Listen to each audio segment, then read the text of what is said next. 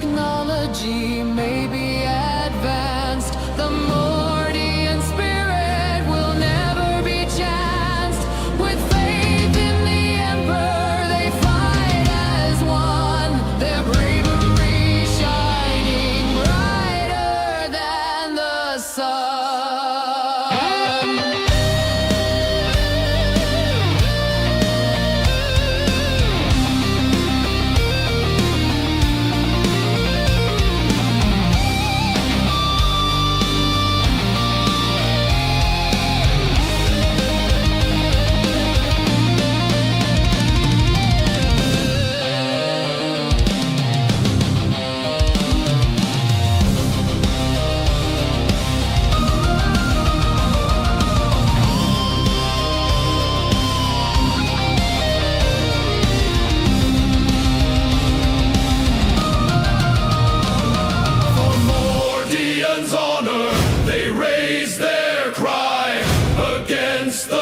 Fury, they'll never die. With discipline and valor, they'll stand tall. The Mordian 50th, answering the Emperor's call. So let their story be told through the ages to come of the Mordian 50th rifles and of the wars that they have won.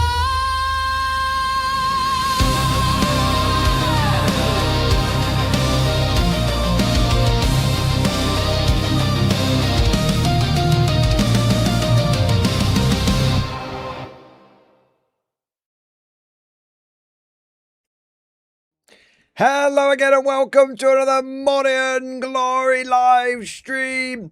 It's a beef stream, a salt stream, but also maybe a hype stream.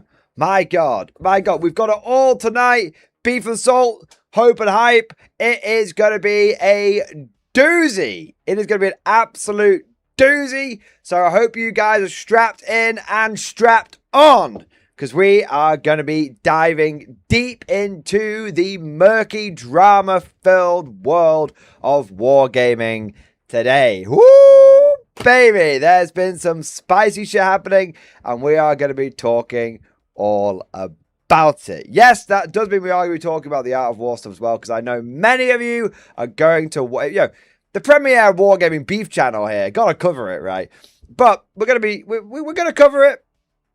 We're just going to cover it. Look, we'll get to it when we get to it, okay? All right. But we are going to get to it. There's definitely been some chit and, dare I say, chat around the proverbial internet water cooler about a particular tier list which has come out today, which seems like...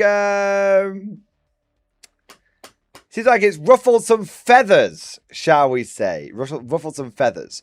So, with all of that said, now let's get into the stream, because I know you guys are going to want to get to the beef quickly. I know you want to get to the hype as well. We're going to have our main and our dessert, right? So, without further ado, let's get into today's stream, and that means that we must observe our traditions. Traditions are very important on the Mordian Glory channel. Traditions are what separate us from the renegades, the heretics, the traitors, and what make us the Emperor's true finest, his Imperial Guard. Apparently an A-tier faction in 11th, apparently. Stand up and be counted. It's time for roll call, baby! Who is in the stream tonight? Who is ready to rock out with their bayonets out? Let's see who we have got in the stream. We have got Cool German Dude, Nope Baby, Spriggs, Matthew Edlands, Macon, Gaming Suka, Swillick Dude, Mr. Bobwins, Tank Charmer, Eric 2, Cavasius, Godlike Poet, Hardcover Pilot, GD Rommel, The Lower Decks, Deanne Steen, Pastor Blaster, Trickstick, Forgotten Soldier, Raygun 9000, Lord Castellan. We've got Bobby 3000, Macon, and Tom Phoenix, and Gaz05, and Zeri, and Wargaming for Fun, and Ed Bailey, and Lord Castellan, Coded Snake, and Poetic Terror, We have also got Gavar G3A3, Snowbeast D, No Ender, Mutt Dog, Fox Knight, Emperor Zanen, Cavasius, John Animations, Oh My Puppy, Hex and Violence, Max, we've got Patrick and David Stanford and Sergeant Sharp and Procopius von Vogelberg, Boom Boom Resume, Phoebe the Third, Ryan Thompson, Russell W, Sergeant Ollie 40k, GD Rommel, we've got Cruise 6, John Henry Eden, Giarx Cornelius, we've got Mark Coyle, Cheese Marine, Ben Spears, That One Templar, Ed Bailey, we have got 1 second. We've got Jack Grist, and we've got Brown Bread and James Homer, and we have got Porek Terror, Say Wilson, and the Cobra Miser, and Joe Quiller, and Hex and Violence, and Brett Cook Survive, and Deranged Shadow, and Levon, Dark Knight Curran, and The Deceiver, and Cosmic, and Adepta Potatoes, and David Davidson, Wolf 58, and Matthew Edwards, St. Wilson, No Means, and James Face Plastic, hooray! And Buckethead, hooray! There we go. And Cobra Meister, hooray! And Ardeas, hey! There we go. Welcome to all. And Matthew Bishop, hey! There we go. A few more sneaking at the bottom. And Name Again, and Madcud Brad, and Simon K. My God, they're all coming in at the end. There we go. Sneaking in before we close the doors. We'll not close the doors. Well, and Lord Pulpy, there we go. Right, last one. Welcome. Thank you so much all for joining today's stream. Thank you for being here, for chatting away. Thank you to everyone who's liked the stream already and subscribed to the channel. If you've not done those things, don't forget to do so. It is a very big support. So if you can do it, that'd be great. I also want to say a big thank you to everyone who has gone above and beyond the Call of Duty, coming in with all the super chats and the member flex and the gifted memberships. And let's take a moment now, go through, show our appreciation for the people who have got the stream started off right. And once we've caught up on all of these, we will get into the beef. So start off, we have got Russell W. Russell W, thank you for the 5 gifted memberships. Thank you for the support. Thank you for doing your part. We've also got the lower decks. School is out. Check stream discussion. Let's have a look. Sir, Jenkins and I have gone back to school. Well, for you, it's the first time going to school, I assume. At least I think it's the local school. That or is home for the criminally insane. I think each pupil is handed a stub pistol when they arrive for their own protection. Jenkins says it reminds me of the school on deck 213. The TOF. In my day at the Von Shithouse School for Special High Interest Tots, and that's special high needs tots, we were lucky to even see a stub pistol. It was homemade shivs all the way. Hey, shivs make it more personal. But I digress. We have some muscle now. Now need a cunning, brains, and ruthlessness. So as school is dismissed, I have Jenkins standing at the local park wearing a sandwich board that says, I love the Arbites. And now we wait. Fuck's sake. Fuck's sake, I love it. Excellent. I'm sure this plan has no holes in it whatsoever. I want to say a big thank you to the Whispering Monk. Thank you for the double support. Thank you for the gift of membership, sir. And thank you for the super chat. Going to the beach for a week. Hey! Well, firstly, thank you for keeping us fresh stocked with an extra conscript. And secondly, I hope you have an amazing time at the beach. Sun, sand, and something else. Woo! There we are. But I hope you do have a nice, relaxing week off. There you go. I want to say a big thank you to Ed Bailey. Ed Bailey, thank you for super chat. I feel Art of War forget that not everyone is able to play 40k like 3 to 5 times a week. Most are lucky if they get a single game in a week, if that. Yeah, they focus on the top tier, but I do think that this I've always maintained that the top tier is important, but the most relevant information is that which is for, as I always say, the every man on the street, the every guardsman in the trench. Yeah. So I think you're absolutely right. But their whole shtick, and by the way, I'm not dunking on Art of War, but this is their sort of business model / selling point, which is, you know, they are some of the best players in the world. If you want to be one of the best players in the world, you should watch our channel and, like, you know, sign up for our coaching and all that kind of stuff.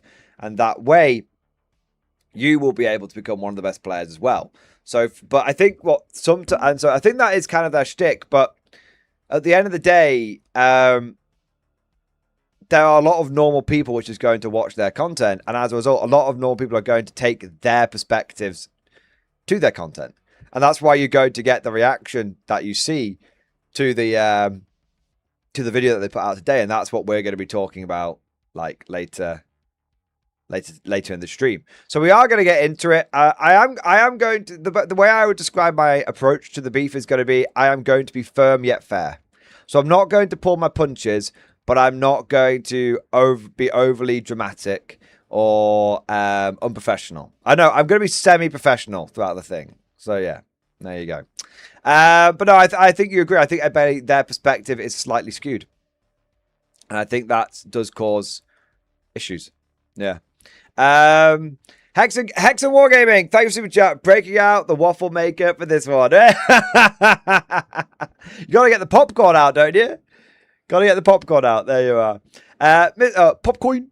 You've got to get next. We've got Mr. Bob Wins. Thank you for the 46 months. The YouTube comments on that Art of War video are so good. I mean, they are getting absolutely lambasted. I actually kind of want to see what the like to dislike ratio is. It's not too bad. I mean, it's not great. The like to dislike ratio. I mean, that's pretty bad. That's about 50%. Maybe about 45% dislike. That's pretty ratioed. Yeah. That's pretty badly ratioed. I gave a dislike. I'm doing my part. I'm not going to. I don't know. I do feel a little bit harsh disliking the video. I do disagree with the video. In multiple respects. So maybe it does deserve a dislike. Yeah. But I don't want. I'll think about it later. Nah, fuck it. Boom. There you go. No. I'm not gonna be a coward. What was with the comments? The guard list isn't costed correctly, as it showed it to be a second bullet cost plus 15 points more, and the cards could actually cost 115, not 110. Shit, man. So they didn't even cost the list properly. Guard at A tier with a 28% win rate. Calling guard A tier the legal list is hysterical. Guard in A tier is a nuclear take. Drukari C tier is a bad take. Yeah. I think I will say this. I think there's probably a lot of people. Look, right. There's definitely going to be a lot of guard players which this has touched a nerve.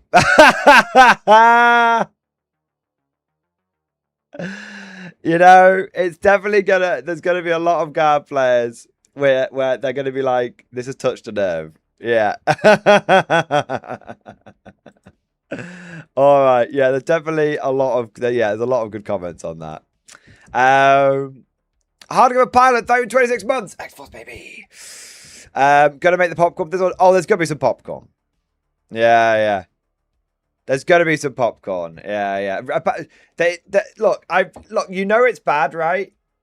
You know it's bad when myself and Reddit are agreeing. You know you fucked up when myself and Reddit are agreeing. Oh my days. Laura Stalin, thank you, Super Chat. How could you have beef when guard is apparently 8 tier? I mean, we're just that good. We're just that good, guys. Apparently, we're an A tier faction. Apparently, we're as good as Thousand Suns. Who knew? Apparently, it's all just our fault that the win rate is super low. So there you go. Thousands only being A tier is a hot take too. Yeah, it is. Yeah. If we ignore the 31.9%, dude, Gavet, you're out of date. That was the last data. The most current data puts us on 28%. So we've actually dropped basically 4 points since then. There you go. Yeah. So how did this top tier ball washing channel muck it up? I will explain. I will explain all when we get through the super chats, which won't be too long. We've only got a few more to catch up on. Macon, thank you for the smiling poo emoji super sticker.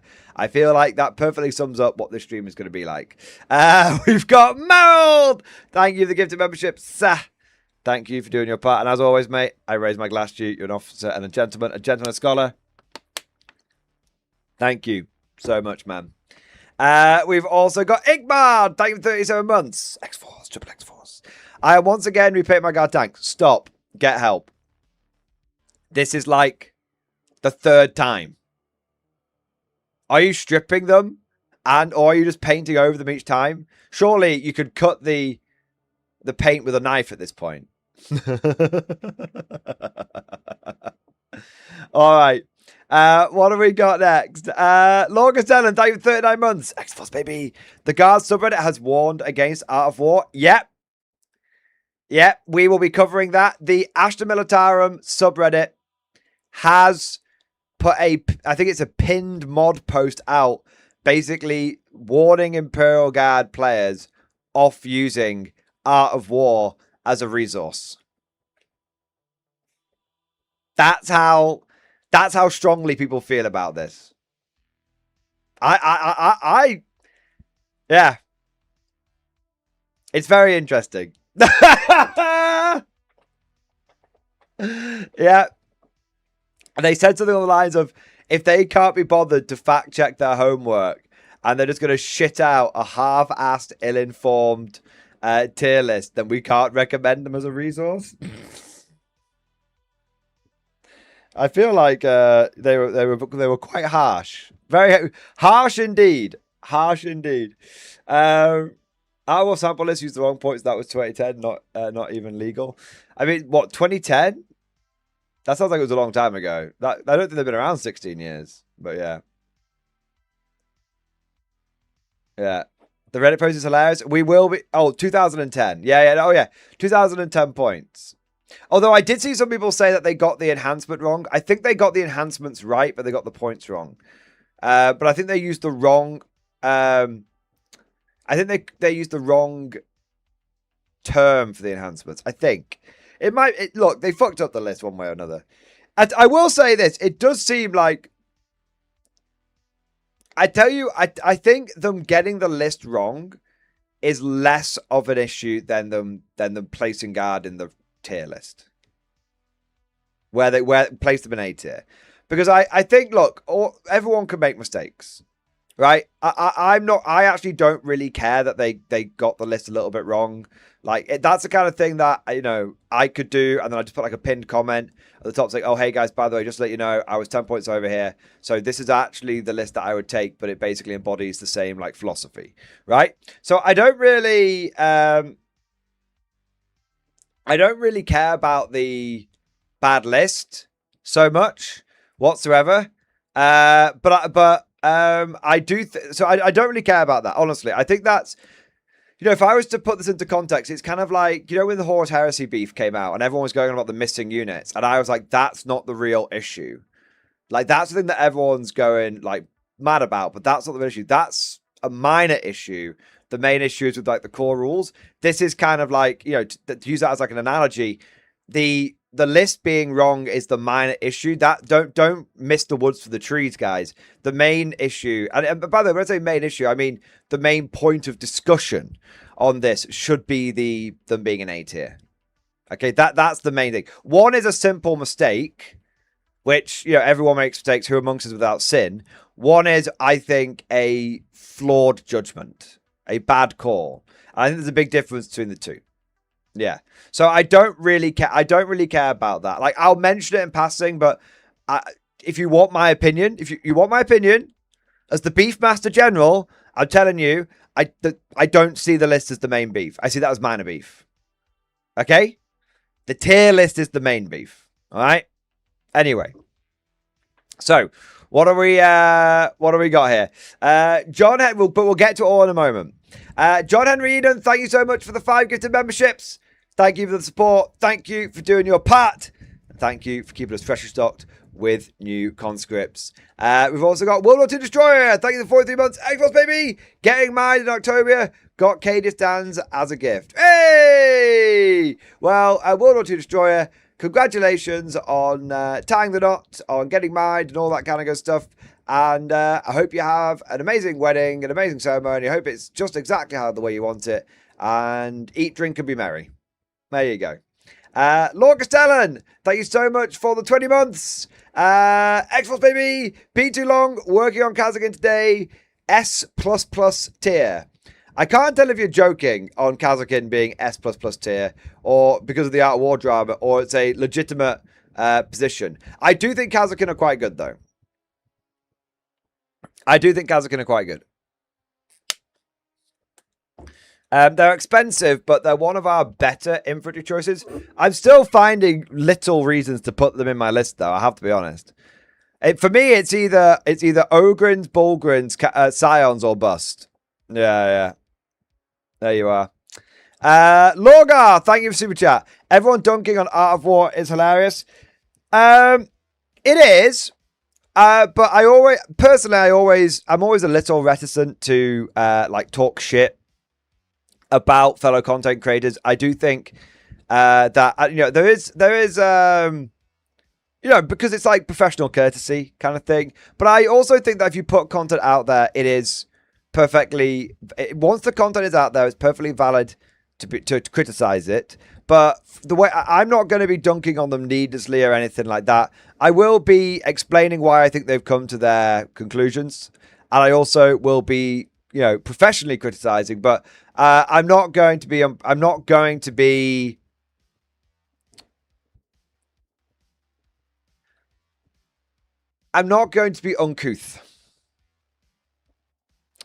If that makes sense. Because I'm going to treat my fellow content creator with respect, but I am going to respectfully disagree with them. And I think that's the way to do it. And that way, in the future, by myself extending that courtesy, I hope in the future, if one day I find myself in a similar controversy, that the same courtesy would be extended to me. And I think that's the way to do it. Yeah. Okay. So what have we got next? Gaz105, thank you for the 16 months. X-Force baby! A tier with a 20% win rate. Let's go. Let's go, baby! It turns out that, hey, if in a tournament, if you come 100th out of 100, that's bad. You want to come first out of 100. Therefore, the lower your win rate, the closer you are to first, the number one, which is first. So actually, when you look at it that way, Guard is the best faction. Pastor Bollocks, Ambassador, own your takes. I'm going to be owning my takes. Don't you worry. I'm going to be talking about it. I'm going to be firm yet fair. That's the way to do it. All right? Trust the process is what I'm going to say. Trust, guys. When have I ever led you astray? When have I ever not been truthful with you? Okay? I'm going to give you my honest take. No sugarcoating, but also no beyond beef. Only real beef. All right? There you go. Cosmic Jude, thank you for super chat. I'm thinking of going to an RTT this weekend. Send some list review. Give me the meta review, but keep in mind I'm kind of stretched thin, but I'll do my duty for the guard. All right, let me have a look. So the first thing you need to do, Cosmic, is make sure that it is 2010 points. Okay, I'm joking. 2000 points. Steel Hammer. You've gone for a Bane Sword with... Okay, you've gone for a Bane Sword, but no upgrade on the Bane Sword. Then you've gone for Commissar, you've gone for Lemur's Commander, Tech with Engines here. Hellhound, Exterminator, Vank, Inquisitor Cotiers. Okay, so firstly, you definitely want your Bane Sword to have Battalion Commander, which is 30 points, so you can do 2 orders. Because you can't just do orders by making him a character. You have to make him a character and then pay 30 points for Battalion Commander, and I can't see you've done that in your list. So I think you're going to have to drop the Commissar. Because the Commissar's not really doing anything for you, so I think you're going to have to drop the Commissar to afford that. It's a straight swap, but you're probably going to have to do that. Second thing that I think you're going to want to do is, I know you own Bulgrin Cosmic. I know you own them. I think you own 12 Bulgrin, don't you? The Bully Boys? I'm sure you do. So you want those 12 Bulgrin in there. No questions asked. Don't even argue with me, man.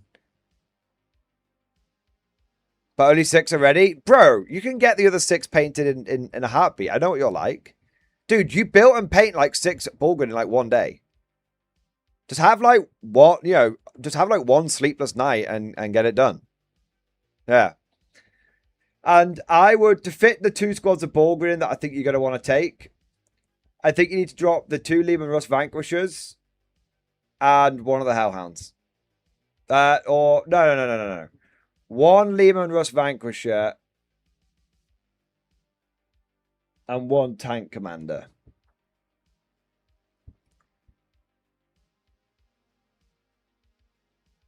Actually, let me work out the list from scratch. 1 second. Bane Sword with Battalion Commander.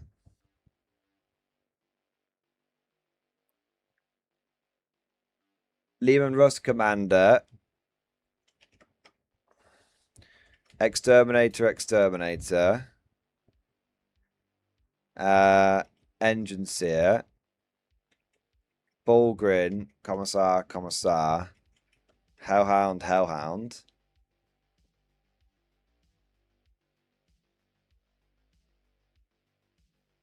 150 points left over. Maybe a cheap Vank.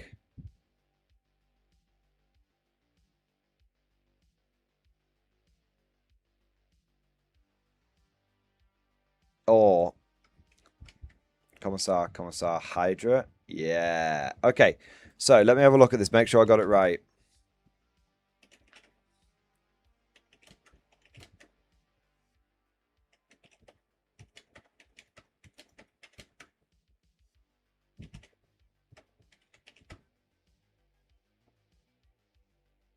Moment. I need to do it again. Lehman Russ Commander. Bane Sword. Engine Seer for the Bane Sword. 2 Exterminators. 2 Hellhounds. Bulgrin Squad 1. Bulgrin Squad 2. Commissar 1. Commissar 2. I think I've already taken a tech presenter, so haven't I? Let's have a look.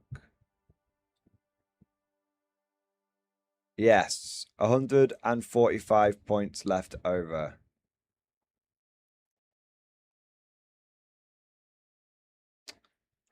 Did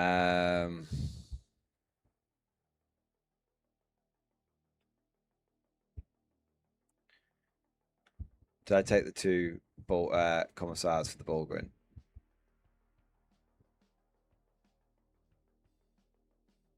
I did. Okay. Interesting.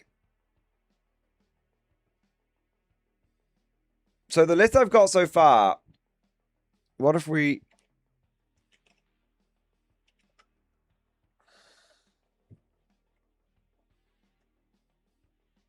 I don't really like it.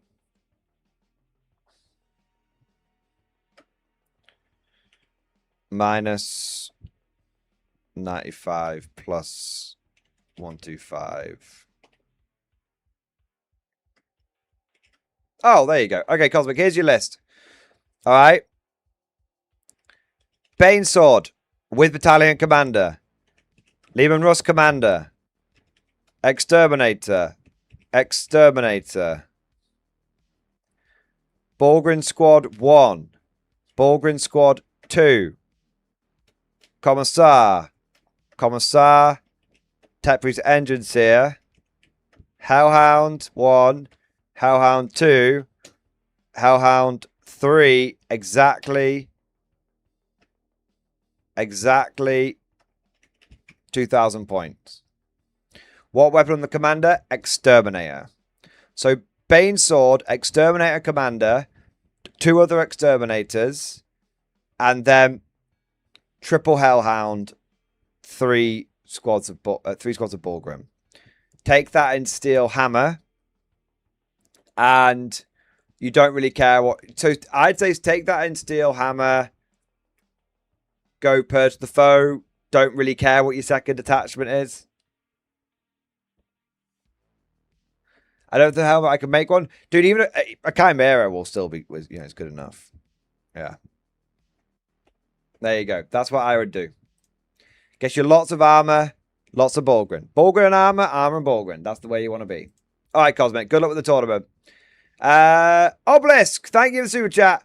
Printed a definitely not Armageddon Steel Legion head with hose and respirator box to stick on the dude on my Chimera. Quite happy with it. Hey, that's cool. Did you share a picture of it, or were you just saying that's something you'd done? I don't see a picture in stream discussion.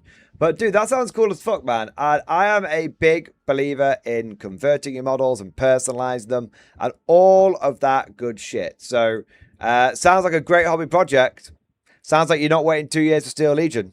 So, there we go. Christopher Carter, thank you for super chat. What beef? Has Mordian gone to the dark side? I have not. The beef is I want to discuss the Art of War tier list, basically. That's kind of the beef. It's big beef in the Guard community. I am, even though I play a lot of Conflict 47 these days, I still consider myself a Guard player at heart. So there you go. Zello, thank you for 6 months. Good evening. Hobby update in stream discussion. Here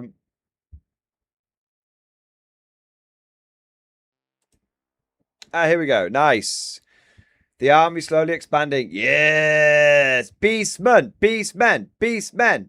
And Bretonians. Bretonians and Beastmen. Beastmen and Bretonians. Hey, that's a cool fucking Bretonian character. I like that. Is that a BSB? Nice. Very, very nice. Cool. Very cool.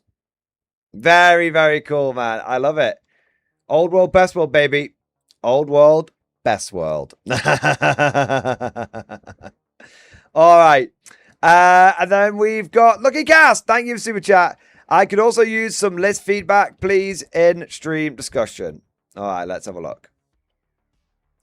Castellan and Creeding. Let's have a look here. Castellan and Creeding Chimeras, Scions of the Centaur, Sentinels of Infiltrate, Gauntlet to drop where it needs to be in issue and order.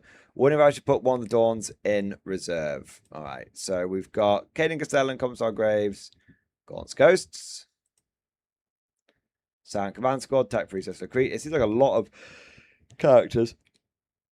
Centaur, Chimera, Hellhound, 2 Hippogriffs, 1 squad of Kazakin.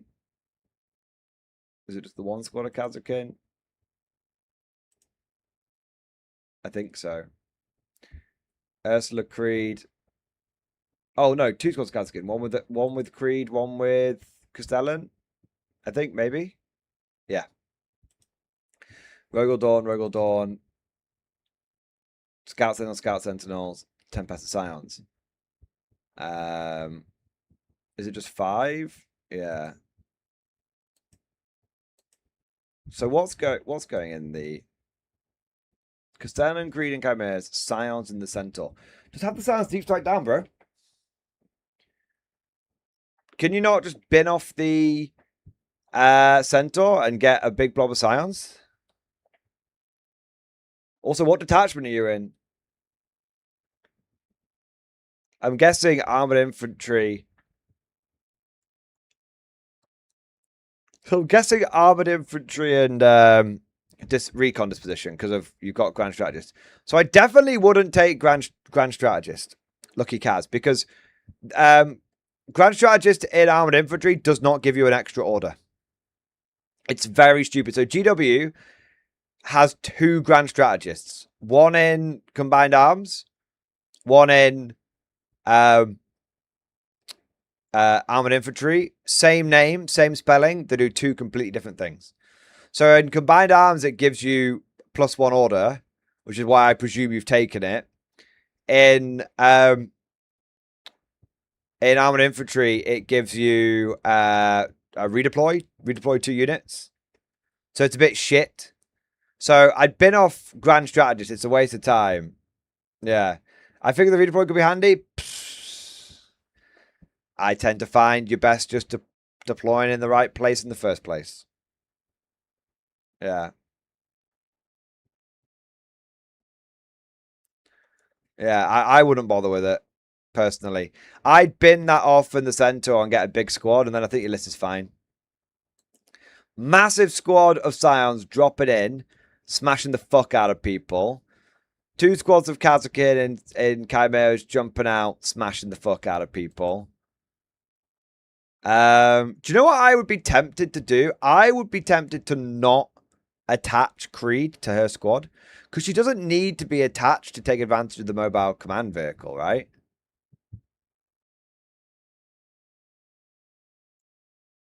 So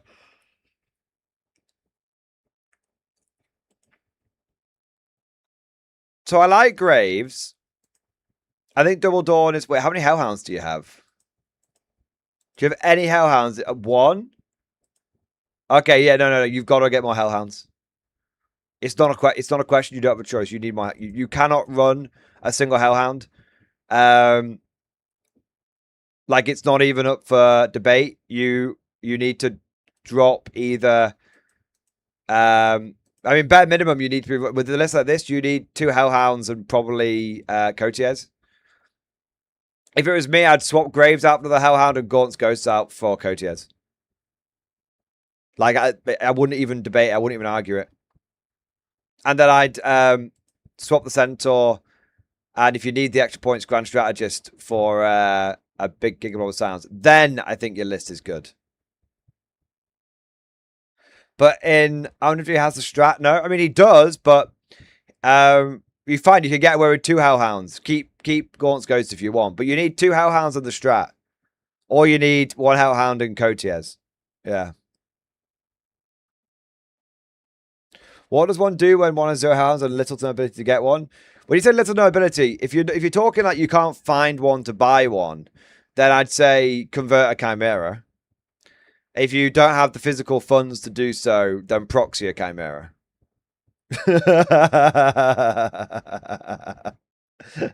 One way or another. If you don't have any Chimeras, then bend over and pray. Yeah. Yeah. This Chimera is a Hellhound, exactly. Yeah. So that's my main feedback. You need more Gnor's cover. 1 Hellhound and the strat isn't enough. The strat is a backup. There's no Chimeras available in our country. Go to fucking Temu then and buy one for £4.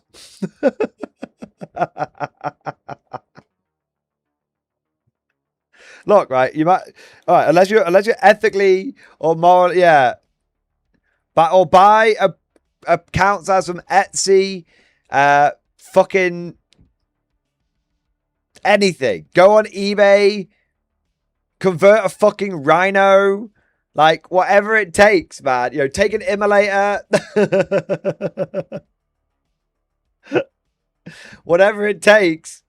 Look, right, I've told you what the solution is. It's your job to fix... I've told you what you need to do. It's your job to now find one. Godlike Poet, I just saw Art of War persistent B tier. Our 35% win rate would like a word. Yeah, but Godlike Poet, they put Guard in A tier, and we have a 28% win rate. So, there you go.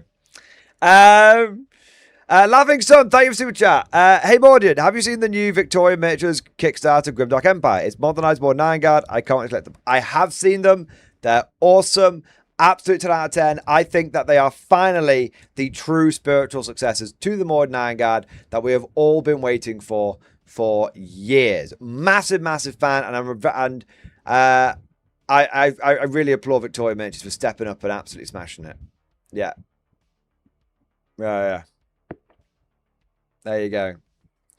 Primary objective, get Hellhounds. Exactly. I'm running an old Bile Predator I got for a Hellhound. Exactly. Whatever it takes. Bile, if you guardified via like paint scheme and stowage a Bile Predator, that would be an acceptable Hellhound. Like, come on, we got ways and means and ways. All right. What does the Bile Predator strip cover, by the way? What does it even do? Does it even exist anymore? I'm kind of curious.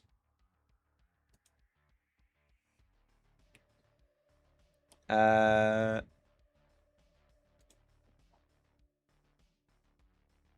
having a look. So it'll be under tanks or vehicles, won't it? B for Bile. Okay, it does exist. It comes with the Flamestorm cannon. How? Okay. Okay, so it has overcharged engines. You can reroll the advance roll. Okay. Hey, the Flamestorm cannon's pretty good, actually. Yeah. Warhound tied with Inferno cannon. Perfect Hellhound proxy. There you go. No, that's one Hellhound for each leg. Yeah, the Bile Predator. I actually think that's really good because you can give it sponsored heavy flamers as well. Yeah, that's actually really good. So the Bile Predator does its Flamestorm cannon. Oh wait, shit, that's the wrong thing. Sorry. Its Flamestorm cannon is D6. It's 18-inch range. D6 plus 3 shots. Strength 6, 8 minus 2, damage 2, assault, ignores cover, torrent. Reroll advance. The whole thing rerolls advance rolls. And the heavy flamer also on the Bile Predator. You get 2 heavy flamers. I like that. Fucking Bile Predators all the way, baby. Yeah. Bile Predators all the way. Anyway, I think they would be a good proxy.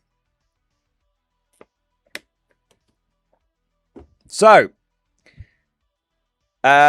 Take No Gundam. Thanks for that. Malgador Infernus question mark. I mean, it's a Legends unit, so there's always a little bit of a question mark hanging over it because of that. But I can have a look. I can have a look what it does again. I can remind myself. Show hide options. Show legends.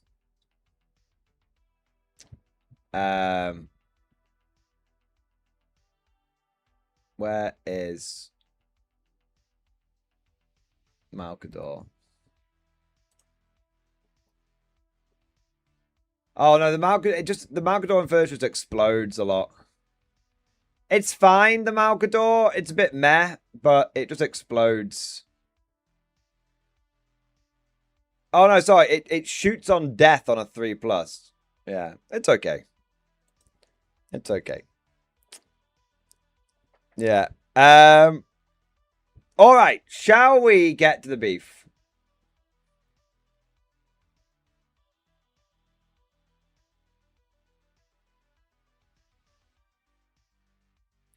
Let me find the beef.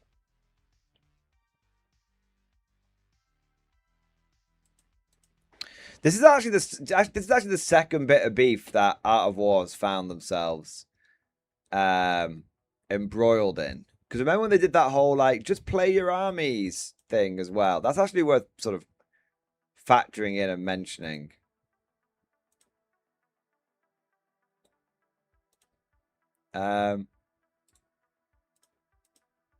Okay, yeah, there you go.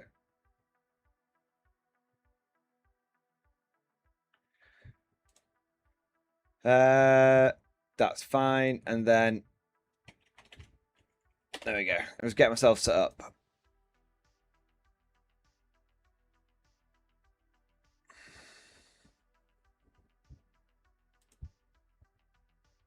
Okay, so letters. I resent the listening question on Lemur's side guns. Just a question on Lemur's side guns. Okay, let's have a look, Cosmic. Very quickly, because I want to get into this.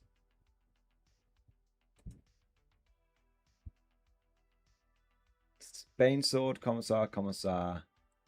Don't forget you need to upgrade the Commissar. You need to be taking... yeah, each Commissar should be 40 points, but that's why I guess your list is 1980, because you left the space off for them. For the side guns on the Lehman Russes, you either go... I think you either go all heavy bolters, or you go...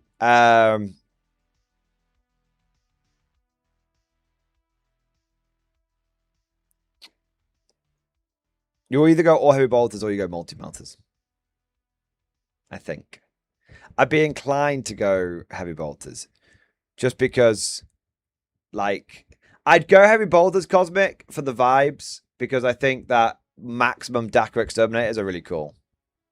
Yeah. What have we got next? Take No Gundam. Thank you for becoming a channel member, mate. Thank you for doing your part.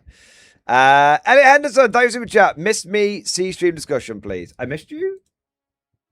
Have a look.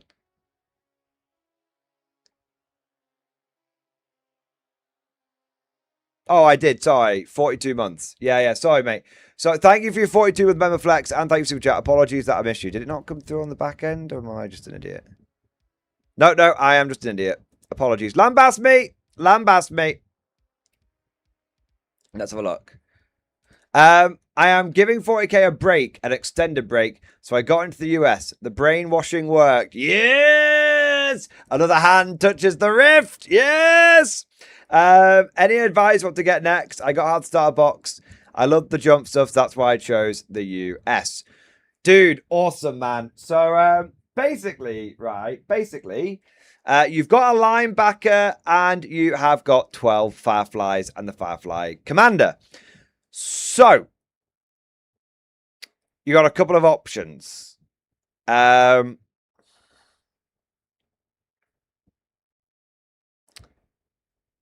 You could get the American Starter Army. The only thing to be aware of is you would end up with 3 linebackers, and it's unlikely you'd use all of them. So you'd probably end up using like 2 of the linebackers, right? 3 is quite a lot.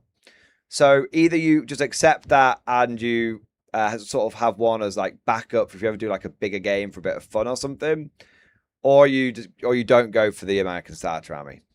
The other option that you could go for is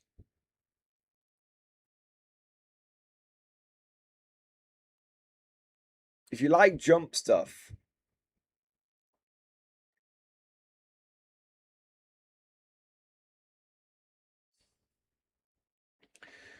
You go for a I'd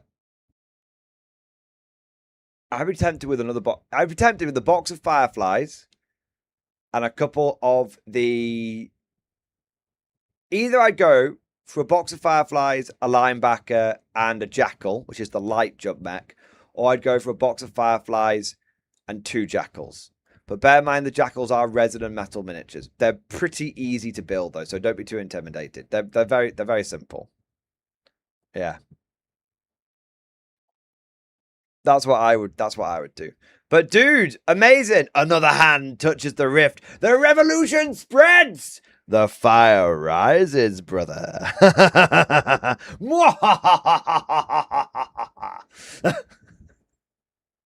I just like Goblet 47. I love seeing people get into it.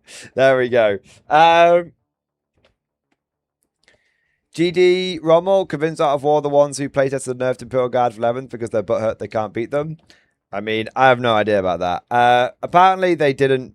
I mean, they're definitely in bed with Games Workshop because they get all the stuff early, right? You know, they've definitely signed that NDA for sure. All right. Laser Rogue, thank you for 2 months, man. 10-man Deathwatch kill team to back up Ballgrid. If you already own the models, then yes. If you don't already own the models, I wouldn't recommend anyone buying the old Deathwatch veterans right now because they're very likely to go to Legends. I don't even think they sell them anymore. I don't think they do. Under any capacity. I mean, let me have a look. What about Grey Knight Terminator allies? I mean, Grey Knight Terminator allies are fine, but I'd still probably take a squad of Bulgrin over the Grey Knights because the Bulgrin are tougher than the Grey Knights. Yeah. Warhammer 40k, Armies of the Imperium, Agents of the Imperium. I mean, they sell... That's not even the old kill team, is it? Yeah, that's the new kill team. Yeah, they don't even sell the old Deathless Veterans. So if you don't own any already, I wouldn't buy any more because they're going to Legends them all. Yeah. That's my thoughts, Laser Rogue. They're very good, but they're on borrowed time.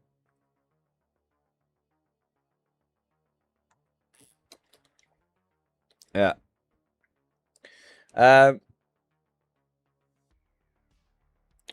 Iqbal, my sources have told me they learned their lesson with Deathwatch in 10th and are going to retire Deathwatch as a solo faction quietly in 11th.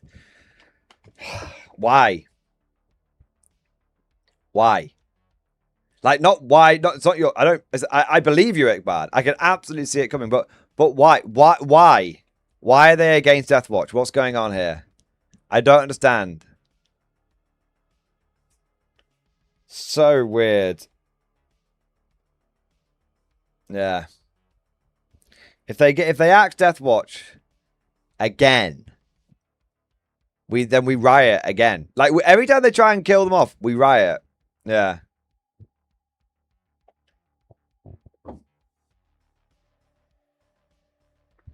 Yeah.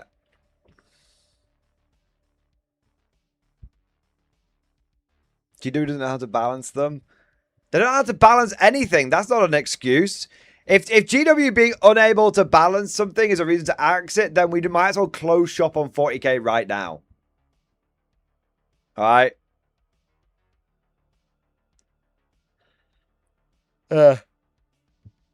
This is speculation, but I believe it's because they're redhead stepchild of the Space faction. Why? Why? Why? Like, I hate them.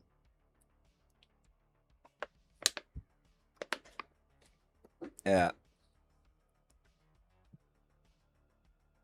Congress Live, new video game and Deathwatch coming. We are not going away. Deathwatch are awesome, and we're pretty much strong spring faction end of 10th. But Mordian, it's a balanced game now.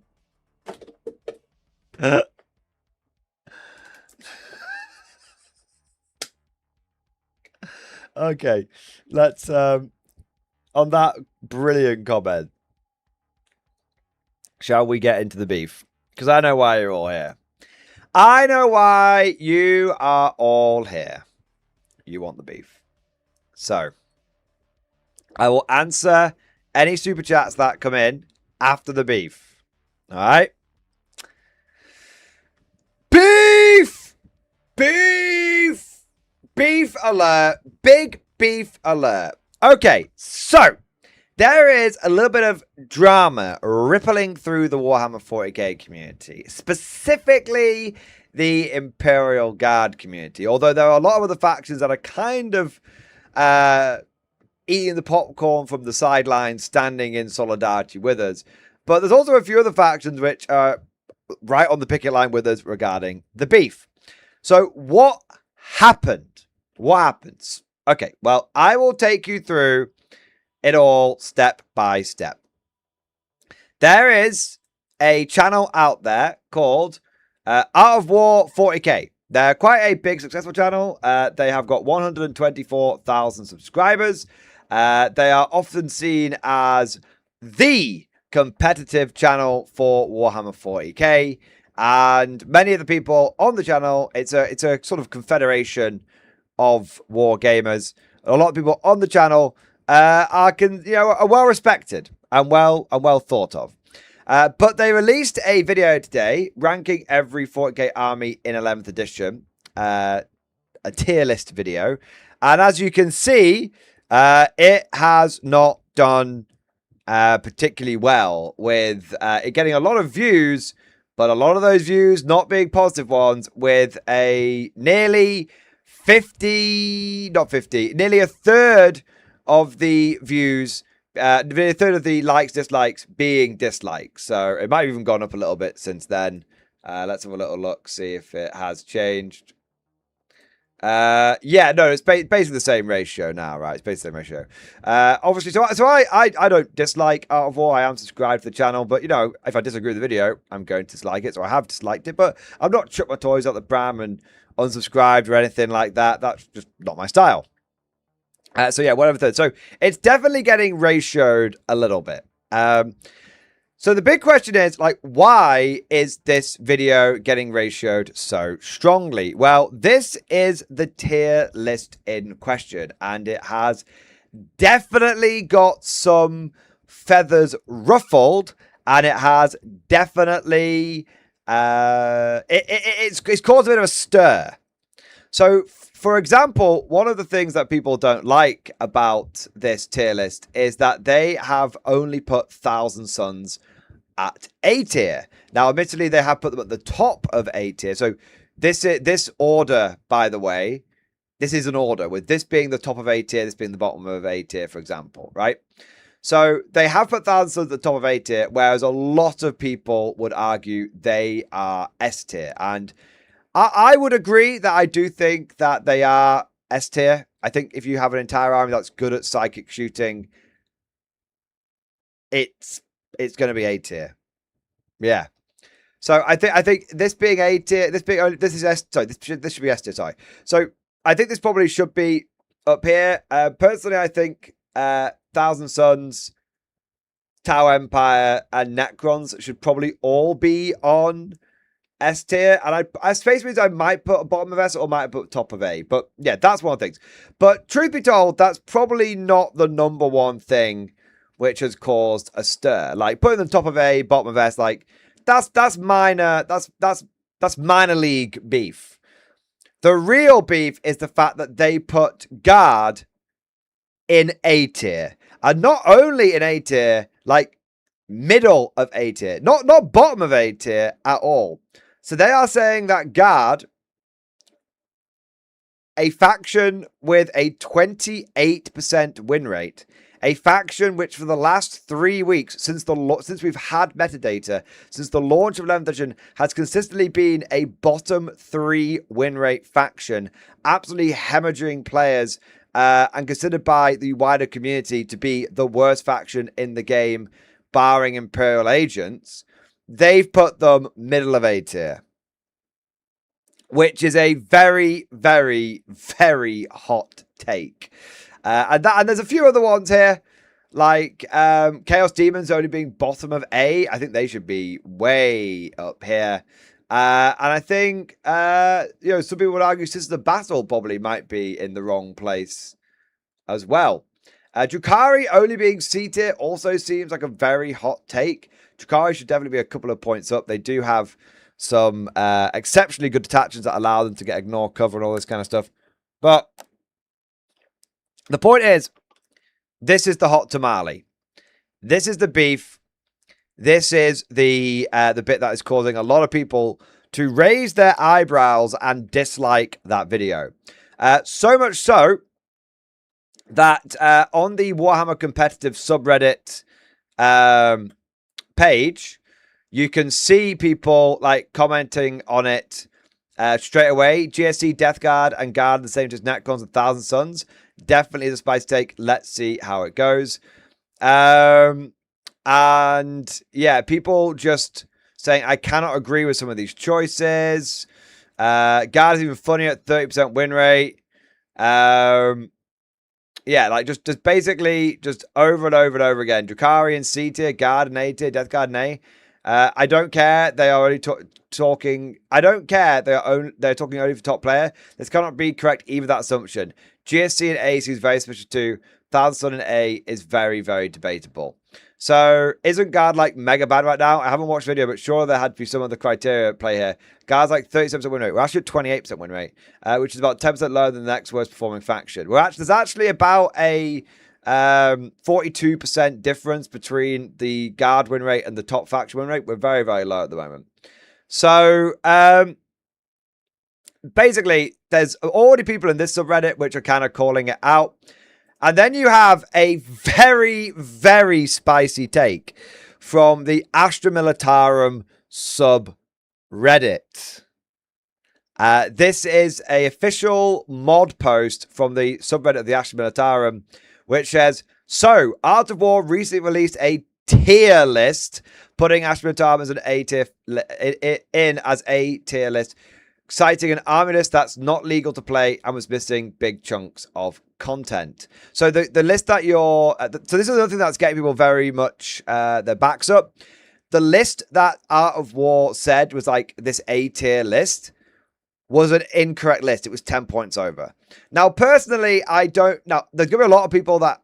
there has been a lot of people that have been really making a big deal out of the list being 10 points over. And I do understand why those people are sort of fixating on that. Art of War brand themselves as a professional channel. They brand themselves as some of the best players in the game.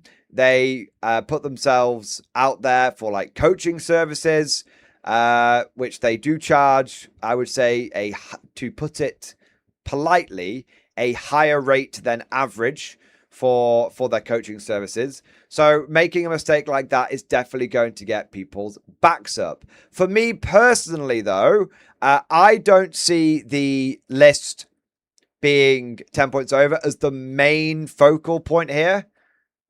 I don't see this as this being the main criticism of it. I think you're right to criticize it, but I wouldn't lose sight of woods for the trees. Being 10 points over in a list, making a silly mistake like that, especially considering the state of things like the Warhammer app and stuff, which is what they may have used to build their lists and whatnot. It's entirely possible that it was an honest mistake. So yes, it is a little bit. It's the cherry on top, as it were, but it is not the whole Sunday. It's not the main event. Okay, so it's worth mentioning, but I don't think it's worth. I don't think it's worth focusing on. To use like an analogy, you know when Horus Heresy came out, Horus Heresy 3.0, and everyone was going mad about all the missing units. And I said, the missing units are bad, but they'll fix that. What they can't fix is how bad the core game is. And what happened is everyone focused on the missing units, and then they missed the woods for the trees. And actually, it turned out it was the core rules, like the cover just not working, the missions not working, which were actually the main issue. That's kind of a similar thing here. Like the points being wrong on the list is an issue, but the main issue is why, the main drama, the main thing that's causing the discussion should be them putting guard in A tier. Okay, so moving on. This, despite Astra Militarum having suffered extremely harshly from this transition, the loss of AP cover is basically a nerf, across the board nerf to almost the entire faction. Battleshock hits us harder than any other faction. The new multiple basic skill cover units hit us hard too, and the entire start of the edition is utterly pulverizes. Now, had this been any half-wit YouTuber just farting out a tier list in their basement, nobody would care. However, Art of War is a business. They sell coaching. As such, we expect some degree of professional conduct. And they didn't do that, so neither will we. The subreddit does not recommend you use any Art of War products. If they can't bother to actually go into a faction, they can't coach properly either. We do not recommend Art of War in any way, shape, or form. And you can see that this has gained on what I would say is a relatively sort of quiet subreddit, but it's not the busiest subreddit. This has had a lot of people upvoting and commenting on it. It's definitely being it's definitely a spicy topic on that subreddit today. Was this engagement rate they were delighted with advertisement? Completely agree though. Can't have a serious tier list where the majority of factions are above average. Also, can't possibly trust their judgment on other factions if they got us so wrong. Art of War has really lost so much credibility lately, and this doesn't help at all. An invalid list and just an all-round bad take on how we perform. Oh, but Nemo did well at a tournament, neglects to mention the team tournament and through his games were into another guard player, leaving aside the fact that Nemo is possibly the best 40k player in the world right now. So, yeah, so this is so there's a lot of people that are very angry about this. And so what we need to, I guess, first talk about is why has Art of War placed guard in A tier? Right. So the first reason I think is I think I spoke about missing the woods for the trees, and I think this is an issue that Art of War, I think, has had. Well, actually, the first thing I'll say is, why are so many people pissed off about this? Actually, that's the first thing. Why are so many people pissed off about this? Because the Guard community is a very passionate community. We really care about our faction. We really care about his Imperial Guard. We are very, we pour our heart and soul into our armies. Guard armies are like orc armies. They tend to be heavily converted, heavily themed, heavily loved by the people building them and playing them. A lot of Guard players, I've said this before, I'll say it again. A lot of Guard players will know the right, the way of winning a game with Guard, but go, no, that doesn't fit into my theme. They'll self-nerf to make sure that they're embracing vibes. And a lot of Guard players will put vibes and put faction flavor and faction feeling above, like, basically compromising their morals to win a game. Okay, so because of that, you've got a lot of Guard players who are really, like, they're a bit they're a bit pissed off at the moment. They're a bit fragile. They're feeling a bit fragile, right? They're a bit fragile. Might not be the right word. I'm saying it in sort of a jokey, teasy kind of way. But as a Guard player, there's a lot of us who are feeling a bit sensitive, because not only did we get a bit buggered at the end of 10th, not only did we get buggered throughout a lot of 10th with the constant nerfs, even though we were quite good, constant nerf, constant nerf, constant nerf, constant nerf, every balance date it's late, Rogel Dawns go up again, Rogel Dawns go up again, right?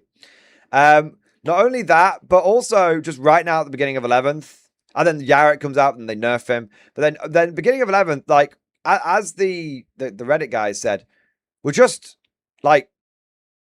not in a happy place right now. And the way that Guard players want to approach their faction, you get actively punished for playing Guard like Guard. To the point now where the sort of in-joke in the Guard community is, we don't play Imperial Guard anymore, we play Ashton Militarum. So, and if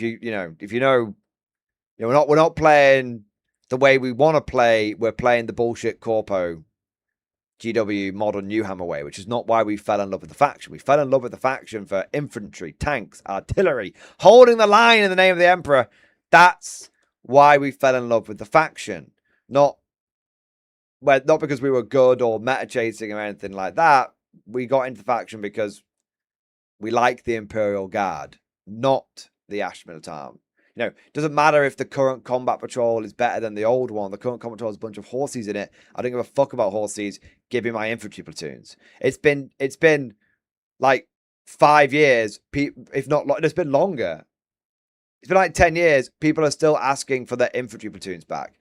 It's been 5 years. People are still asking for conscripts and veterans back. We don't forget. We know what we like. We like what we know. We love our faction. We just want it to feel right. So because of this, I think what Art of War, I think, is experiencing right now is the equivalent of what GW experienced when they told everyone to paint their Krieg yellow. Right? It's not that they were wrong. It's that it was a complete failure to read the room. So that's why I think people are so pissed off about this. Now, going back to what I was saying before, but I wanted to just cover, why people are pissed off about it. Going back to what people are saying, what I was saying before. So why has Art of War put Guard so highly? So I'm going to say something that's slightly there's two reasons. All right, I'll say the less controversial reason first. The first reason they've done it is because there was a Guard list recently run by Nemo, who is probably the best Guard player in the world right now, and probably one of the best Guard players in general. And he went 5-0 at a tournament, which means he went undefeated. And so I feel like Art of War may have used that and pointed to it to go, hey, look, Guard are still really, really good. What this context, I think, is missing is the fact that Nemo played so Nemo played in a teams tournament.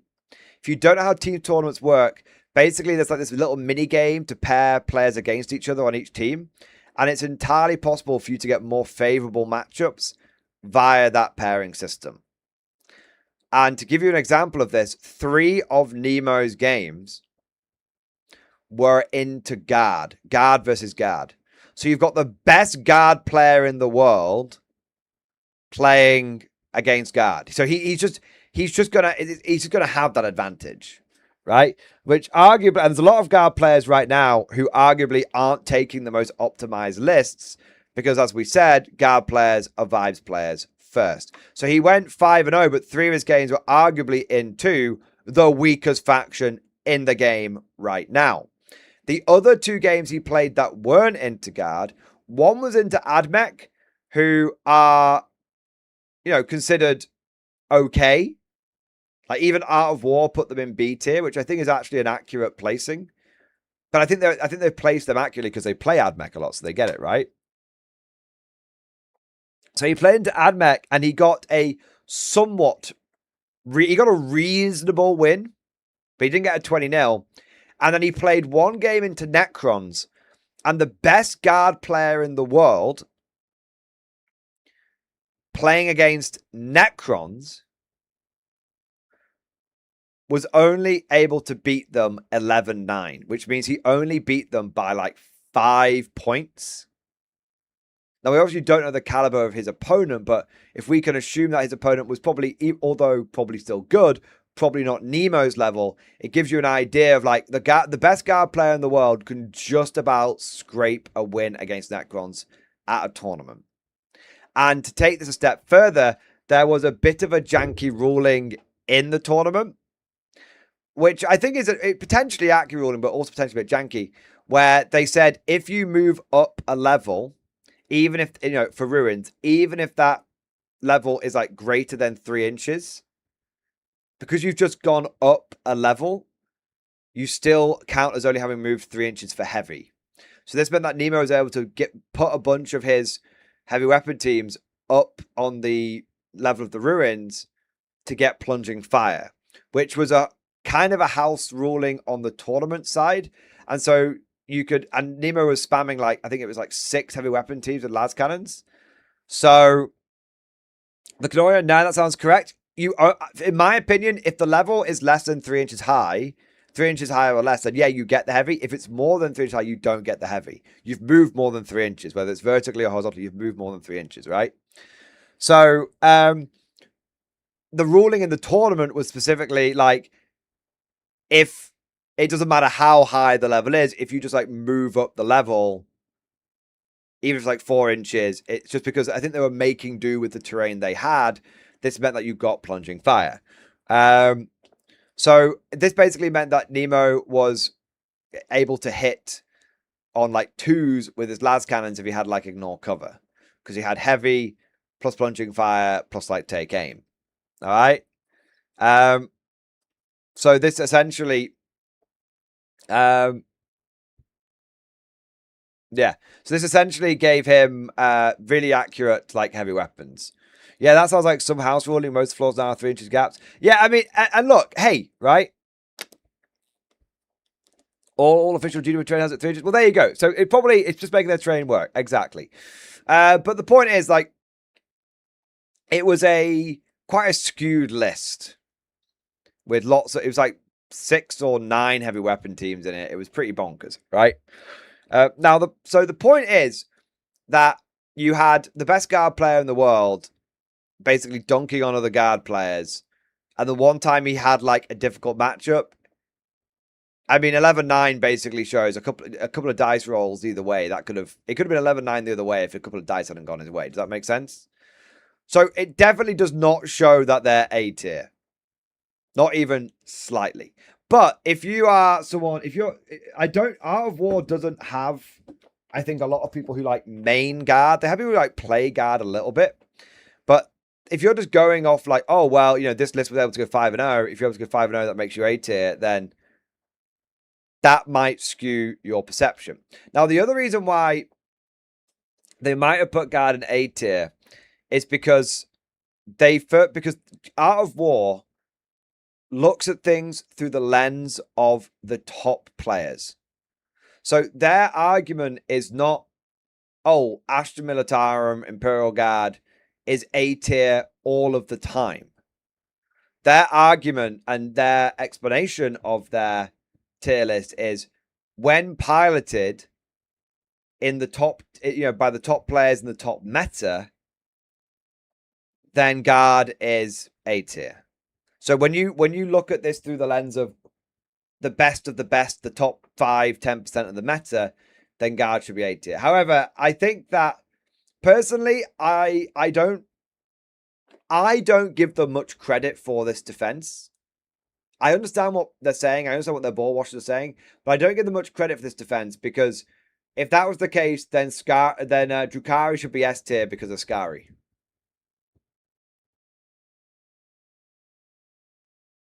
Right? So if guard are A tier because of Nemo, then Drukhari should be S tier because of Skari.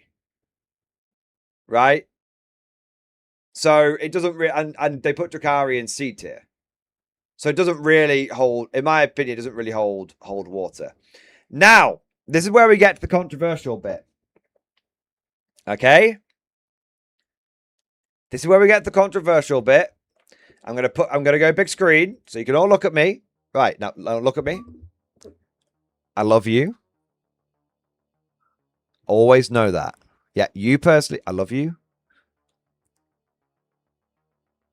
And just know that I'm just telling you this because you need to hear it.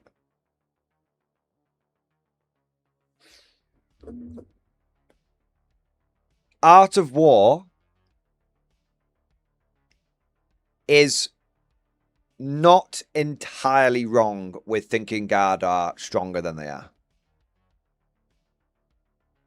I know, get all the beef out your system. I told you, I'm firm but fair.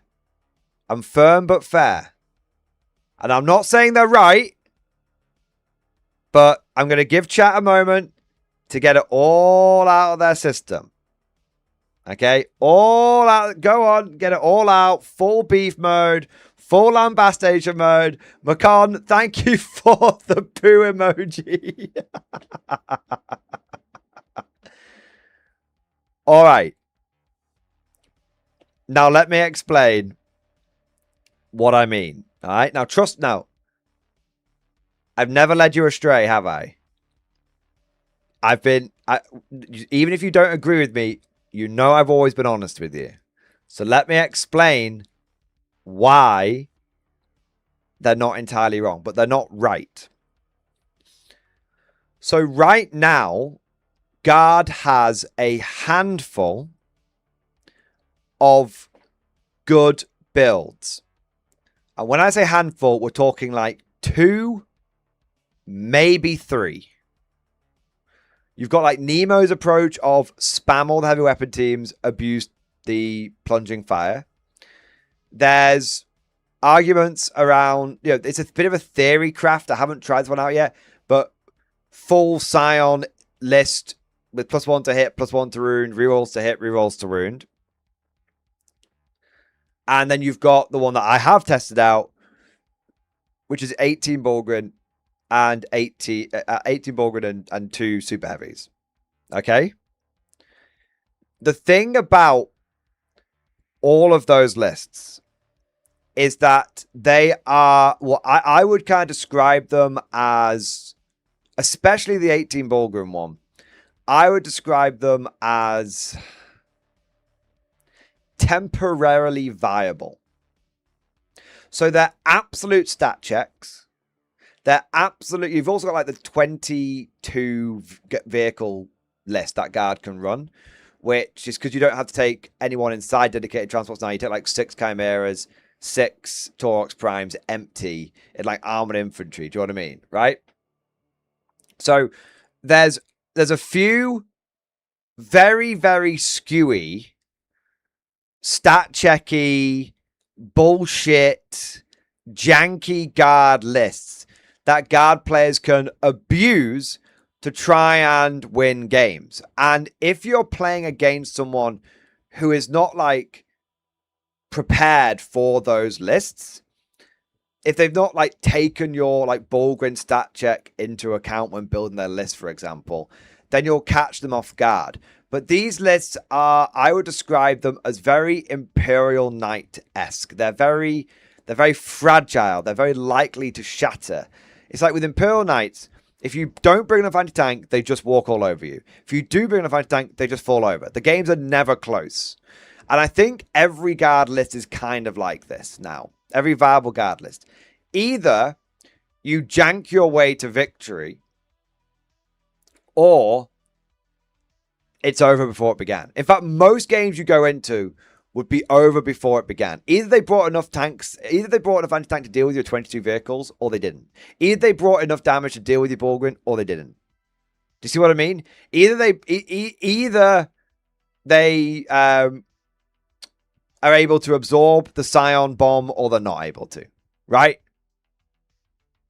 And either you're Nemo or you're not. Do you see what I mean? So these lists are good, but they're only temporarily good. And the reason they're only temporarily good is twofold.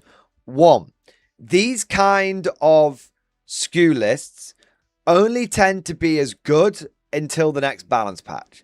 These are the kind of lists that are absolutely the kind of thing that are going to get nerfed. Think about all of the times when someone came up with some bullshit SKU list in 40k and 10th edition, and GW just nerfed it. They just cut that option out of the game, essentially. You know, everything from when they nerfed Black Tide to like even when Victrix spam, because they everyone had like 18 Victrix, then they nerfed them and they toned them down a bit, right? Do you see what I mean? Like there's if you build your list into this extreme SKU janky way, you are literally one balance patch away from having that army basically invalidated. So so they're only temporarily viable from that point of view. There's also the point that they're only temporarily viable until people start adjusting their list for them. Because Guard aren't the only army that could do like a Scion-based Alpha Strike. Like you've also got like Emperor's Children that can easily run across the board in one turn and start chopping you to pieces. Now, once people start building their list, if Alpha Strikes become meta, once people start building their list to take into account the Alpha Strike, then these kind of lists will taper off. Once people build the list to take into account, okay, I need enough damage to kill a knight a turn or a squad of Borgren a turn, then our lists taper off, right?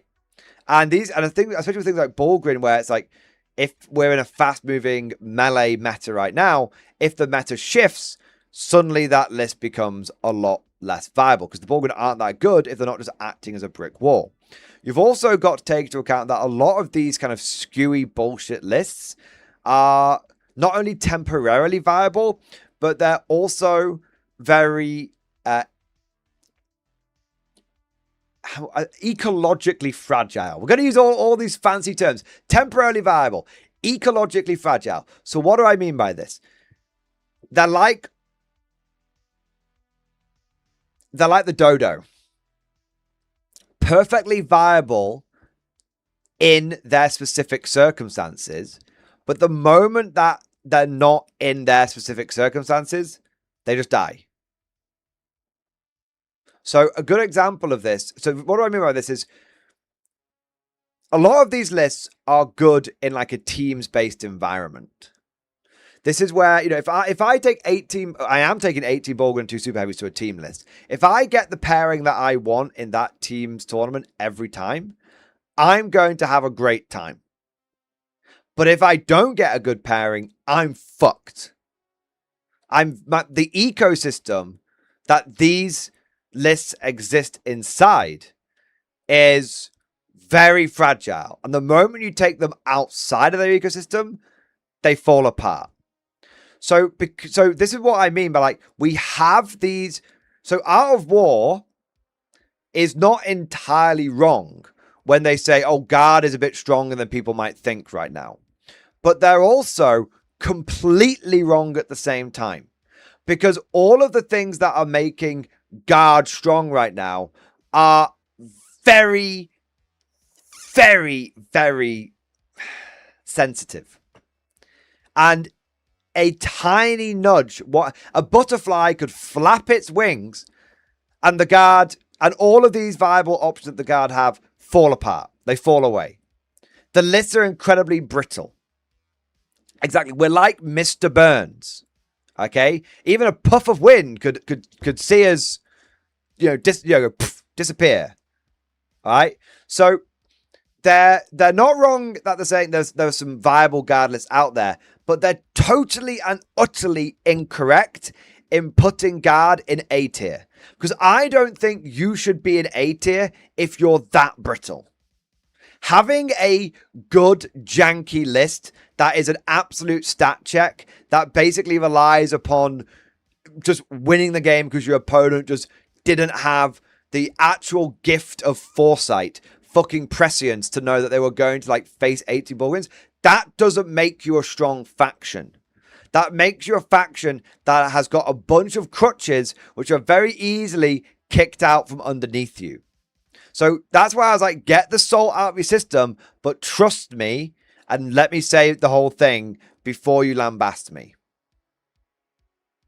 So this is the issue that I think that guard has. We can, and also it totally and utterly fails to take into account the point of view which I think is the most viable point of view, which is the everyman on the street. If you do a tier list which is based on the absolute top tier exceptional players, don't be surprised when the vast majority of people who view your tier list are going to find it not connecting with the reality that they themselves are playing in. Yeah. Don't be surprised if it gets a lot of people pissed off. If you're telling, you're not going to make a lot of people, and you might say it's not logical. Well, unfortunately, human beings aren't logical. We're emotional. We've all watched Men in Black, right? What does K say about humans? Or people, plural? He's like, a person is smart. People, yeah? So the point is, if you make something like this, you have to expect there's going to be an emotional response to it. But I don't think this, but honestly, even having said that, I don't think this is an emotional response. I do think their tier list is wrong. I do think this tier list is wrong. And I don't think that guard having a handful of janky viable builds warrants them being in A tier. I just don't think it does. I think to be in A tier, I think the every man on the street has to be able to go 3 and 2 at a GT. The every man on the street has to be able to go 3 and 2. If that is not the case, then you're not an A tier. And the difference between A tier and S tier should be the every man on the street. If you're the every man on the street go 3 and 2, but the best players can't win a tournament with them consistently, then you're not in S tier. It's that simple. S tier should be anyone can run them and the best players can win events with them. A tier should be anyone can run them, but you're unlikely to win an event with them. B tier is anyone can run them. On a good day, you might go 3 and 2. You're probably going 2 and 3. C tier should obviously be you're going 1 and 4. And D tier, which is the lowest tier, should be don't turn up.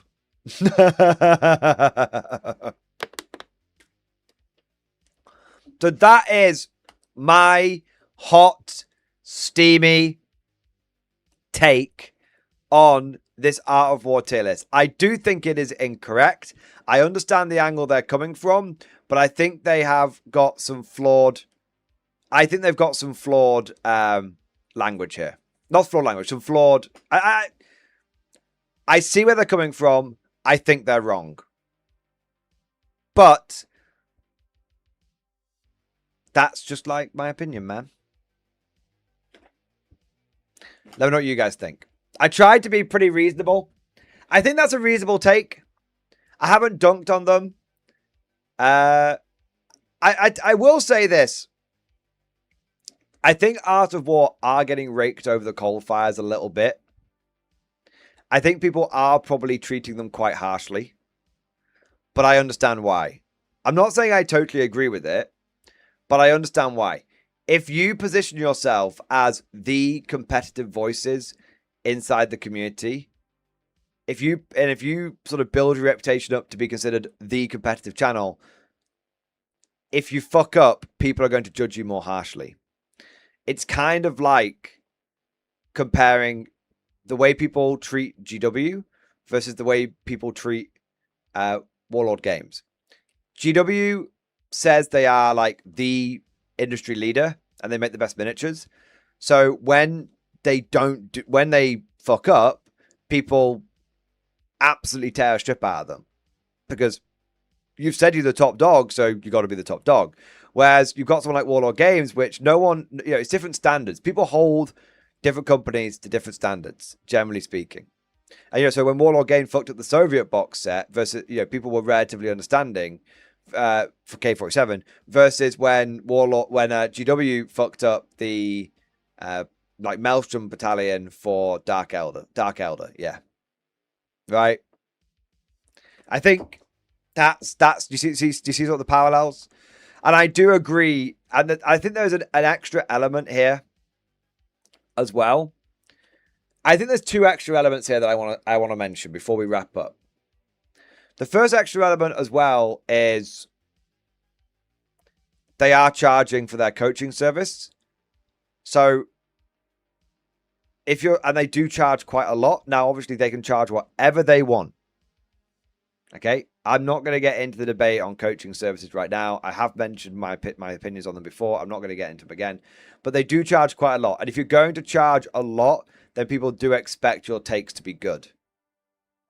You can't charge, I think it's like $100 for coaching, per session in some cases. And then, tell a guard, and then produce a tier list like this. It's going to get people's backs up. Either you are top tier and therefore you always deliver top tier, or you admit you're not quite as top tier, at which point maybe you can't charge top tier prices. Yeah.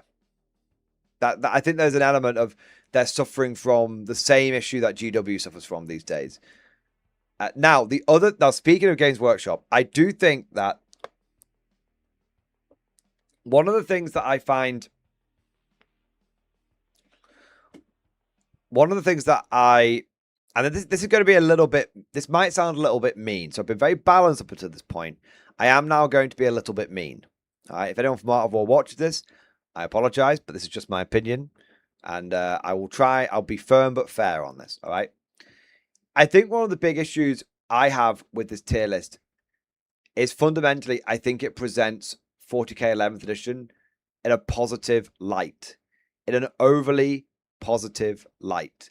The vast majority of factions are put above average. The only one they've put in D tier is Imperial Agents, and that's like almost managed opposition at this point. But everything else has been put in. If you count these as middle, then when you look and you just look at like these two rows versus these two rows, then someone looking at this who didn't know better would think that 11th edition was in a good place from launch. I don't like that because that, in my opinion, it smacks of towing the party line. I very mildly criticized Play on Tabletop for this when they did their sort of intro to 40k video, and they were like, it's the most narrative edition ever, and I was like, no, it's not, you're lying. I didn't make a big deal out of it. I understood they're sort of doing like a puff piece for GW and everything, but there is an element I would say with Art of War, and I think there's an element with other content creators as well, where they are sucking on the teat of GW. They are towing the party line.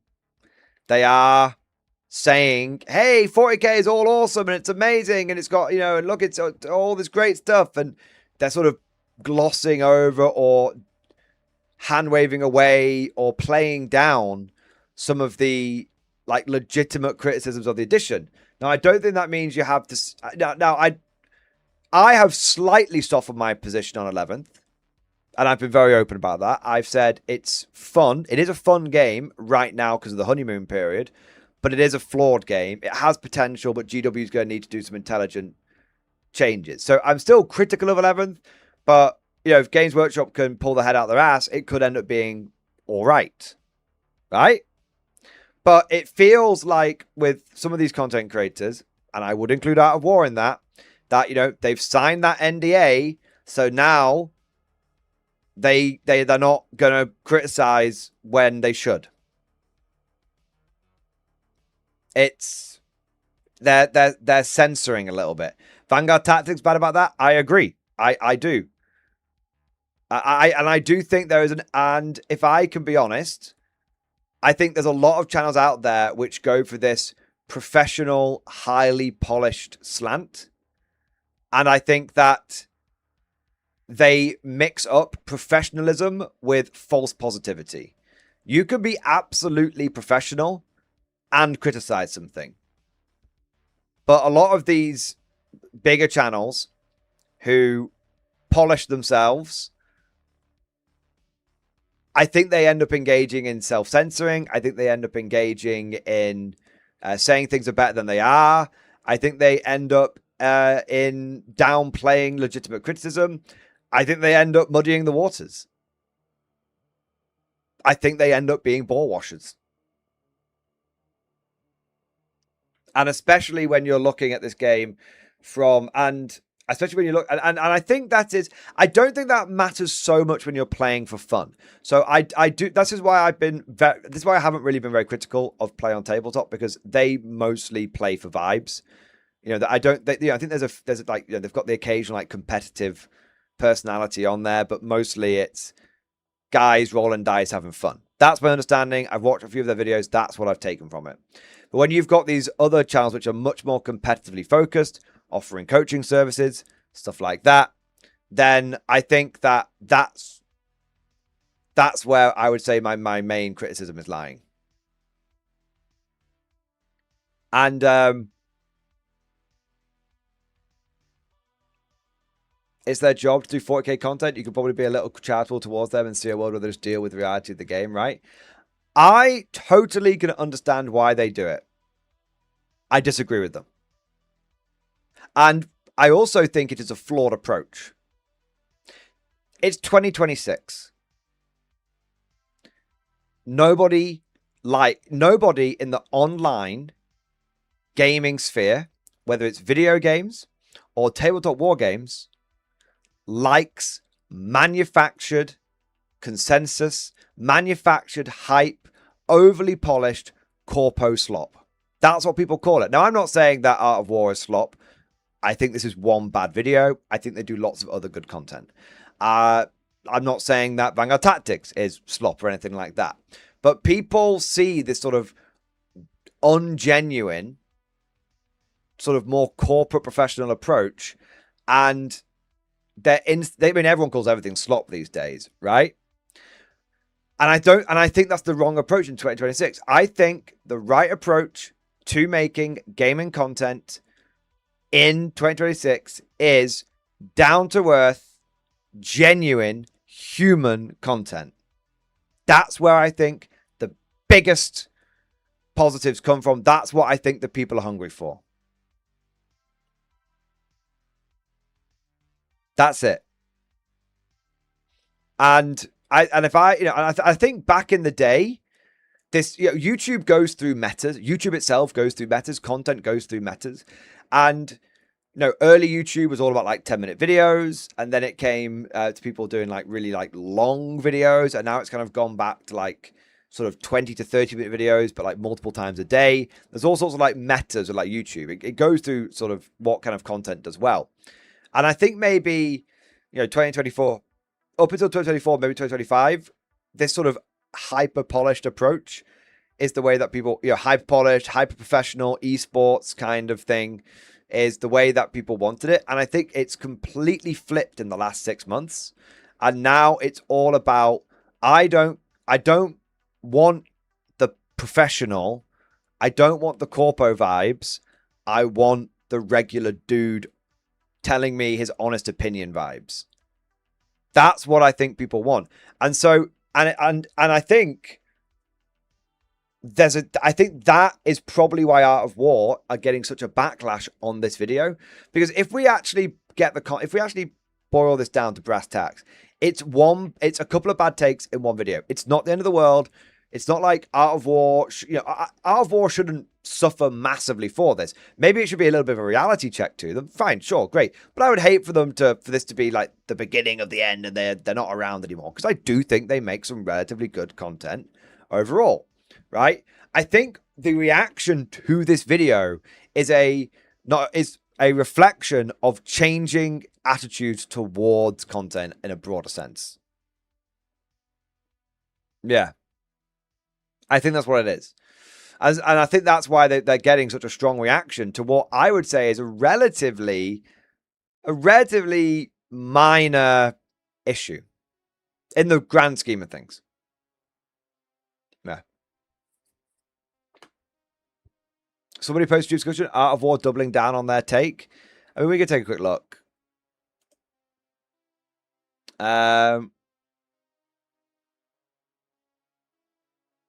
What does it say?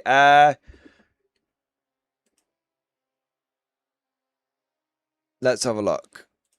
When people who play the game at the highest level think your armies are actually solid in the hand of experience play results in a meltdown, extremely childish and embarrassing for those folks.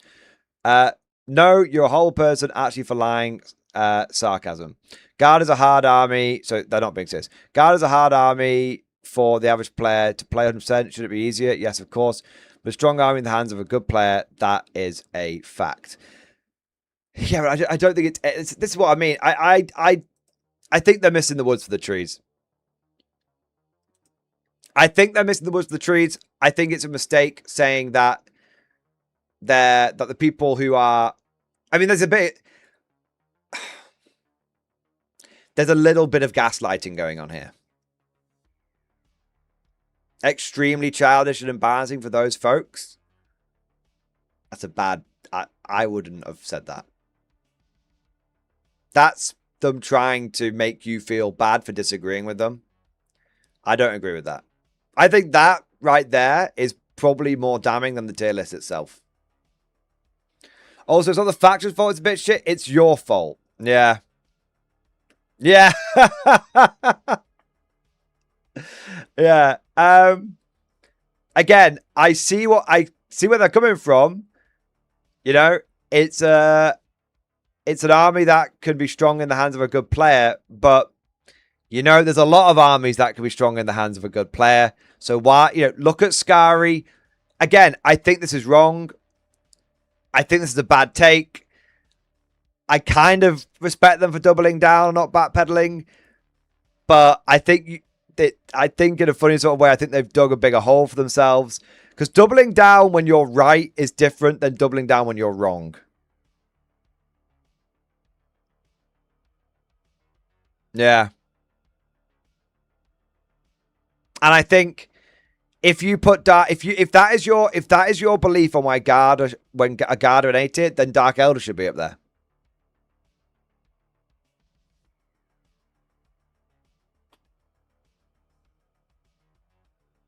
Yeah. I think I honestly think that is a bad take. And I think that it, like I said, does not take into account the everyman on the street, and it doesn't take into account that the lists that are good are jank lists and skew lists. It doesn't take into account how matchup dependent it is. I professionally disagree, and I personally disagree with being called childish and embarrassing. I do. But on a more funny note, what does the Art of War tier list say about guard? A tier, based entirely on Nemo playing, but there's only a 3.6 viable guard list. 3.6 viable guard list. Not great, not terrible.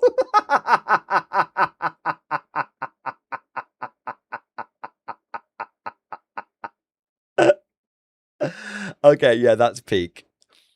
Yeah. Yeah, that's peak.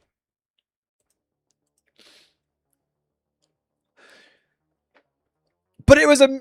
You didn't see a mirror match because it wasn't there.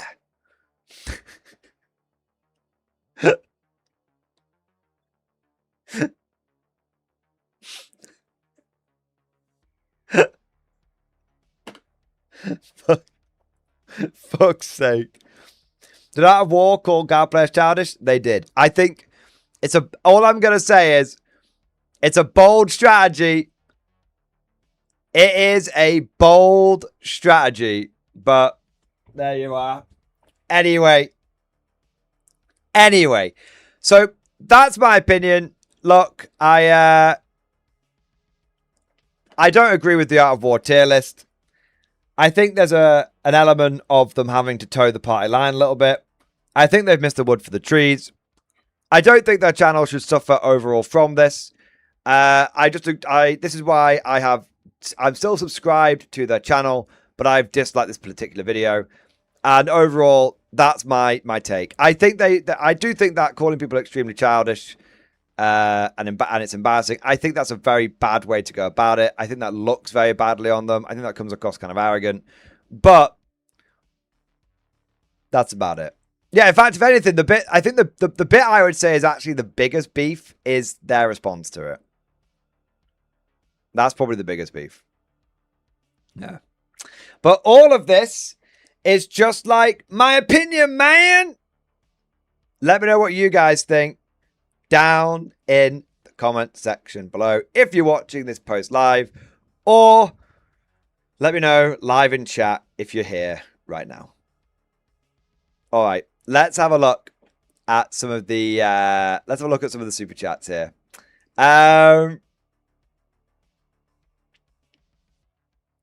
We've got Rudy, thank you for super chat. Got an Axis army in stream discussion. Let's have a look. No, but I'm going to tag Evan in that thing. In that meme.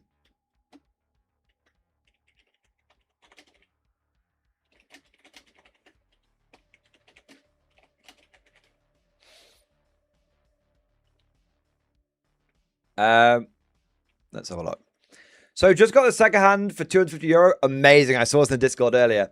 Style Trooper Officer, 11 Style Trooper, 4 Predator Torsos, 3 Totem Core, Command, 22 Toten, Rotter, Naxer, Vogel Spinner, Puma, Wish Fairveld, Kubel Blitz, Hanamag, Yag Tiger, Konix Tiger, PZ4 with the Fairveld, and Panther X with the Shining Canon. That's amazing, man. That is such a good deal. Holy shit. I mean, I'm just going to tell you right now, that's a frankly, like, excellent army. Yeah. I mean, you have literally completed Axis in one fell swoop. You just completed it, mate. Absolutely completed it. Incredible. Yeah. I think that's a good deal, a damn good deal. There you go. What have we got next? Cosmic Drew, thank you for super chat. Art of War fears the monster that guard will become. Yeah, I mean, yeah, a little bit. I mean, if every guard player starts running 18 Morgan and 2 super heavies, it's going to cause some issues. Yeah. This is what I mean. I don't think a faction should be A tier because it has 1 or 2 skewy, janky builds. I think a faction should be A tier if fundamentally the faction baked through and through is good. So I think Guard were A tier in 10th because they had that. And occasionally they got to S tier because of like things like Grizzle Company. But I don't think Guard is A tier in 11th because whilst they have some viable builds, their foundations are not solid. That's what I think. You need to have good foundations to be an A tier. That's where I disagree with them. Zetro, thanks for the chat. So their FOMO list. Absolutely. Yeah. 100%. You should not be investing in those lists. If you already own the models, great. But no one should be going out unless you're going to buy like 18, unless you're going to get like the 18 Landsknecht Ogres from Wargames Atlantic, run them as Bulgrin, because they're like 60 quid to do that. You should not be buying 18 Bulgrin. No way. It's a complete FOMO trap. Imploding Rat, thank you for renewing your channel membership. Sah! Thank you for your support. The Canorian, thank you for super chat. Topical meme introduced question. I think I showed it off before, didn't I? Yeah. So fucking good. So fucking good. Amazing. Do not buy anything for the first meta until after the first two balance patches. Totally agree. Totally agree, Canoia. Ninja Bricks, thank you for super chat. Can you check out my list and stream discussion? I can, mate.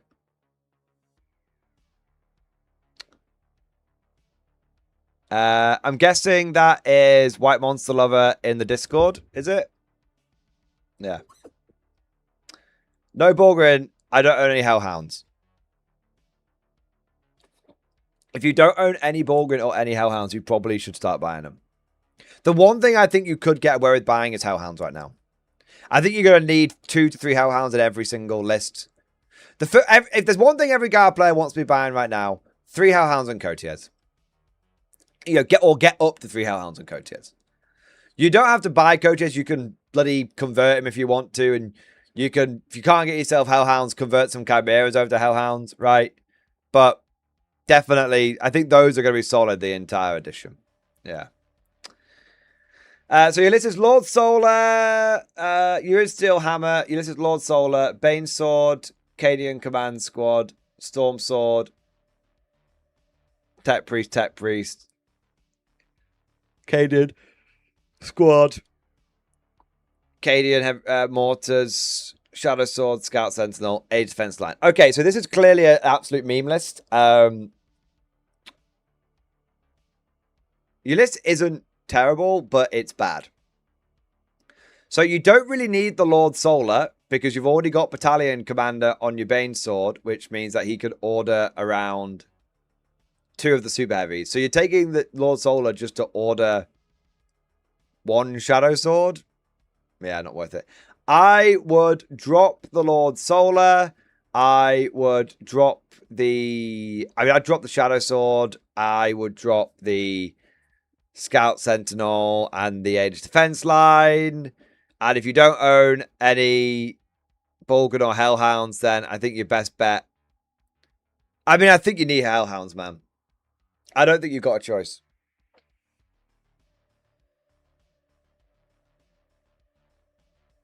I think the Tech Priests are fine.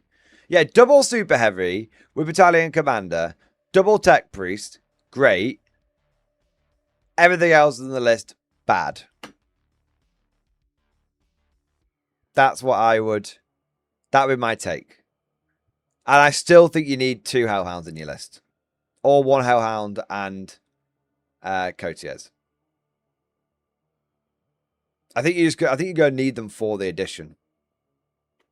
Yeah. And Hellhounds are pretty fun and good anyway, so even if the cover rules change, Hellhounds are still fun. Yeah. So, that's my take on your list. I just think you're going to struggle. If you're not going to take any Hellhounds or any Bulgrin, then the very least, all 3 of your Super Heavies need to have Ignores cover on the main guns. Yeah. All right. Yeah.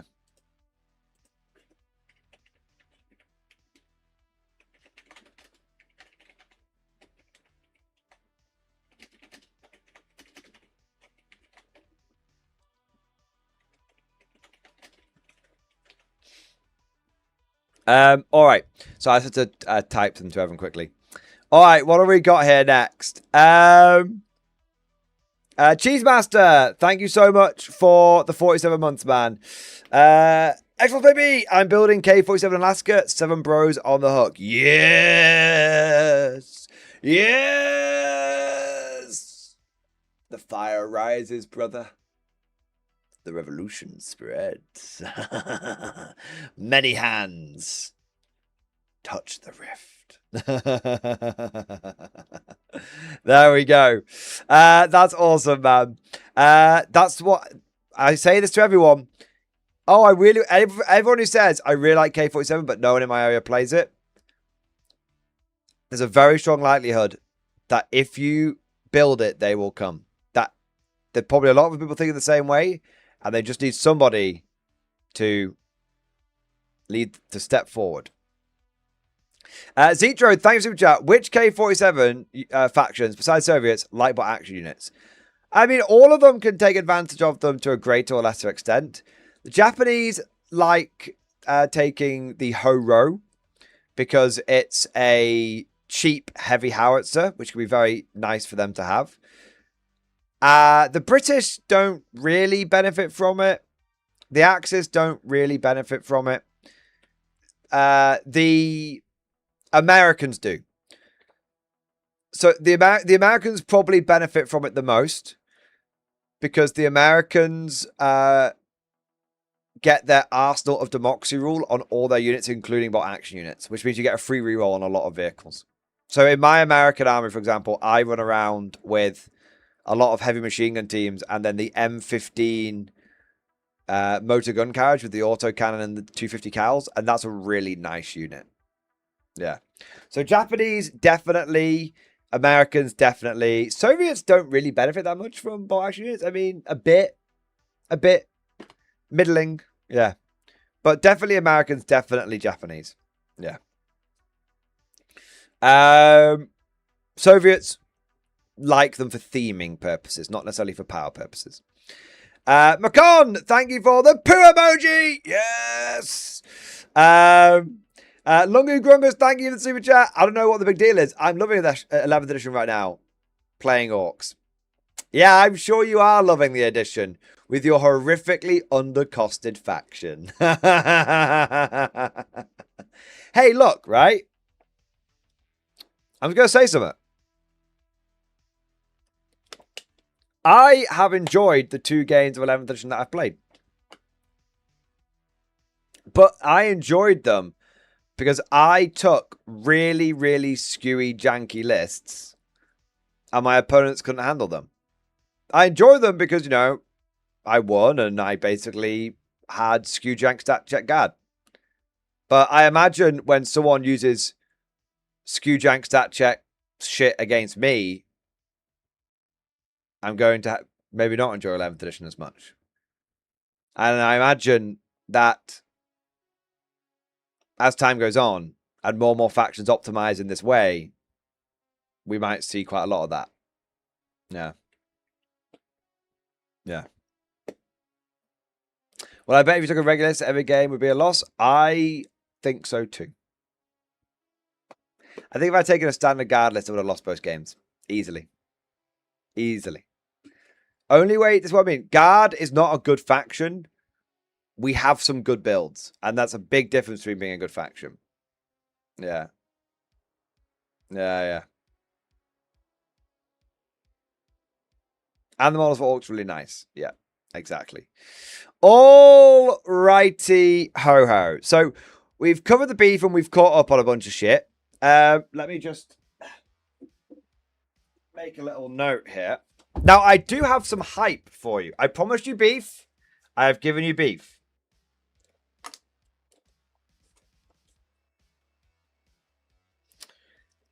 I do have some hype for you as well. And it's kind of 40k hype. And I do actually kind of want to... I kind of want to cover this. It's not... won't take too long. And I do want to cover some Warlord Games hype as well. Because I think there is some hype around that. But... did anyone... There was... my 40k hype is... I think Dawn of War 4 looks fucking sick. I was really worried about Dawn of War 4. And now I've watched the last 2 multiplayer games they put out as like promotional videos. And now I really like the look of Dawn of War 4. And there's one that came out today. And it looks excellent. It looks very excellent. So what I want to do is actually watch that and kind of react to it a little bit. Because I think Dawn of War 4 is looking so tasty that I might even play some of it on stream as like community games. So community game night might come back. Just for a little bit of Dawn of War goodness. But yeah, I'll do a couple of super chats and then I'll have a quick break and then we'll have a look at that. Ed Bailey. Oh, sorry, I did miss your super chat, man. I apologize. Ed Bailey, thank you for the super chat. We love the beef and Big Chungus, Daddy Tim, not AOS. Do you mean Art of War or do you mean AOS?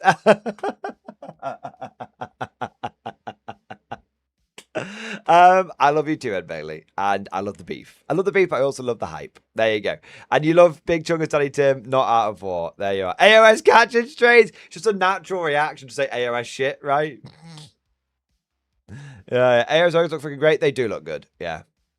And then we also had a super chat come in here from Scrub Slayer. Thank you for super chat. Lost access to my Discord account. Please re-add me. If you're in the Discord, are you in the welcome station?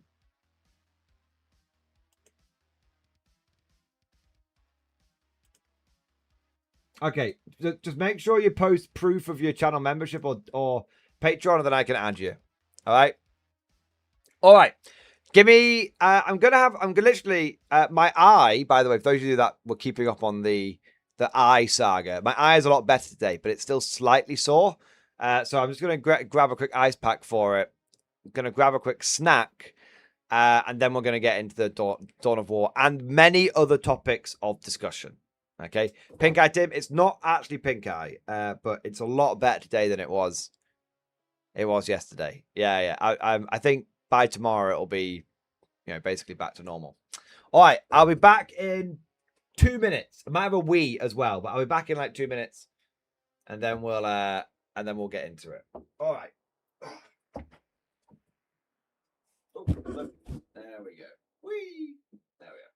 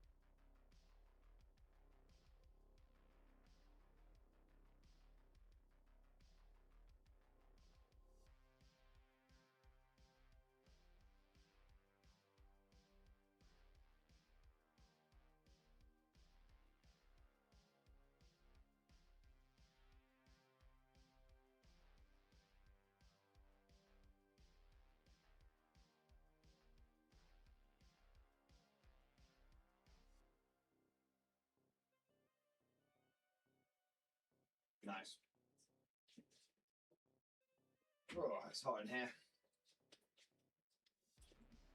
All right.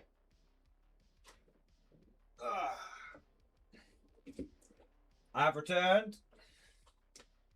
I've had my snack and everything. And my wee and everything, so we're all good. Let's have a look here. We've got Chris K. Thank you for super chat. Mission statement in Discord.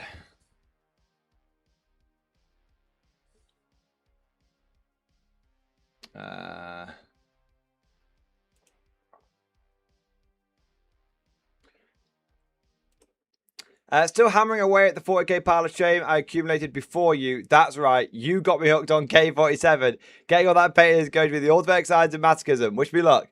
I am very inspired by your 40k list, but I don't own anywhere near Bullgrins, but my Hellhound Cup runneth over. Yes! Unfortunately, what you said frequently reoccurred to me recently with the way GW plans its sprues. I spend more time looking for the pieces than actually building them. Praise Warlord. Once you step out of the GW bubble, you realize that the way GW makes their sprues is really bad. And you have all these ball washers that run around and they don't realize, they just don't realize. Sorry, yes, I am putting an ice pack on my eye, but it's only for a second. And they just don't realize that they're getting like fucked by GW, but it's because it's ignorance is bliss. If you've only ever built GW models, you think that's how models are meant to be built. Yeah. But the moment you go out somewhere else, you're like, wait, that's how I can build them? Wait, it's that easy? Wait, what the fuck? GW has the worst brews in the industry? I agree. I think they have terrible, terrible sprue ergonomics. Absolutely awful. But I will say this, Chris K, your Hellhounds do look nice. I see 2 Hellhounds, and then I see, well, technically it's a Hellhound as well. Oh, sorry, I thought it was the different nozzle on the end. It's not. It's got some different colored barrels. That's all right. It's like color coding them. Nice. And that one's got a mortar matter. Cool. Nice. All right, there we go. Although, to be fair, you can't really tell the difference between a multi-melter and a heavy flamer most of the time, can you? Yeah. What have we got next?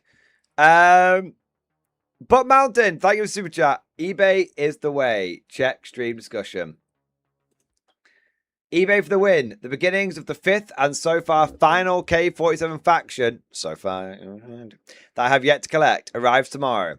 A light walker, a medium tank, and the very good heavy infantry for my service, as well as 40 Totem Core / Shibito for my Axis and Japanese armies. Wait.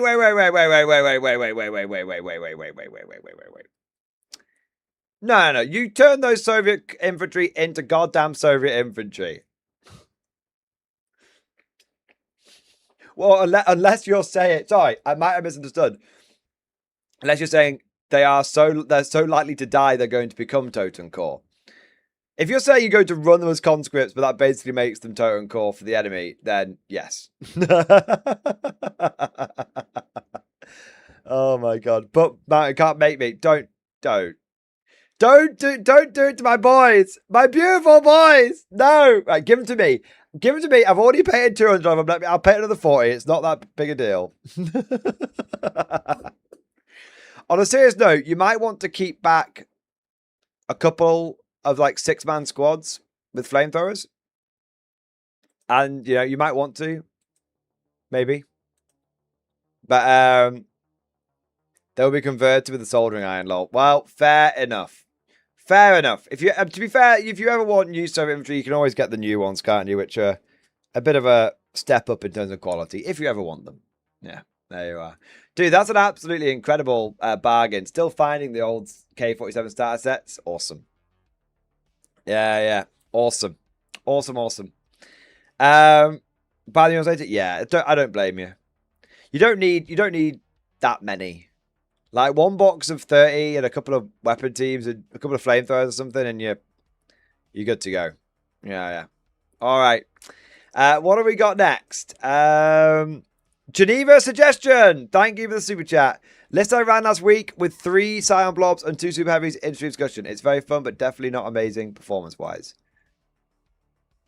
Played my first game 11th last week with this list against much more experienced guard player using recon attachment with 250 guardsmen. A couple of sentinels and horses. I ended up losing by 7 points, but was still fun. Any tweaks you would change?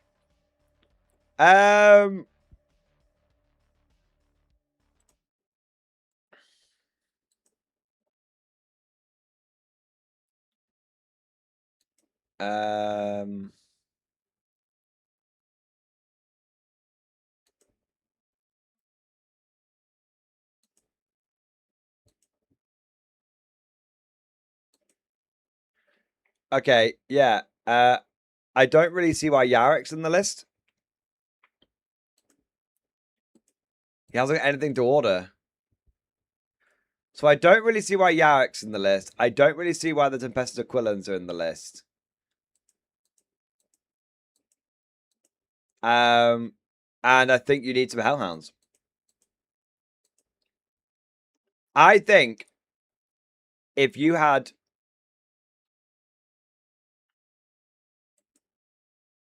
I also don't think you need the Bombast class Vox array, really. I don't think you really need that.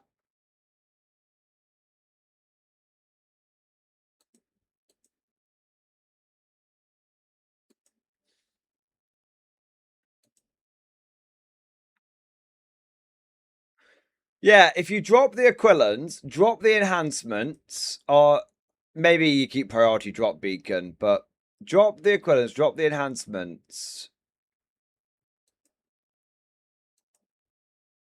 and drop Yarrick. And stick 2 or 3 Hellhounds in the list. You might have to find some more points, to be fair. Let me work the list out. So we'll go Baneblade with Battalion Commander, Bane Sword. How much for each one of these Scion blobs? 155, 155, 165.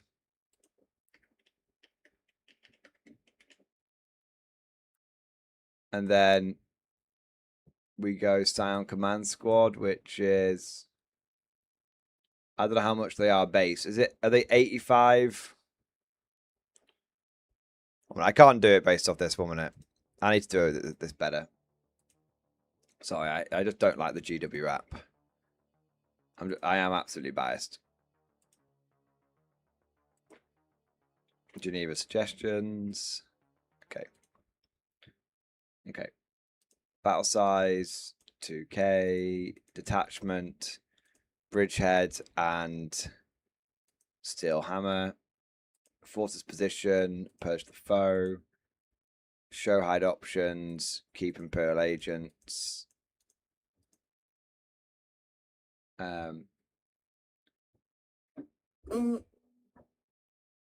Bane sword.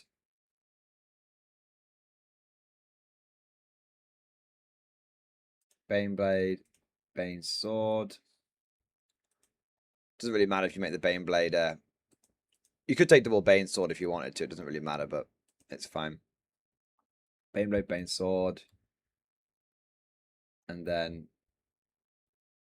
infantry, scions.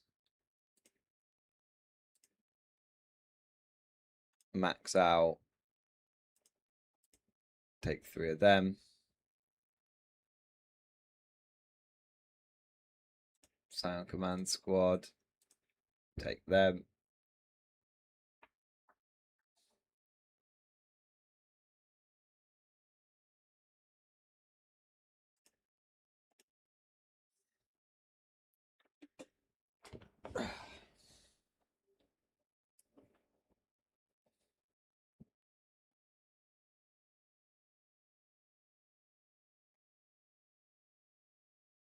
You know what? I'm going to swap this out.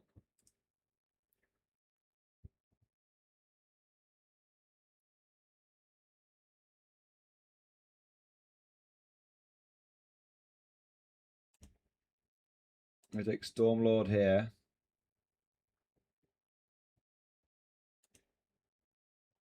I'm going to take Bane Sword here.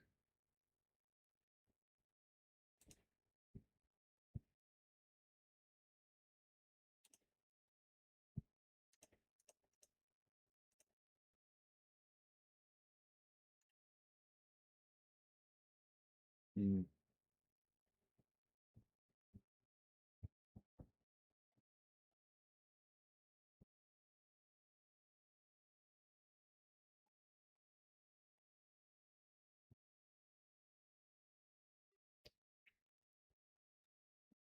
Five points short from what I want to take.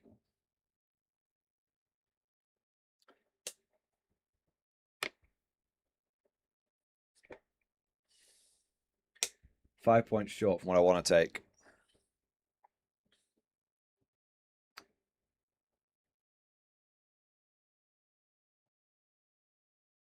Because I want to take... To be fair, I don't think you need more than... I was going to say take Cote as well. I don't think you need him, though.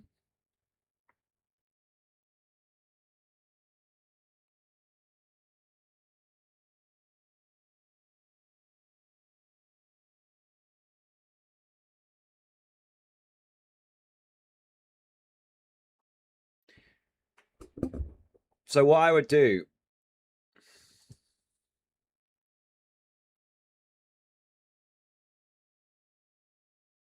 is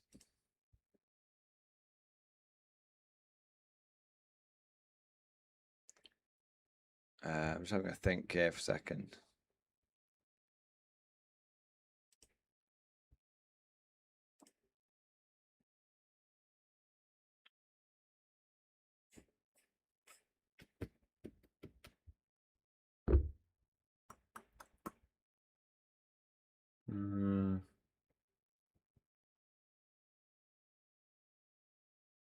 You got a few points left over. But what I would do is put one of these 10-man blobs inside the Stormlord. And then you can jump out and benefit from Bridgehead Strike. Get your +1 to hit.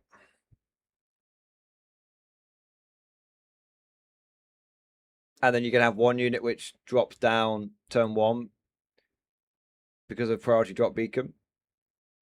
So that gives you the potential. Oh, you probably want some engine sears, don't you? Oh, yeah, of course. Of course, of course.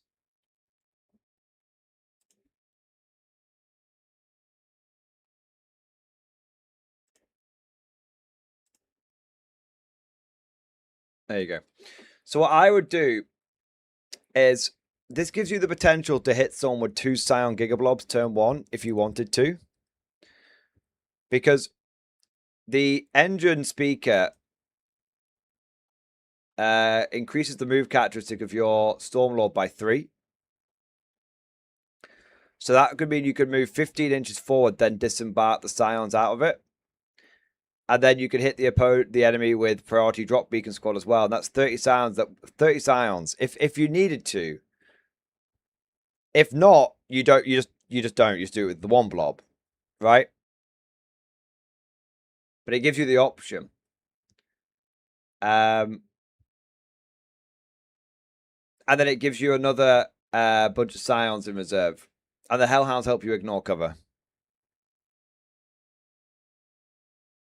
Yeah. That's how I would change this.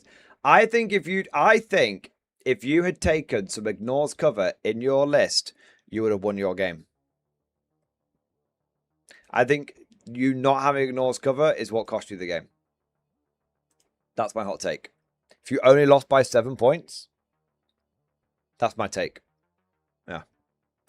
That's my sort of feedback to the suggestions. You need ignore cover in your list, you do that. Got the final piece of the puzzle. And you just got like a few random erroneous units in your list, which I don't think are doing much for you. So that's how I would tighten the list up a bit. Evil Kino, thank you for super chat. Kyver's Kate is no longer limited. Any thoughts? I will wait and see on that one. So I know what people are saying. Swore mentioned it earlier in chat. I thought it was an interesting point. Oh, shit. 1 minute. Fuck.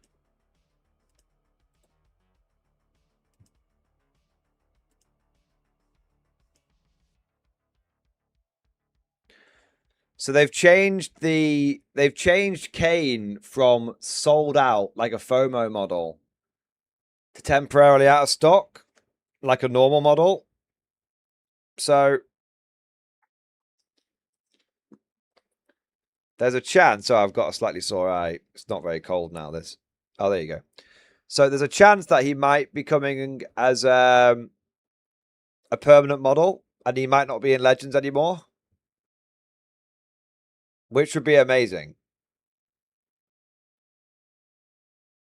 If he's only temporarily in stock and they unlegends him and they keep him around on a permanent basis, that would actually be, an S tier move by GW.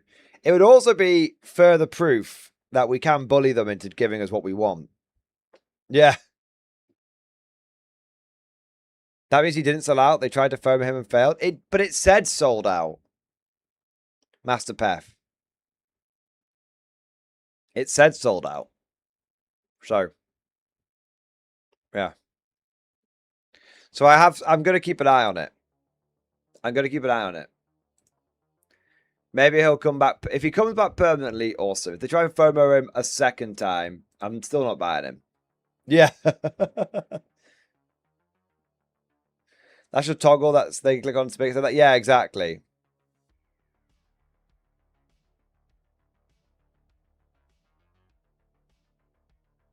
Yeah. Face, I'm not sure. I ordered 4 from my LGS, but we were allocated only 3 from GW. Normally they don't allocate that unless it's a hot item. Exactly. Right. Yeah. So maybe he's still hey, look, we can only hope, right? I hope I'm not but I won't make a video or a big deal out of it until he is confirmed to not be FOMO, not Legends. All right. Now, we've got something I want to cover. Got one more 40k thing I want to cover, and then I want to cover some Warlord shit. All right. If you could only take one, would Hellhound or Coaches be better? Coaches. Cheaper. But I would take both. I don't know why you would only take one. Arvor, just put Militarum as 80. I know, we covered it, Jordan Jensen. Don't worry. A stream highlight will be coming out about it soon. You can believe that. What happened to the eye? I got into a massive fight and fucking decked the guy and I won. And all I got was a slightly sore eye. That's not what happened. I poked myself in the eye with a cardboard box. You might think that sounds kind of stupid. You might be curious, how did I even do that? Via great stupidity, I achieved it. Yeah, a massive fight with a box. Exactly. All right. Wait, what's Cotiers? Fill me in. Inquisitor Torquemunda Cotiers. He looks, you want to get the old model for him. But, 1 minute. 1 minute. 1 minute. I'll show you.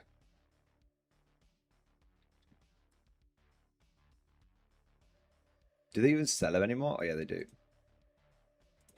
This guy. Although you can pretty much use any Inquisitor you want. Captain Underpants. He is very good because he can point to one unit within 18 inches and it does not need to be within line of sight. So just any enemy unit within 18 inches and remove cover from that unit. He's like a little mini hellhound. Yeah. He's very good. All right. I think this is the one I want.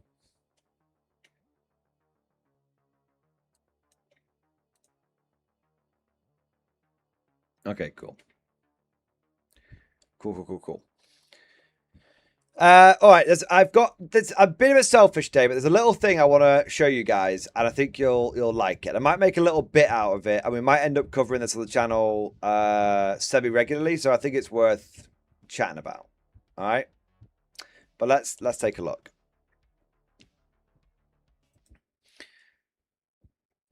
I don't mean to alarm you, but I am feeling quite positive about Dawn of War 4. Now, this, I will admit, is a bit of a U-turn that I have done. Because when Dawn of War 4 was first announced, I was not convinced. I thought some of the animations looked a little Dawn of War 3-esque. But then when I went and looked at how bad Dawn of War 3 was, I realized that the Dawn of War 4 ones weren't that bad. And yeah, I don't know. I just didn't like so much the... I wasn't feeling it at first. All right? I wasn't feeling it. But now that they've actually shown some gameplay off, I think the game looks good. Firstly, it feels very much like Dawn of War 1 with the base building. Base building is back in a big way. You can build bases anywhere on the battlefield. And in fact, some factions are massively encouraged to build bases anywhere. And so I kept an eye. They've got a couple of battle reports for this now. And one of them is for Orcs in Space, which I thought was okay. I thought it was fine. But the one that came out today showed the Necrons versus the Admech, and I loved it. I loved it. I thought it was really, really, really good. And it kind of convinced me that Necrons might be like my favorite faction at the beginning of this game. Although, of course, the moment that they release the Imperial Guard, I will be maining Imperial Guard, obviously. Now, if you don't know, I am not someone who's jumping on any sort of bandwagon here. I've not been paid to cover Dawn of War or anything like that. I am just a very old school Dawn of War fan.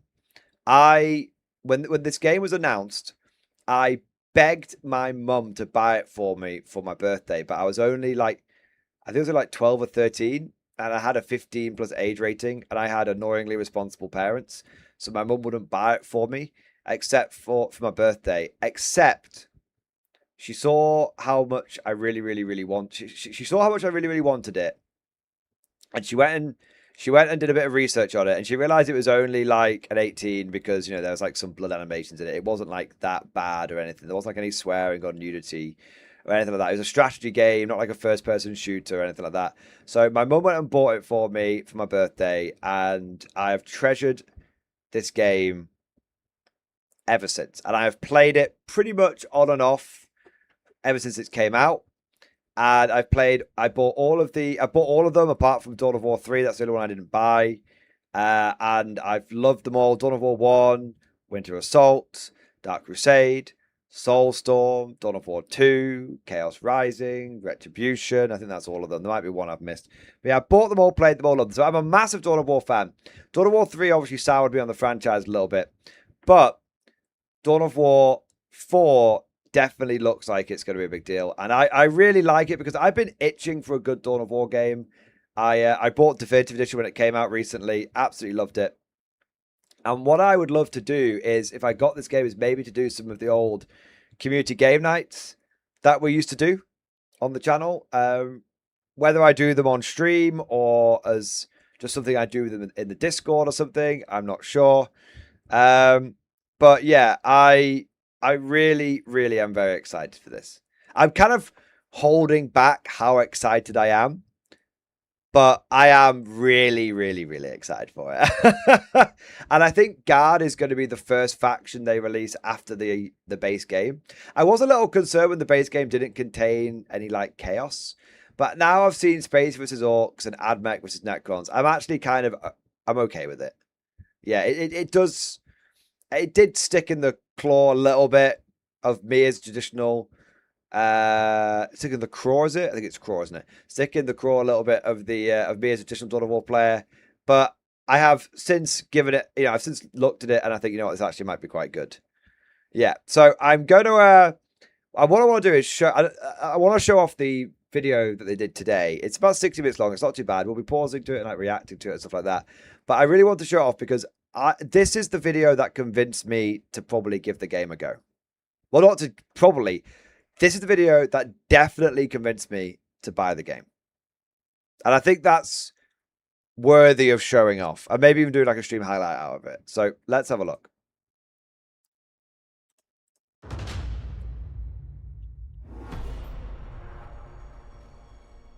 Next up is the Adeptus Mechanicus versus Necrons, two highly advanced factions with radically different battlefield philosophies. This matchup leads heavily into map control and technology. The Adeptus Mechanicus excel at fortifying positions, building powerful bases, and churning out armored firepower, while the Necrons are relentless, durable, and capable of turning slow pressure into overwhelming force. I just want to say, I love that.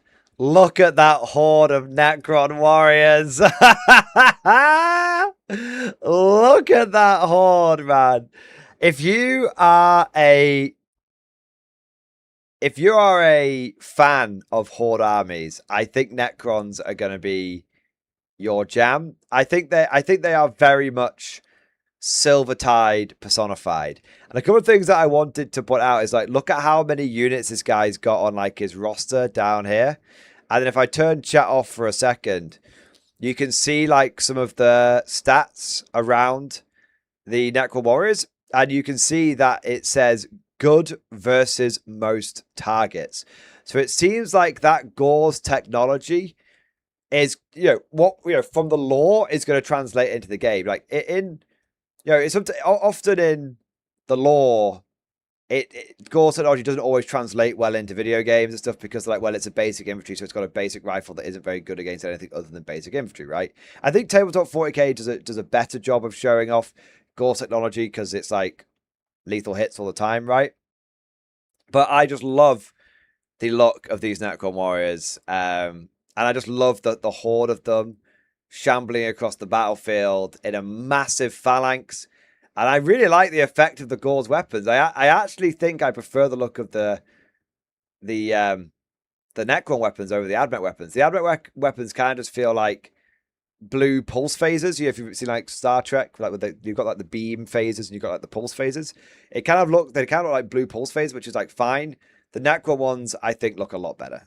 But yeah, anyway, let's carry on. Relentless, durable, and capable of turning slow pressure into overwhelming force. Okay, welcome back to a new multiplayer match of Dawn of War 4. This time I'm playing the Admech. And I am playing the Necrons. And Admech, very different from Space Marines. So one thing that I noticed very quickly is, unlike a lot of other Dawn of War games, you seem to start with a couple of units. So if you notice how you start with like a builder and a couple of squads, and that seems to be the same for both sides. So I thought that was interesting and worth noting. That I played before. Have a lot more units, much quicker. So, turn the sound up. I can turn the sound more up. Aggressive. And also what I want to do is with the Datasmith, these guys. Another thing I want to say, I love the fact that the buildings for the Admech are dropping down and deploying. Very Dawn of War 1 style. Big fan of that. Not all the buildings are like that, but I'm a big fan of that for the Admech, and I'd love to see something similar to that for the Imperial Guard. That are the builder units, basically. I want to build up a Newsphere network. So basically, whenever I build a building... I do also like how the bits all go together. Whereas with Dawn of War 1, like the scaffolding came around and then the building sort of like rose out of the ground. I like how the building looks like it's flat packed almost. I try to make sure that the next building is, within the network, because what it does is it makes the network stronger, and a stronger network means, buildings produce for cheaper, or, turrets fight harder, stuff like that. And so, yeah, one of the big things I want to do is build this Newsphere network. Indeed. So one of the things you'll notice a little bit later on is the more the Admech build, the more they, I think it's I don't know if it's like the more they spread the Newsphere network or the more they just like build it. So you might be able to build tall with it. It's just worth mentioning. You might be able to build tall. The more they do this, the cheaper their units become. And so disrupting the Newsphere network is really good if you want to like slow the Admech sort of production capabilities down. But they do have to pay for their units, unlike the Necrons, which you'll see in a moment. Indeed, and as for the Necrons, my primary objective, what I want to do is I want to spread the power matrix, which is this funky looking effect that you can see on the terrain here. It is spread, as you can see, by every or almost every Necron structure. So Necrons don't need power or requisition or all those other things that the vermin species require in order to host their armies. We have only one resource, and it's called Dominion, which is earned by spreading this power matrix. The further out we spread it, the more we earn of it.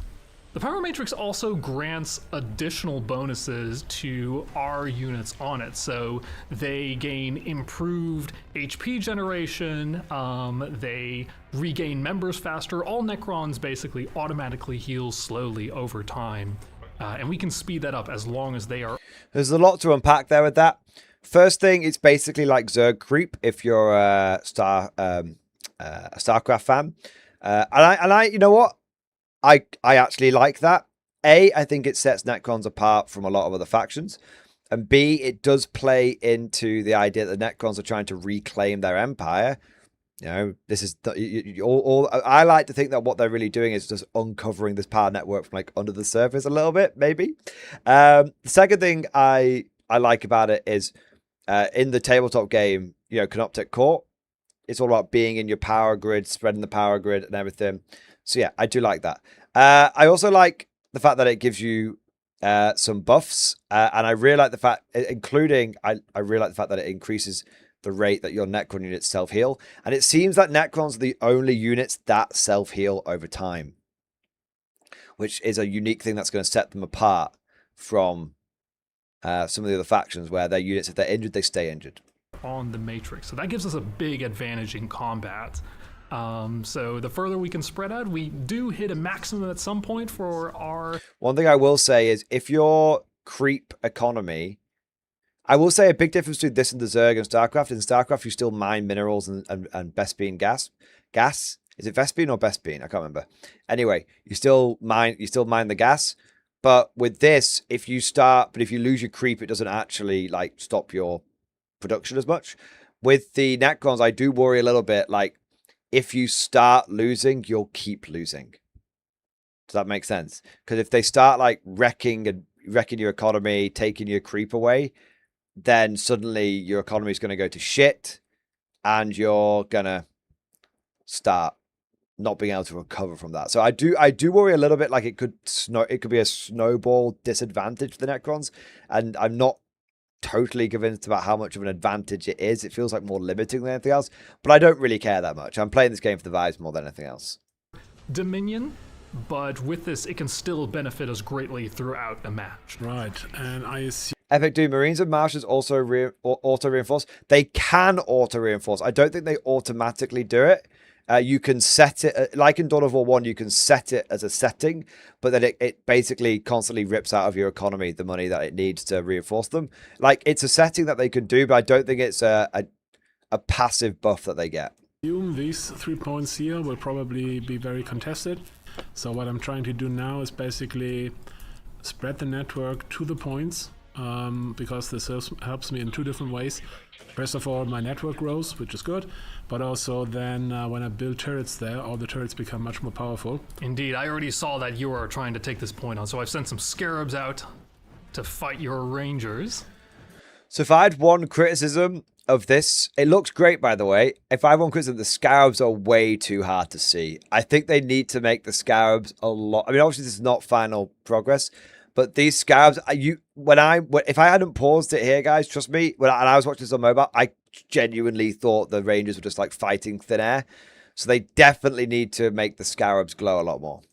Yeah, scarabs very annoying. They are pretty fast, can fly, and not super easy to kill. And so they are the best like harassment unit in the game, I would say. And of course, as always, you know, he managed to get the Necrons into melee combat with my range units. And my rangers are much stronger than scarabs in range, of course, but if you manage to basically bind me into melee, you know, then I struggle because I can't use my best weapons.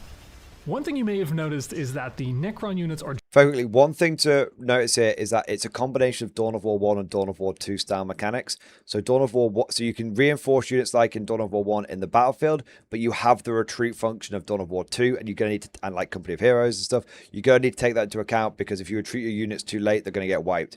And I think, like in Company of Heroes 2, you don't want to, or Dawn of War 2, you don't want your army to get wiped. It's much better to have a unit in the field that you're reinforcing than you're having to build from scratch. Generally quite powerful, but not particularly mobile. And the main way that they get around this is through teleportation or translocation technology. The main way that they do that is through the use of canoptic spiders that they can build through the canoptic foundry, which creates tomb pylons. These can be placed anywhere on the map, and as soon as they are placed, you can put units in the reserve, placing them into the tomb citadel. That's very cool. And then deploy them from that reserve to any tomb pylon on the map. Right, and as you can see here, I want us to say that again, actually. Deploy units in the can be placed anywhere on the map, and as soon as they are placed, you can put units in the reserve, placing them into the tomb citadel, and then deploy them from that reserve to any tomb pylon on the map. right, and as you can see here, So you can see he had some like units in reserve there, which is kind of cool. One thing I do want to know is how many units you can have on the board at any one time, because Dawn of War 1 and Dawn of War 2 did have unit caps. I do think it did. I didn't like that you had unit caps. I prefer I liked being able to have big armies, right? I'm a little concerned if you can only take as many units that are on this bar down here, that it might mean it might cause some issues. I hope that you can have more units than are on this bar. Them from that reserve to any tomb pylon on the map. right, and as you can see here, my user network is growing and growing, unlocking all sorts of research, because, you know, AdMech have a lot of stuff they can optimize and unlock, you know, and this means that all my Skitarii units, for example, now have better weapons, and they can get more models into the unit and stuff like that. So one thing I don't like about Dawn of War 4 is research is free. It just costs time. I don't like that. I think you have to pay for upgrades, but I think you should have to pay for research as well. So it's only a minor gripe, but important to keep in mind. Basically, I do think you should pay for research. Make sure all your units have the best stuff available. Okay, so I've managed to teleport a whole bunch of warriors relatively close to the front line, so we're going to make use of that as soon as we've got this Convergence of Dominion set up, essentially, which is a relatively cheap structure that allows us to quickly spread the power matrix. It doesn't have a lot of other functionality, but that is its core functionality, and that will help us with this coming fight, as you can see here. Right. It looks like there's some of the arquebuses in that squad, which is cool. I ordered him to lead these units, and then I can give him a couple of nice upgrades that basically make him and the unit a lot stronger.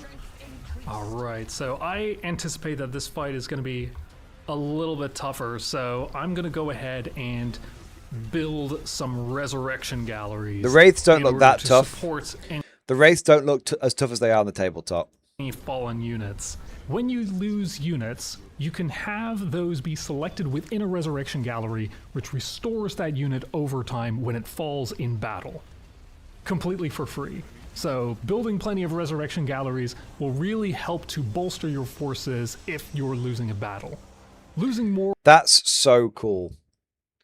So basically, if you lose a squad of Necron warriors, rather than it dying, it just goes back to like the nearest resurrection gallery that is available. So there's a potential, if you build like enough of these things, like every time you lose a unit, it just comes back. Which this was the bit right here that made me go, yep, Silvertide. Yep, Silvertide. Now it's very, very cool. I don't know how powerful it is, because ideally you don't want your Necron units to die, because then you're not taking advantage of the fact that they self-heal and they do better on the power network and everything for doing that kind of stuff, right? So ideally you don't want them to die. But the fact that you could basically have like, infinitely respawning Necrons is very good. But you've got to remember, like, if a unit dies, it's not in the position you want it to be in. So I still think it's better for your units not to die. But from like a trying to play hard point of view.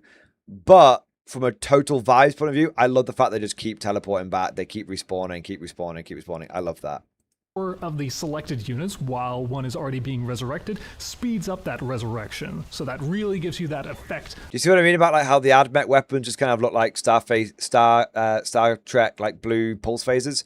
Like I think the Necro weapons do look better. Of a non-stop. They don't look bad. They just look. Wave of they don't look as unique. Whatever units you want to choose to resurrect, but you have to choose wisely. You can only pick one at a time. So there we go, and we've got one right here, right now. So we're going to go ahead and set this other resurrection gallery for warriors as well.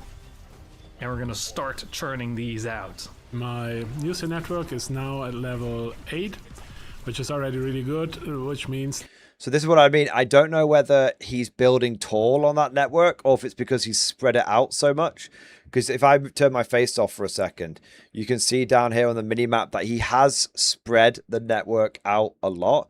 But it seems like he's not had to cover that much of the map to get like, you know, he's only had to cover like half the map to get maximum noosphere, and that basically means he's now getting all of his units ridiculously cheap. So it does seem like it might be a little too easy to get max noosphere, but we'll see. That I can now produce units a lot cheaper, and also turrets and so on are more powerful. So I can now really build a lot of units for relatively little resources. Got the Castellans, got the Dragoons. You're putting that all together and you're fighting. I'm just going to build more resurrection galleries. Try and keep those warriors coming out.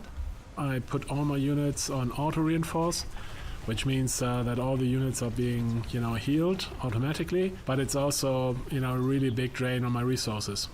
But not that much of a drain if you've got a good noosphere network. And do something a little bit sneaky, and hopefully we can catch Jan off guard if we do so. It's actually not easy for him to do something sneaky and surprising, because what you can see here, these greenish blobs, they are the auger vision. So this is basically a way for AdMech players to see into the fog of war.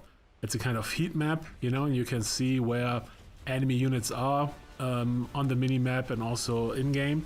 And this makes it very hard to surprise attack AdMech units, because you always get this little warning where the enemy might be. I don't like that. I think if one side has that, both sides should have that. I think knowing where your opponent is at all times is one of the most powerful things in a video game.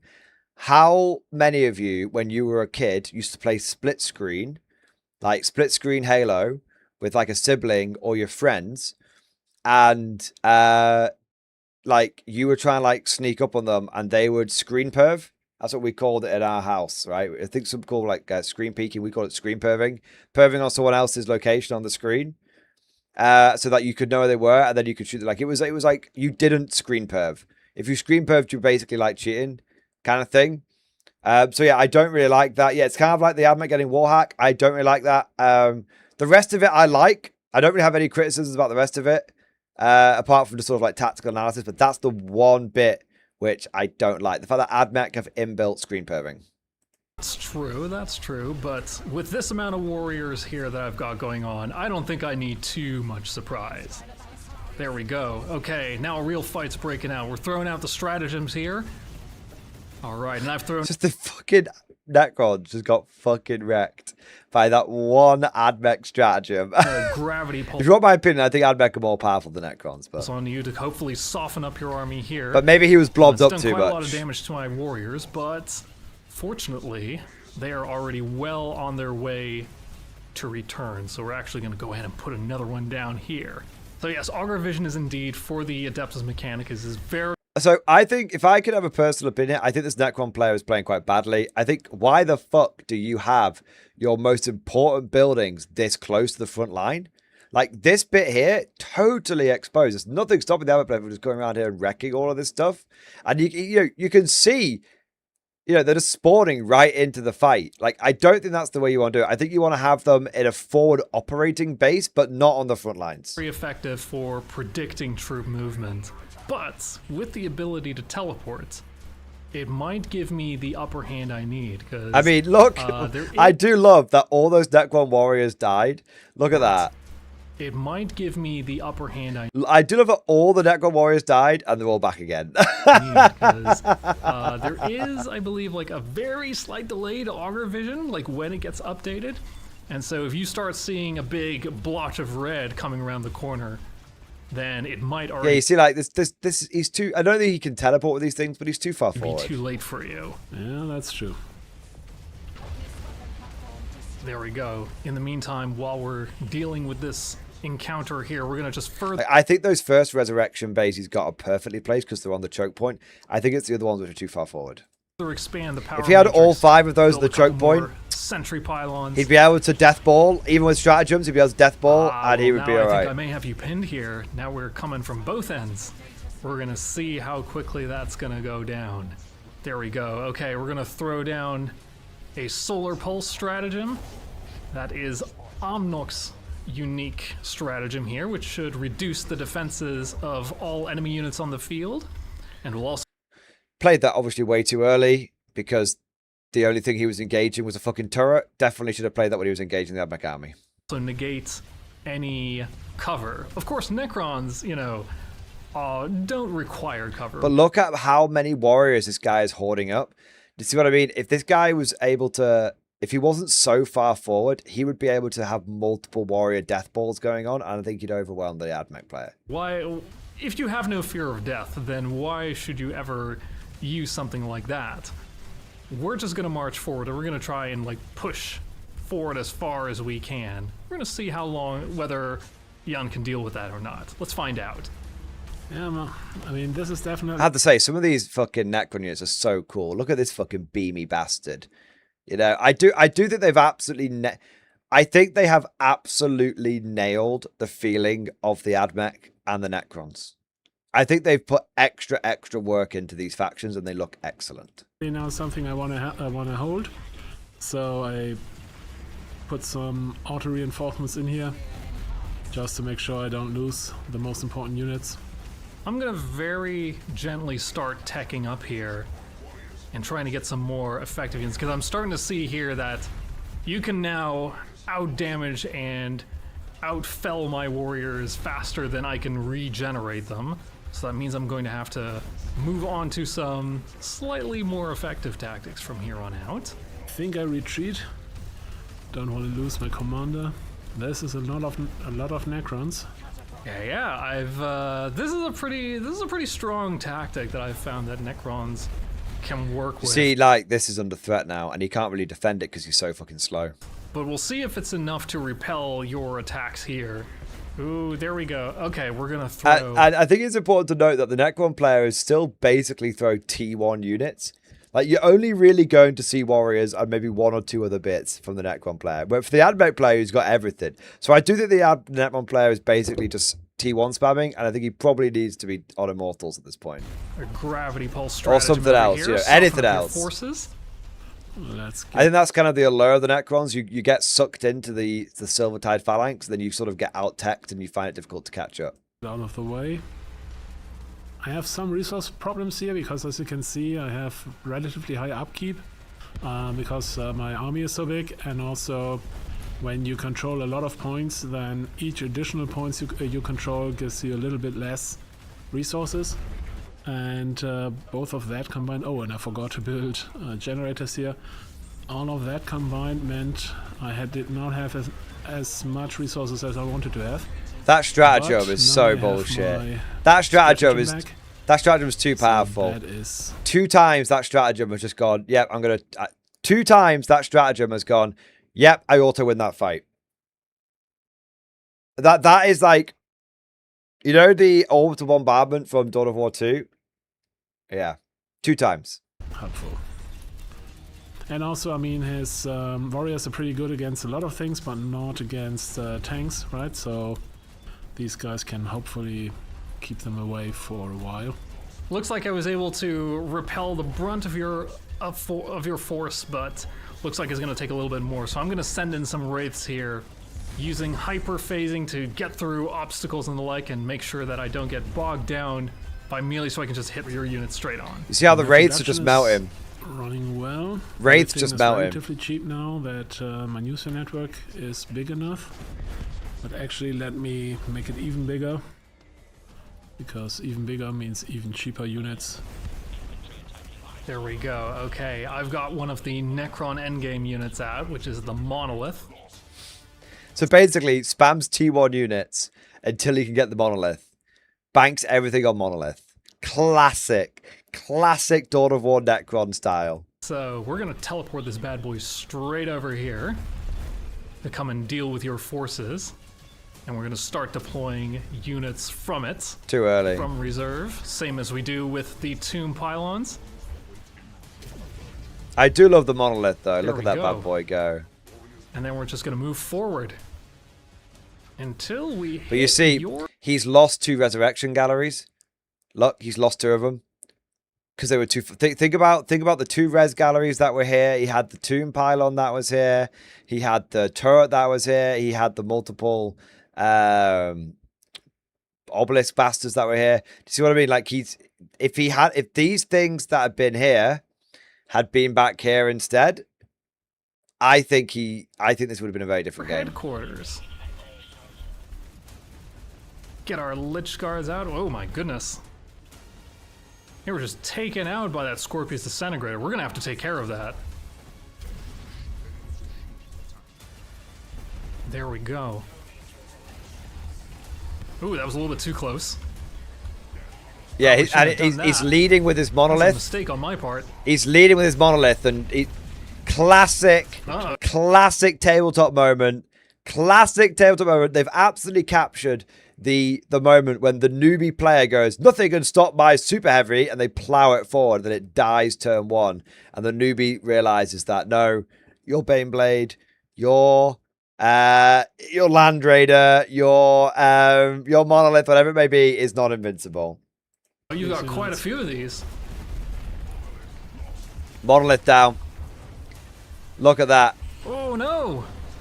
Yeah, that's the nice thing with the AdMech. The AdMech really strong production capabilities, and so especially when you come close to my base, you know, then you better bring the goods. Okay, well, I guess if you come for the king, you best not miss, so I'm gonna give that another shot, but not to worry. In the meantime, while you've been dealing with that, I've been restoring my legion of warriors. But Mordian is invincible. Come into your territory and looking for convergence of dominion. So if I destroy enough of those, he will have resource problems on his own. That's very true. The dominion the domain that a Necron can set up can be very, very strong. You can just see the AdMech units are just ripping through the warriors, because the warriors are sort of marching in one at a time. But you can't. That's just kind of. It's because they're so slow. Yeah. Strong, but it is relatively fragile internally. Like, if you don't have enough defenses from the center on, it can be quite vulnerable. Yeah, also let's see what we can deploy here. Maybe some sort of surprise. Uh-oh. Yeah. Ah, no. This is going to be a problem. I don't think so. I think it's going to be fun. Imperial Knight. I mean, that is very, very, very cool. Nice resurrection galleries, because obviously the resurrection galleries here. Like, obviously, the Necron player's now lost. There's a reason why there's only like 2 minutes left in the video. The Necron player's now lost because the only thing that keeps the Necrons in play is the res galleries, and this guy just deployed a knight into the res galleries. Each one resurrects one type of enemy, and so it's at snowball point now. Totally agree. Then 3 types of enemies won't come back anymore, which makes it a lot easier for me. Okay, time to take care of this. I don't think you're taking care of anything. Fortunately, I've already got another monolith out. We're just going to teleport it as fast as we can. This is not looking great for me, but I still have a few cards up my sleeve, and we almost have that knight down. 1 minute left in the video says you have no cards up your What I'll sleeve. do is I'll see if I can There we go. Wait, is the Get a knight? few Canoptic Doomstalkers out to try Is and the knight tackle it. dead? It doesn't look dead. Long range armor piercing should do the trick. Okay, so no. okay, so the knight is dead. Okay, so he was able to kill the knight, but I think the problem is now. Look how far back he's. Well, let me turn my face off. Look how like far back he's been pushed. Yeah. My knight. If only I had another one. Ah, no, not for real. We're going to go ahead and So he's just deployed another knight because they must be so cheap for him now because of his new sphere. get a whole bunch generated. Oh, it's just a little too late for teleporting that out. Yeah, so I unfortunately seem to have been hoisted by my own petard, having not enough defense here. I very aggressively spread the power matrix, but I didn't have any other internal defenses here, so...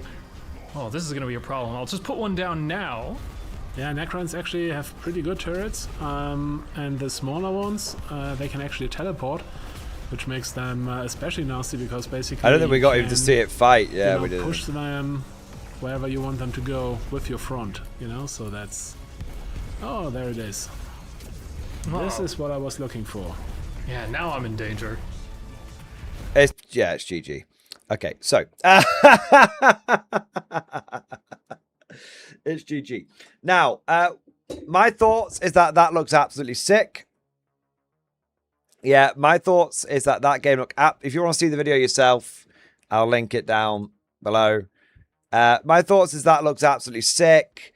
It looked really good. I would definitely not take away that AdMech OP or anything like that.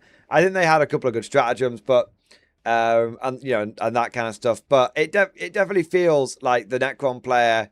To me, it feels like if you're playing Necrons, you just spread the creep, build a forward base, secure that shit with as many turrets as possible. Move forward. It's like a creeping advance. Make a forward base, lock that shit down, push, inexorable pushing force, cut like 5-6 of those bloody resurrection galleries, just push. Okay, that's worked now. Move the line forward, lock it down. Move the line forward, lock it down. Like very much the slow, inexorable advance. So that's I think, and also I think there's that like I said, that temptation with the Necrons. Like, oh look how quickly my warriors spawn. I will take infinite warriors, and you think, oh well, actually, like you do need quality as well as quantity. Yeah, but the T600 Terminator strat, slow but subtle advance. Yeah, exactly. Take and hold. Exactly right. So I mostly was just sort of analyzing. The reason why I was sort of doing almost like the casting on that was just because I wanted to like give my thoughts on how each factor was kind of playing, sort of give my sort of analysis and all that kind of stuff. Overall, I thought it looks like, visually, it looks like a great game. The factions feel really distinctive. Very interesting that the Necrons kind of get infinite free units, but the AdMech kind of get loads of cheap units, and stuff like that. It does feel a little bit like the Necrons do have a bit of a, when they start losing, once they start losing, they keep losing. So what you kind of want to do is just, because you don't really care about taking the resource points because you don't use them. You're only really taking the resource points to deny them to the enemy. So it kind of feels like, to me, what you want to do with the Necrons is sort of advance forward, then just fortify the shit out of it. And then advance, fortify, advance, fortify. Yeah. Yeah. And it's one of the, it kind of feels like maybe the AdMech, it might be a bit of a snowball for them as well. If they start losing the new sphere, then they start not being able to produce as much. They start not being able to produce as quickly and as cheaply and stuff like that. So both sides kind of have that element of they need to keep their relative networks up. But it was really cool. There was a couple of times where I think the Necron player could have had it. I think if he'd built a lot of fortifications, knowing that his Necron units were basically free, I think he should have put a lot of effort into like fortifications. Yeah, and that's what even the even the casters were saying, which is like, yeah, like Necrons have some of the best turrets. Those turrets could even teleport around. I really like that idea that you fortify forward, and then you build your forward base, and then you instantly like teleport all of the turrets you just built before forward again, so you can get some instant defenses up. Yeah. But there you go. It looks very, very cool. I'd be interested to see like orcs versus Necrons and space versus Necrons, stuff like that. But overall, that video made me very excited for Dawn of War 4. Necrons absolutely look like my jam. You guys know I'm a Horde player. You guys know I love things like Silver Tide and all that kind of stuff. I could be a happy Necron player with... I don't know how many Resurrection Galleries I can get, but if I could get 6, 7, 8, 9, 10... If there's no limit on res galleries, I'm building all the res galleries. Like, just...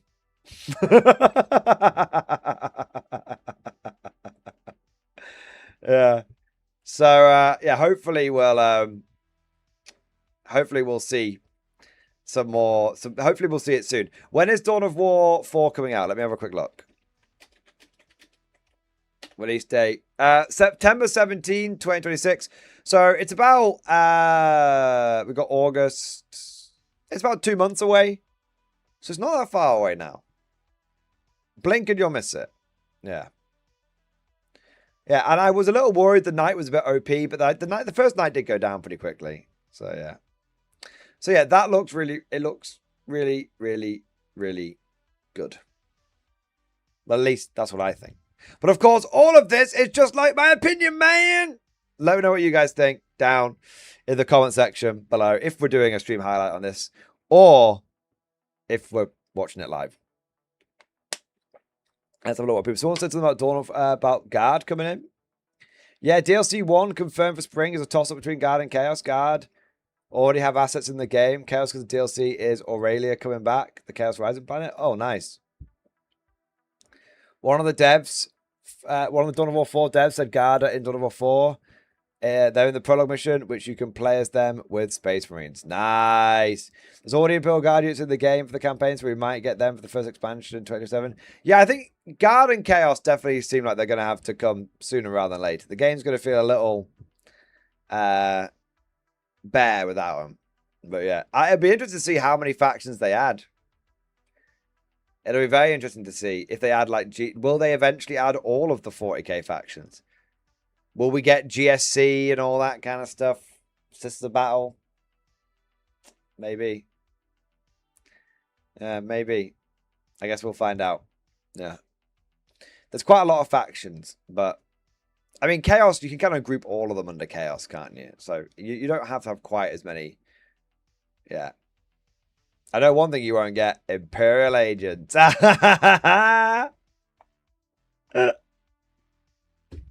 Imagine if they do Imperial Agents and they turn out to be really good.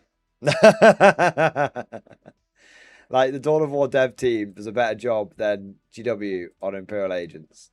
That wouldn't surprise me, to be honest. That wouldn't surprise me at all. Yeah. Yeah. I've been bugging them on the Discord to make Scion delete infantry of the Guard roster to the Kazakin. Yeah, they'll do Kazakin though, won't they? Because of the brand. And Kazakin were from Dawn of War 1 as well, weren't they? I think they'll do Kazakin. Strike true and strike with precision. Kind of makes you want to play Dawn of War 1 a little bit, doesn't it? Yeah.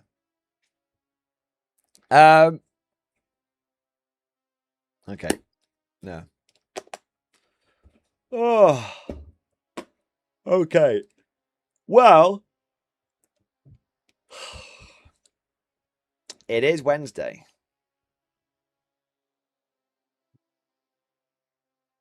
That does kind of mean it's Warlord Wednesday. It's Warlord Day. Yeah. Is it time? We've had some 40k stuff. But I think for the second half of the stream, we should do some K47 stuff. I think you guys would be pretty excited for that. So let's talk. Let's talk. We've talked warp. Now, let us talk Rift.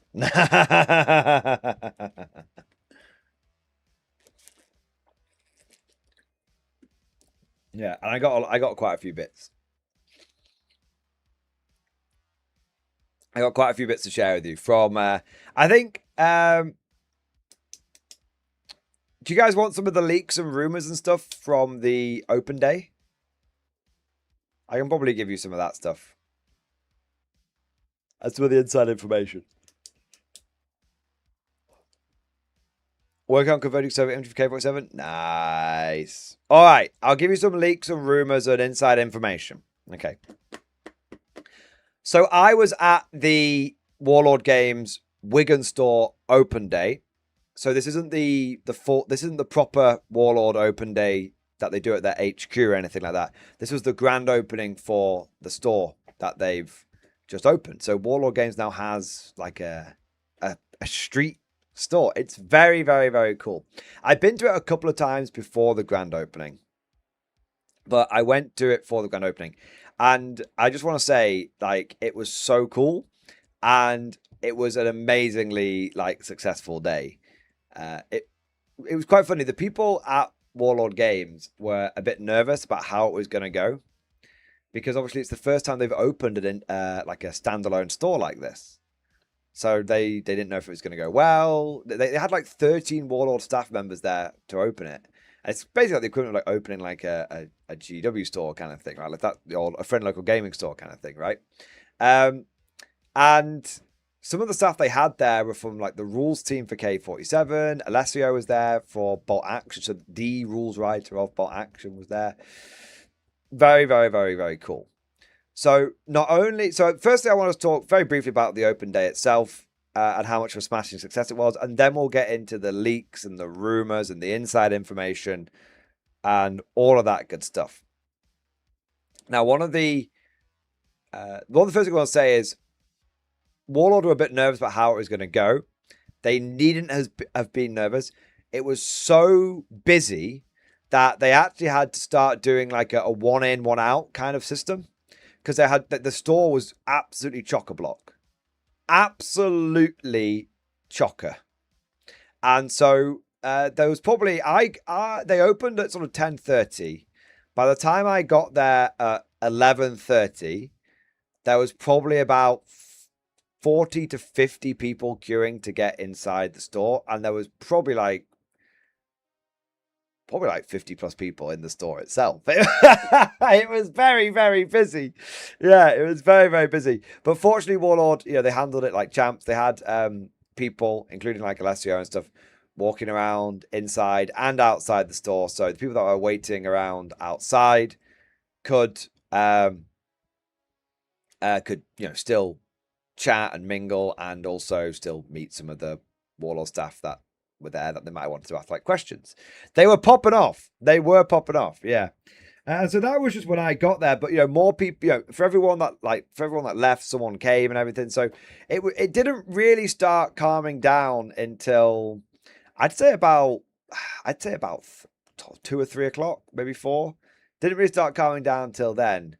And even then, there was still a few people like sort of hanging around outside and everything. It was still very, very busy. So it was a really, really, really explosive, strong start, massive success. And I think it has given Warlord a big boost and a big bit of confidence, which is awesome. So very, very well done. And congratulations to Warlord Games for opening their first standalone store outside of their HQ.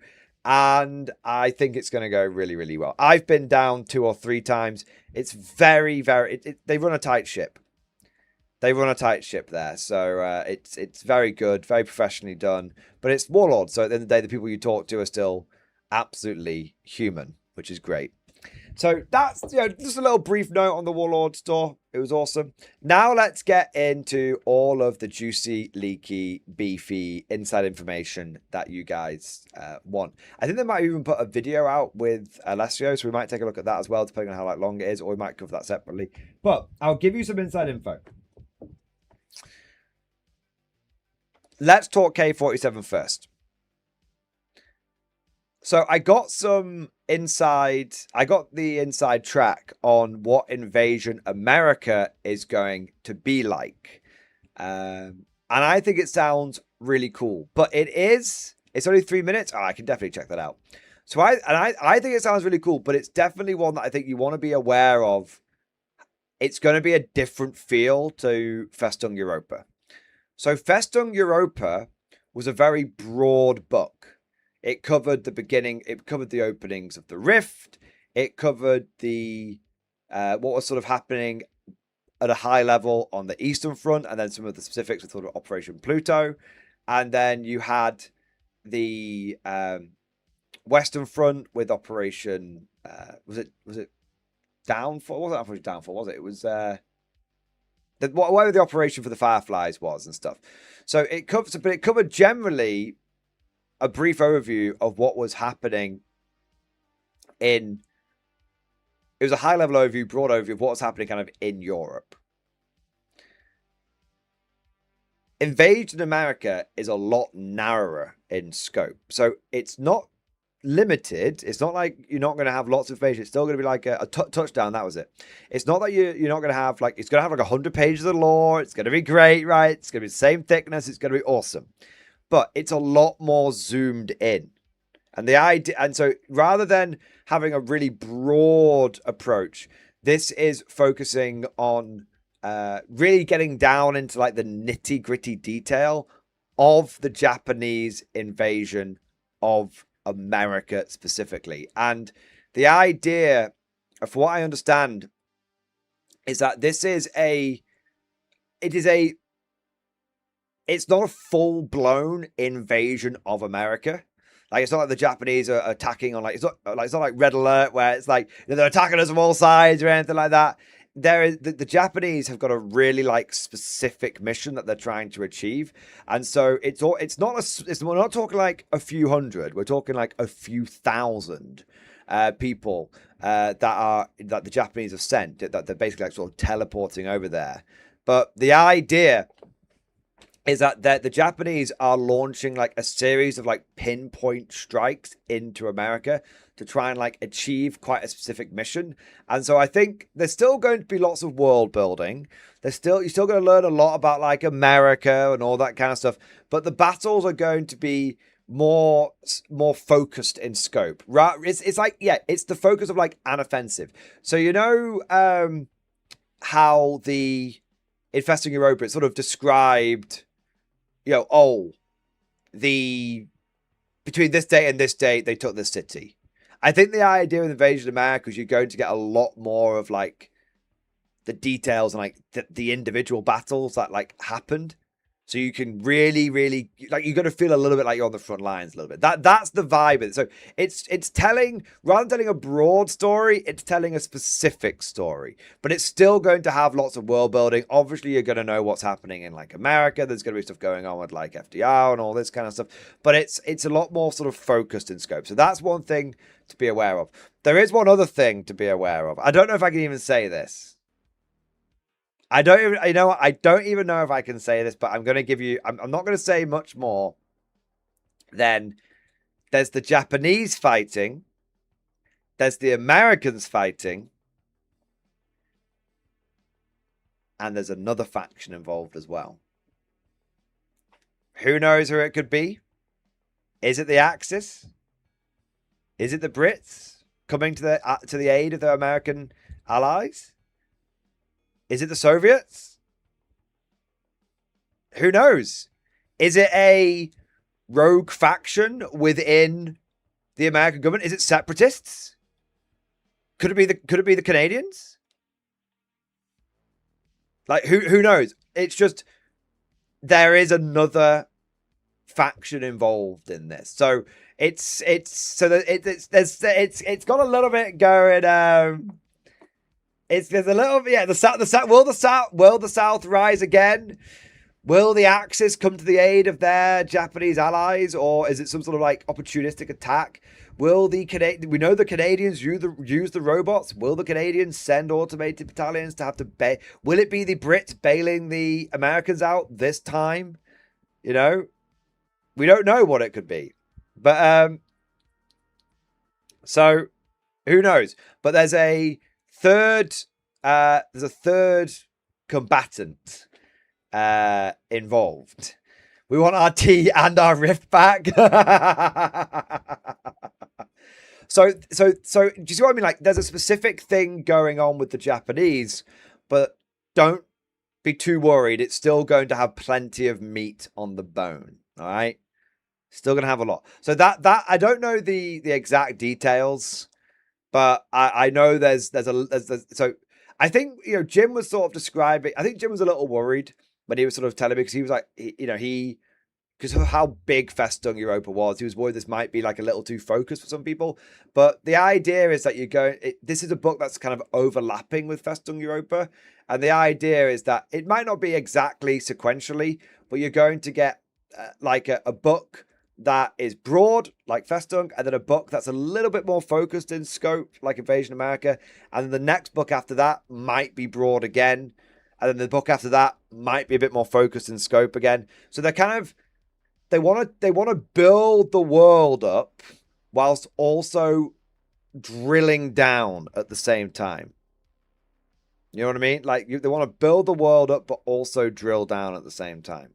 So it's just something to be aware of when you're reading like Invasion America. It's like, yes, there is going to be world building, but there's a more specific story that's being told this time. So just be aware of that when you're sort of going into reading it. And if you keep that in the back of your mind while you're reading it, it won't be quite as jarring, sort of reading the slightly different size and like scope and stuff like that. Yeah.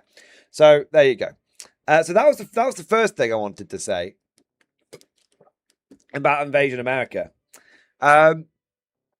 Second thing that I wanted to second bit of information that sort of came out was bolt action stuff coming over to Conflict 47. Now, one thing that I did get confirmed is that we had the Armies of Italy book that came over for the Axis. So the bolt action Italy book came to the Axis for use in K47. So that's awesome. And it has been confirmed. I mean, as far as I'm aware, it's been confirmed. Maybe it might get updated day one. It might get updated a little bit down the line. But the idea is that Armies of Commonwealth should be portable into Conflict 47 for the British. So that's really, really cool. So if you want to run Canadians in K47, you should be able to do that. If you want to run like Indians, like what was it, like British Raj, whatever it is, in K47, you should be able to do that. So that's really, really good to know. And it kind of implies that, you know, as more of these books come out, we're going to see more of them come into K47 at the same time. So Warlord is really embracing the they're really embracing the cross pollination, the cross compatibility. They're not siloing their games. They're like, hey, if we can, you know, I mean, it makes sense, right? They're doing it. Honestly, I think there's two reasons they're doing this. Firstly, I think it's savvy business sense. If you can sell a Commonwealth book to a British to a bolt action player, and you can sell a Commonwealth book to a K47 player, you've sold 2 books, right? If there's a bunch of bolt action units that you can sell for bolt action, and you can sell them again in K47, it makes sense, right? So I think from a business point of view, it is savvy. Siloing games, who'd be done to do that? I know, right? I also think a big part of this is Warlord responding to feedback from the community. Because I kind of know pretty much, you know, I know there was some hesitation in Warlord about how much bolt action they wanted in K47. Because they want K47 to feel like Conflict 47. One of the issues the game had in the past with version 1 is it often just felt like bolt action with a little bit of K47 sprinkled on top. And that's fine, and you can still play, and they still want you to be able to do that as a matter of choice, but they also want to be like, if you go full K47, you feel like you're playing K47, right? They want both to be valid. In version 1, it wasn't really like that. So they were very hesitant at first to allow bolt action to be completely pollinating into K47, but the feedback from the community has been overwhelming, like beyond overwhelming. Like everyone has basically said, we want full cross compatibility. And Warlord's gone, okay, good for us. We'll make more money. Good for you guys. It's what you want.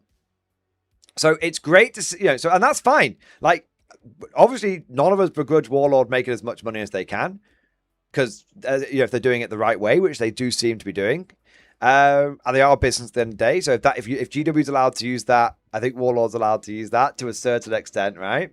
But I also think that it shows that they're taking on player feedback. That we've seen a couple of times that Warlord has been able to pivot based on community feedback. So they added Arsenal of Democracy into the Americans for bolt action units because the community said that they wanted this. And they were worried it was going to have an issue with balance. And the community said, don't worry, we just won't abuse it. And they were like, okay, well, we'll trust you. Here's Arsenal of Democracy for your bolt action units. And everyone went, excellent. And then it was fine. No one, like the vibes. One thing Warlord has remarked to me is how ridiculously chill the K47 community is. Because for Warlord, bolt action is their sweaty game. Now it's kind of funny if you look at if they consider bolt action sweaty. Jesus, what would they think about 40k? But but anyway, but for them, bolt action is their more competitive game. It's not a competitive game at all. But they know that their community, a certain subsect of their community approaches it a lot more competitively. And one thing they've remarked on with the K47 community is just like how ridiculously chill we are, like how we just don't abuse the game. We're very good at self-policing. And like they have actually noticed that because they remember Warlord runs their own events. And so they see like, when they're in a action event, it's a bit sweatier. They've got to be much more Johnny on the spot with their sort of rules knowledge. They've got to be able to, basically say, guys, calm down a little bit if it's getting a bit sweaty on top table, stuff like that, right? But with K47, it's like they say they're the easiest tournaments they've ever had to run because everyone just goes, yeah, that sounds about right. Yeah, carry on. Do you know what I mean? So I do think, you should all give yourselves a bit of a pat on the back and give yourselves a bit of a round of well done, because I think that the fact that the company that's made the game has like picked up on like how chill we are, and it shows that we're building this community the right way. So this isn't an excuse for you to start misbehaving because you've been on your best behavior. Keep up the best behavior, keep adhering to the honor system, keep the chill vibes going. We are building an amazing community here. Everyone can see it, including the company themselves. Conflict 47 is a high trust game system. It's a high trust community, and we are doing an amazing job of building that. So everybody give yourselves a big well done on that. Let's keep that going. So that nice bit of feedback from Warlord there. And also, it's allowed, it means, we get rewarded for doing it because Warlord is now being a lot more open to, taking on like community feedback and implementing it because they know we're not doing it to try and cheese the game. So, yeah, got it. Morning said maximum nabs in my German army. Yeah, so that's another thing. Now, speaking of books that are coming into Conflict 47, I did ask Dan, who's one of the leads on K47. I said, I asked him about the Armies of Commonwealth book. And he said, yeah, that'll definitely be coming up to K47. And then he said something really interesting. This is a little bit of a leak, okay? Then he said something really interesting. He was like, well, Armies of Commonwealth is definitely coming in for the British. I guess the big question is, what do we do with the armies of France? And he sort of, looked side to side a little bit. Obviously was playing up to it a bit because he knows I'm a bit of a leaker, right? So he was playing up to it a bit. I think Warlord has kind of known that if they tell me something, I'm probably going to be saying it, right? So he was like, there was an implication that armies of France is going to be coming to Conflict 47. I guess the big question is, where do they go? Do they end up with the British? Do they end up with the Americans? Because late war France was really equipped and modeled after the Americans. There's that sort of famous. I think it's one of those stories from the war. Who knows if it's true or not? But I think was it like Charles de Gaulle? There was a bunch of French prisoners, that French collaborators, like Charlemagne division kind of guys. Might have been Charlemagne, it might have been someone else, who've been fighting for the Germans and they've been captured. And he was absolutely disgusted. And he was like, I cannot believe a Frenchman would wear a German uniform. And the French collaborator prisoner, obviously smoking on a cigarette, goes, well, at least I'm not wearing an American one. Speaking to de Gaulle, because he was, because of the, because they've been they've been re-equipped by the Americans. So maybe they get supported by the Americans. But obviously this is K47. So that might have been what happened in the K4, in our timeline. But is that what's happened in the K47 timeline? Or have the British outfitted the French because they've got all the robots? Are they giving the French like automated infantry? Like, could you imagine, like, instead of for king and country, the Mark 1s are going around going, Vive la France! Vive la France!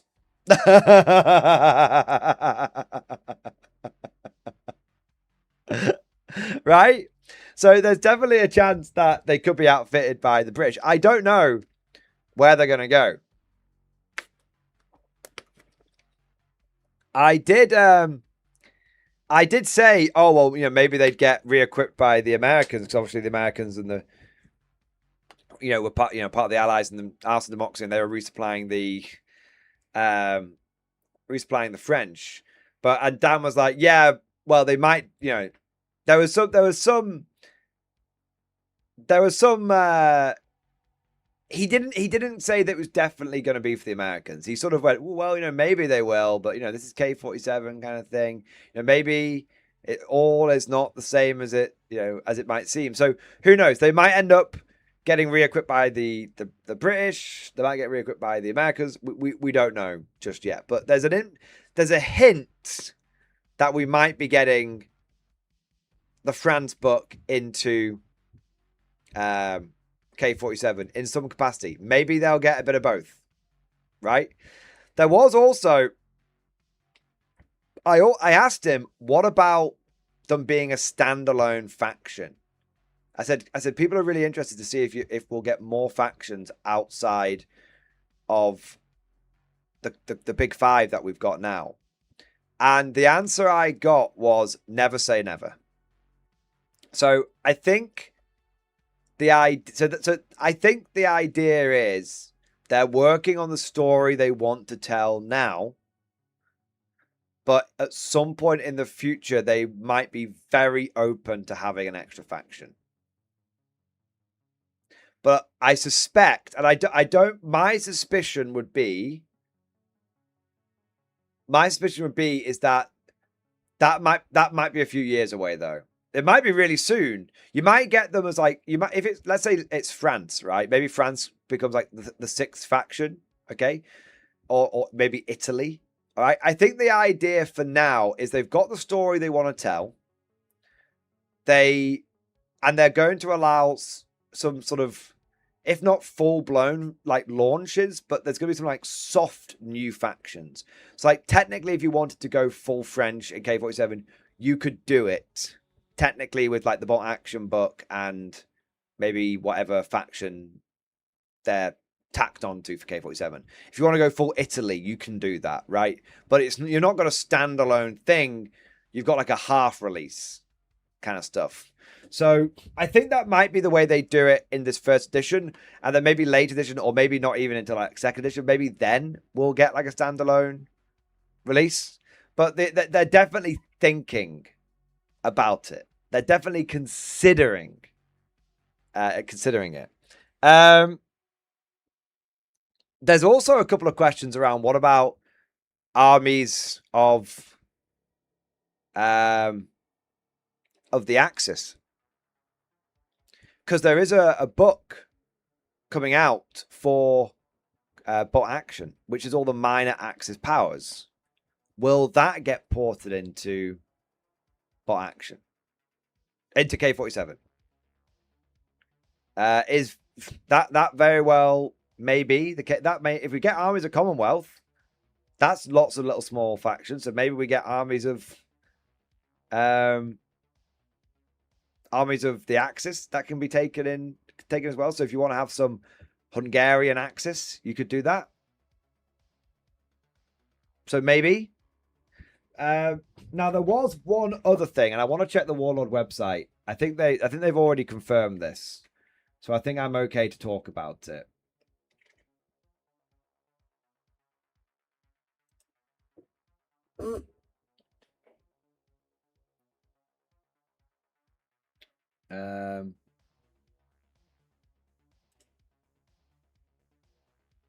Give me a second. I'm just checking it. Okay, yeah, they have confirmed it. So we'll take a look at this Warlord article here so we can get the information right from the source, from the horse's mouth. So what we want to mention, so this is something that was mentioned on the open day, but they've confirmed it in this article right here. So I think it's worth going through this. I think it's worth going through this. I think it has a lot of relevant information in it. So this article is supposed to be published on July 6th after special bot action talk from author Alessio Cavatore at the grand opening of Warlord Games Wigan. However, the day proved to be incredibly busy. There was a lot of people there. With so many people crammed into the building, and there was no chance of giving the talk. We've therefore brought it forward to make sure that everyone gets a chance to hear the good news. In brief, it's full steam ahead for the future bot action, including the first look at the next book in the Armies of series. Read on for more. So, yeah, one thing I just want to say is Warlord Games is experiencing, let's just say that they're crushing it at the moment. There's a reason why they're being able to like produce so much in like plastic. There's a reason why they're able to produce so much with like K47.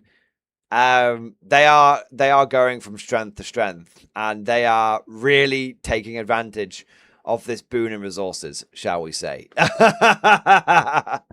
Yeah, so they're snowballing a little bit. Yeah, I think they're snowballing a little bit. So yeah, let's hopefully we're going to see them get more and more and more and more success. But yeah, it's looking good. It's looking good. Anyway, just it's worth mentioning. Like, if you're someone who's looking to get into a war games company and you want to be confident that company's going to be doing gangbusters, I think Warlord Games, you can cash in on that confidence. Yeah. Armies of France. When the Armies of the British Commonwealth lands in this month, Armies of France pre-orders will begin. This one has been eagerly awaited and is shaping up to be an absolute corker of a book, covering the French army of 1939 to 40, the Vichy Armistice Army. So if you want to play the really naughty Frenchman, you can do that. And Free French Forces. It'll be accompanied by an awesome new plastic infantry kit, which will be revealed in the coming weeks. I know what that infantry kit is. I can't tell you what it is.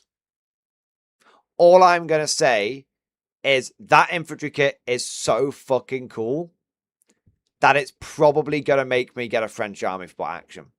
And I always said I wouldn't get a French army. I was like, no, I'm a proud Britishman. But it's very, very, very, very cool. It's something I don't want to say too much because I don't want to give the game away, because obviously Warlord, if they wanted to announce it, they would have announced it here. But it's something that's missing right now. Is the hint that I was given. That's the hint I'm going to pass on to you guys. Much like Armies of Italy, this is a huge upgrade on the previous book, letting you field French forces in far more depth than ever before. Armies of France is the last of the big nation army books covering the major belligerents of World War II. However, there are still plenty of the nations out there, and that brings us to Armies of Europe. So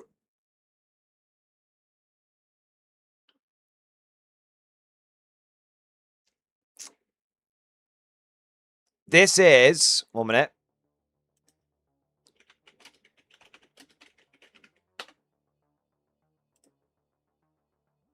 Nope, not that one.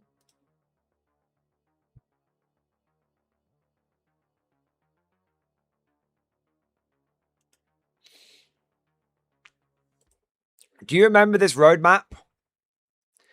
Do you remember how everyone was trying to guess what this book was?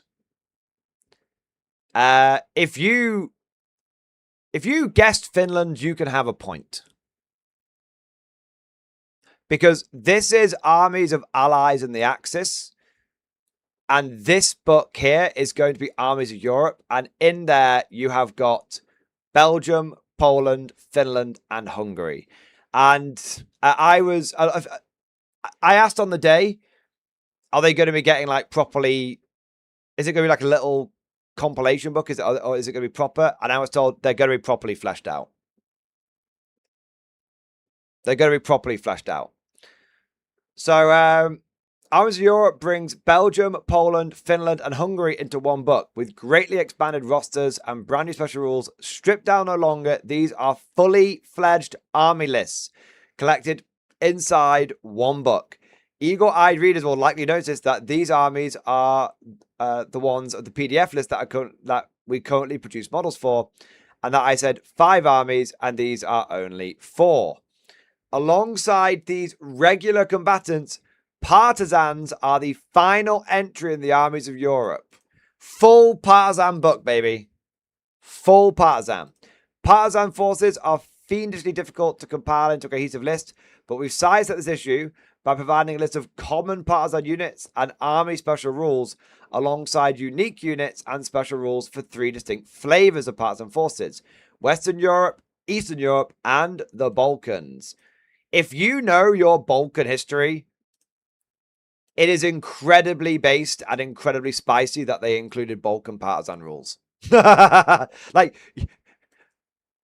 the French resistance look like fluffy bunnies in comparison to the goddamn Balkan partisans. Yeah. Everyone goes on about, oh yeah, the Soviet partisans were so much, was so much worse than the French resistance. And it's like, yeah, the Balkan partisans. It makes for very difficult reading, and if you want grim dark, this is where you get grim dark. Yeah. Oh my god. So but the thing is, I know we're memeing a little bit, but I actually fully support Warlord in engaging with this, with the Balkan, with all the partisan stuff and the Balkan stuff. At the end of the day, Warlord, they always say it's history, right? It's history. They don't shy away from it. They cover, they have like the SS for the Germans and all that kind of stuff. At the end of the day, this is a historical war game, and the more of that history that they can bring into the war game, the better. So I actually want to, give Warlord games, I want to wank them off a little bit. I want to give them a little bit of a well done, because, in what seems like a world where so many companies are afraid to touch like spicy topics and are afraid to, that they want to like tone themselves down, everything. I applaud Warlord for not giving in to that and just for going, nope, these guys existed. There's history here. These were, these partisans were an important part of World War II. We're going to cover them. So yeah, I think it's good. I think it's good. I think it's absolutely the right approach. And I think it gets a lot of respect from me. Yeah, I'm glad that they didn't pull any punches with this. So excellent. Now, a couple of things to mention here. Armies of Europe covers some of the nations who currently have free PDF rules. What about the others? Well, first off, we're going to give these, and we're going over these and giving their PDF some love, turning them into something much closer in scope to full armies of books. However, they will remain free PDFs in this new form, and we aren't currently planning to make books for them. So basically, if you're the free PDFs that exist, they're going to give them a makeover, and they're going to remain free. So basically, if you're getting a book, you lose your free PDF. If you aren't getting a book, you're keeping your free PDF, but they're keeping it up to date. I think that's very fair and reasonable. Yeah. Yeah, I think that's very fair and reasonable. It's kind of like if GW went over the Renegade factions for Old World. Yeah. So yeah, I have to say that's really, really, really, good guy warlord. Good guy warlord. I think that's really good. The reason for this is simple. As we don't produce models for these nations, it doesn't make sense from a business point of view for us to do full-scale books for them when they don't have the necessary supporting kits. Of course, all that could change in the future. Basically, if Warlord keeps doing gangbusters, if we keep supporting them, if they keep absolutely crushing it, then they're going to make more factions. Yeah. We're also excited to announce that some new nations will be joining the PDF roster. We don't have an exact timeline for when they or the updates will arrive. We've already started the writing process of very exciting armies, including a couple of returners from previous editions and one that's brand new to action. Now, I genuinely don't have any information on this. If I was to give you my best guess, it would be China. China will go stronger. If they make China an option, I will absolutely get a Chinese army, 100%, so that I can just quote Command and Conquer generals constantly throughout battle reports. Yeah. But I have no idea if it will be China. I know that there's been some... I know that Warlord has kind of been... I know at the open day, like 2 years ago, they were toying with China. They were sort of throwing it around a little bit, but I don't know. That's the only reason why I think China. That a couple of years ago they were kind of thinking about it. Yeah. So I do hope that I hope it's China. I think China would be cool. I guess the big question is: do you collect communist China, or do you collect nationalist China, or do you collect both? Yeah. That's the which side you come down on. Yeah.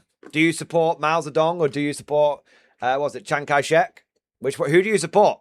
If it is China, that's the question. Or do you get both and make them fight it out?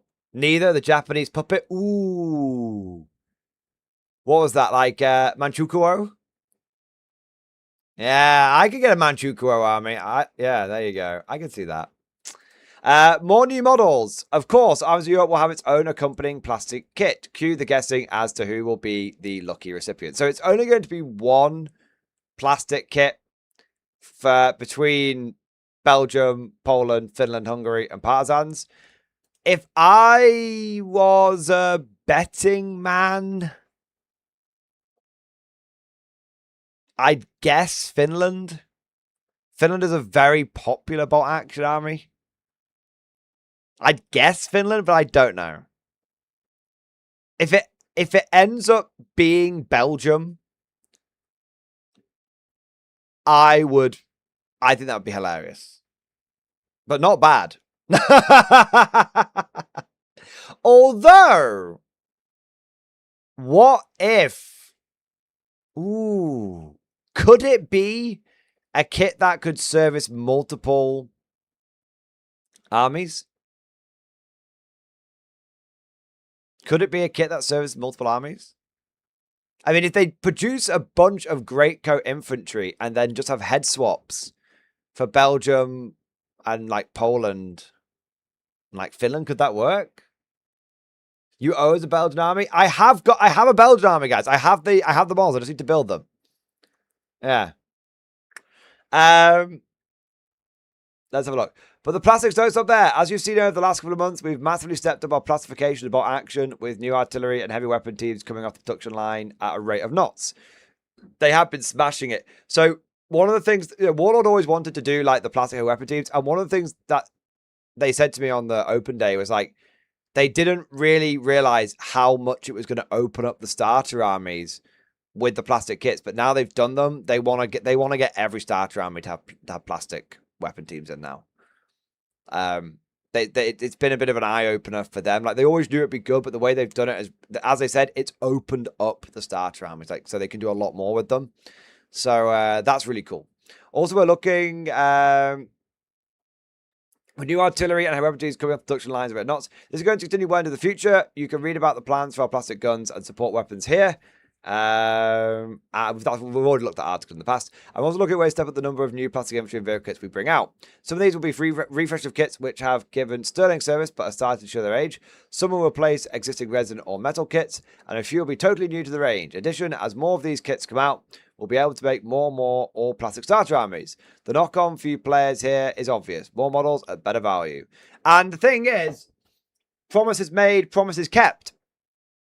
Because remember, when Warlord brings stuff out in plastic, the price goes down. They have been consistent on delivering that. Think about the what's happened in K47. Think about with like the Totem Core, for example. Think about what's happened with the weapon teams. Like it used to be that you got it used to be that the metal artillery was it what was it like 20 like £23 or something, and now it's like 19 or something. So they have I can't remember exactly what the prices are, but they've not deliberately, they have consistently delivered on that promise. Did you ask when they're going to do Winter Service? I didn't, unfortunately. And after all that, we've got a very cool and very large project plan for giving you even more ways to play bot action over the next few years. But you'll have to wait and see what that one is. We absolutely encourage wild speculation. Rest assured, it's looking like a lot of fun. I have no idea what that is. Okay? I have no idea. Now, one thing I do want to... So that's all very exciting news. And that's excellent, right? That's all very exciting news. There is one more thing that I want to mention. And it's kind of bot action, kind of K47. So obviously there's a lot of us who want basic infantry for bot action to be more viable in K47. And Warlord Games has sort of been a little... I think they've been a little hesitant on this because they don't want like the normal dudes to overshadow the fucked up mutant dudes. Because again, one of the problems of K47 version 1 is that it was always better just to take basically pure bot action stuff, including infantry. It's so much more efficient. So, they're a little hesitant because they don't want everyone, they don't want to be K47 games to look like just bot action games. They want K47 to feel and look like K47. So there's definitely a little bit of hesitancy there, but I think they're getting over that. And one thing that was said to me was,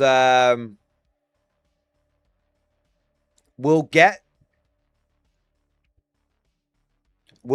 to the and I don't know if it was sort of said. I can't tell if it was said in jest or if it was said because it was like they sort of said it and then laughed afterwards. They're like, "We'll get to the basic infantry if we get the upgrade kits for them."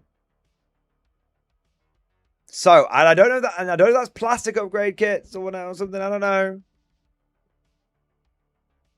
know. So maybe it was like they're planning on doing them in the future. We do know they're doing a lot more plastic stuff for K47 in the future. And I have talked about doing upgrade kits like a year ago at the first open day. They did I did mention like, people really want the basic infantry. They said, well, maybe we could like do 24, how you get like 30 bolt action infantry in a kit in a box right now. They're like, what if we could do like maybe 24 infantry, but then the sprue that's missing would be the upgrade sprue or an upgrade kit for it. Like that was an idea that was tossed around like a year ago. So they could have them they'd be in like the right boxes and everything. And you could have like your German sort of grenadiers, but then have like gas mask hats for them and stuff like that. Yeah. So I don't know. I don't know. But definitely, it sounds like conversations have happened. Ideas have been thrown around. Maybe there's things in the works. Maybe that's something we see in 2027. Maybe. There is one thing. I think, one of the things that was mentioned to me is, this was also sort of mentioned, like, because I sort of, there's a couple of people talking to me about this at the same time, so I'm trying to sort of remember everything. One of the things that was mentioned was that they sort of mentioned, yeah, if we could get the plastic upgrades for them. And then someone was like, yeah, you know, for like it'd be great. They said, yes, it would be great to have like the Shibiru rifle guys in plastic or the Grenadiers in plastic. But again, it was an if. It would be great if that could happen. It would be great if we could get that done. So I don't know how firm this is. I don't know how firm it is. I don't know how dedicated they are. Right now, I would take it as very much rumor and speculation, not definitely confirmed plastic Grenadiers, definitely confirmed plastic Shibiru rifles. Right? Like I wouldn't take it as confirmed. I'd take it as it's a solid maybe, Captain. But the conversations are happening, so there you are. Now, there's one more bit that I want to look at, and then we can catch up on some super chats and stuff.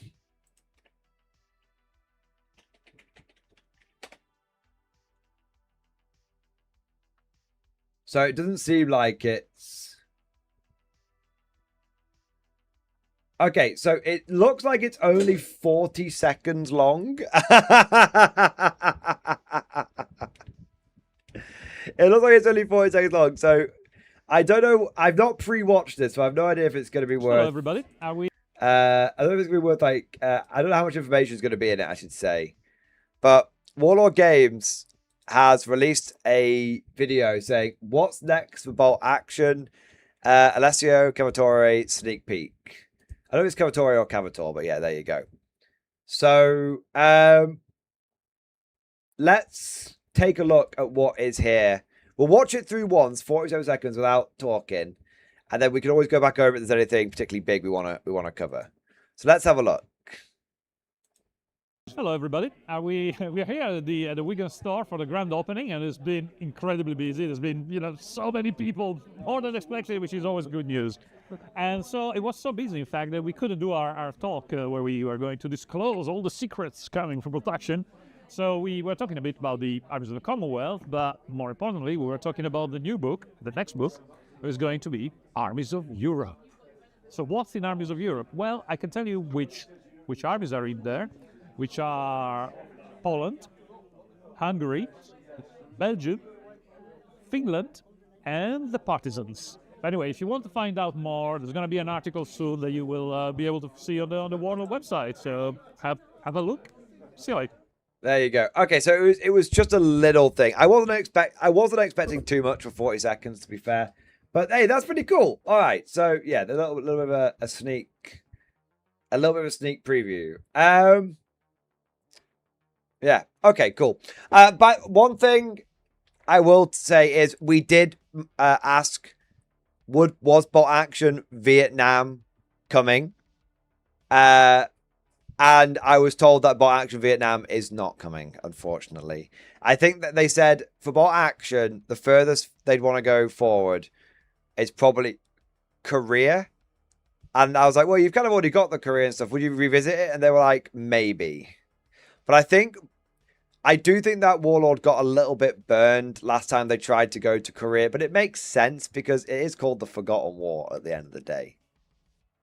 So, yeah, I wouldn't blame... I think I wouldn't blame them if they stuck to Bolt Action World War II. Yeah.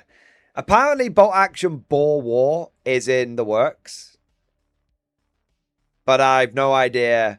That's been in the works for, like, years at this point. Apparently, they're trying to build it so you can play Boer War either with Black Powder rules or with Bolt Action rules. So if you want like a smaller scale battle, you do Bolt Action rules.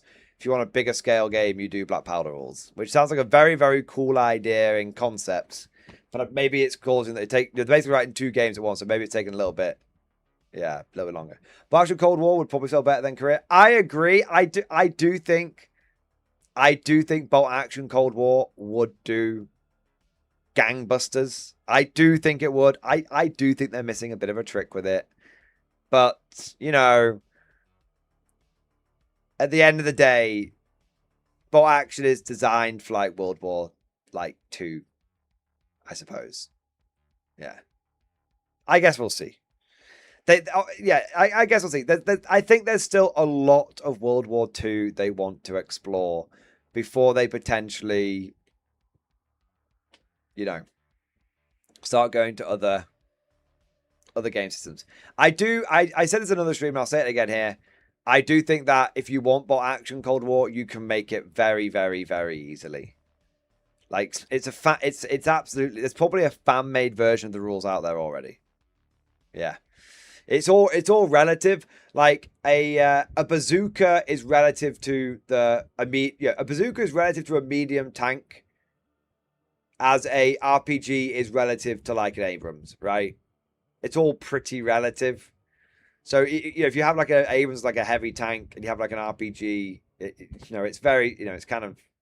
Do you know what I mean? Do you know what I mean? Like, it's so you can essentially play bot action Cold War already, just essentially proxy a bunch of units. Yeah, the only thing it means is models. Yeah, exactly. That's it. Yeah. All right. Which, yeah, folks want epic scale Cold War, use Fireteam Yankee models. Exactly. All right, but that, I think, just about covers all of the sneak peek information and inside track that I have from the Warlord Open Day. If I remember anything else, I will share it with you. But I think that's everything that I was able to glean. I was able to pump out of the Warlord staff. They were quite forthcoming, but there was a few bits that they wouldn't confirm, or if they did confirm them, I couldn't quite say them out loud just yet. Rest assured, I think those of us who are big Warlord ball washers and big Warlord fanboys, I think we have a lot to look forward to. I think that bolt action is doing absolute gangbusters. I think Conflict 47 is doing absolute gangbusters. I think that Warlord is going from strength to strength.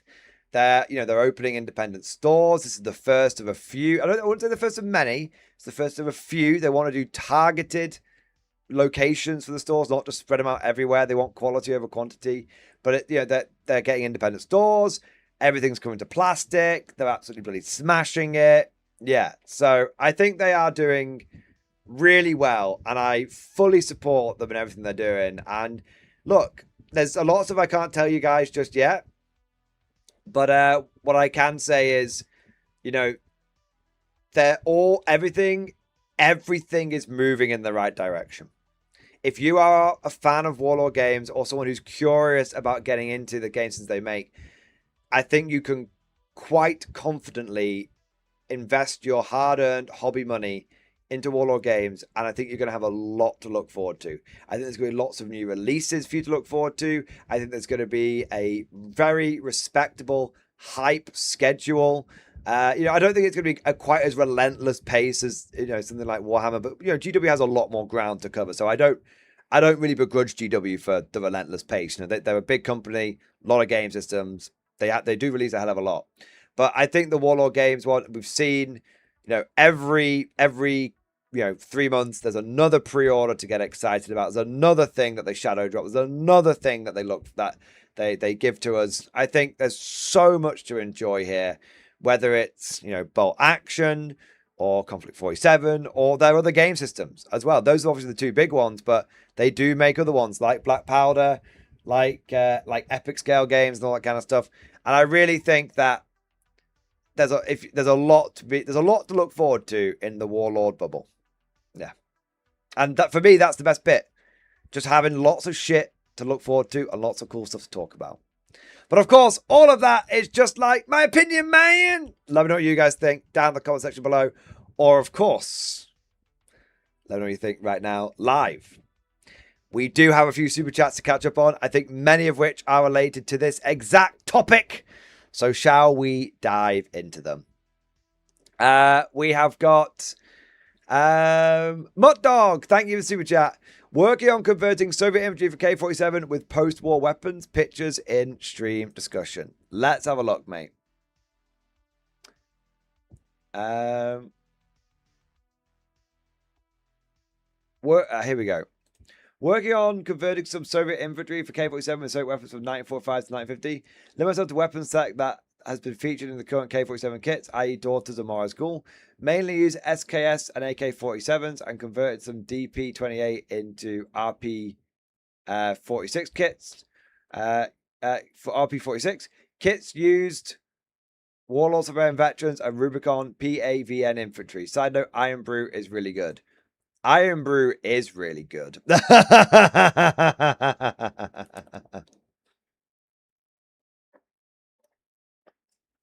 Iron Brew is really good. Yeah. Nice. That looks cool as fuck, man. Yes. I love it. Getting those SKSs everywhere. Loving the loads of PPSHs. Nah, I mean, those SKSs look excellent, man. I tell you what, it does make for the advantage about the old Soviet infantry is that you can put whatever weapons you can find in their hands. Yeah. Yes, AK-47s, baby! AK-47s for everyone! Yes, I love it, man. Excellent stuff. Excellent, excellent stuff. All right. What have we got next? Chicken Detonator, thank you for Super Chat. Japanese Glider Company. Japanese Glider Company ready, sir. List and pictures in stream discussion. All right. 2. Rukagun Shoza. I can't say that. Right. Sir, I have the honor to report that the company stands prepared for immediate glider-borne employment. All 4 glider infantry squads are at full strength, with weapons inspected, ammunition distributed, and section leads briefed on assembly procedure following landing. The men understand that speed, silence, and firm discipline will decide the first hour on the ground.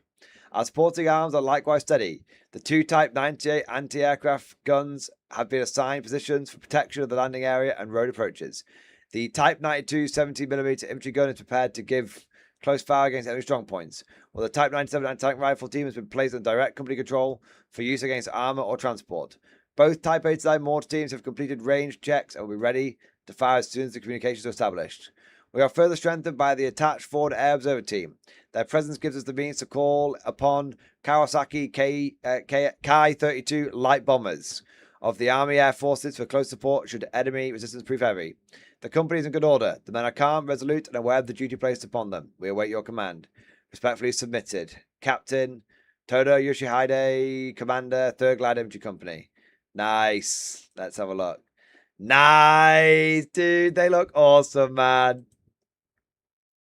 I love it. I love the big anti-tank rifle teams, yeah. I love the gliders.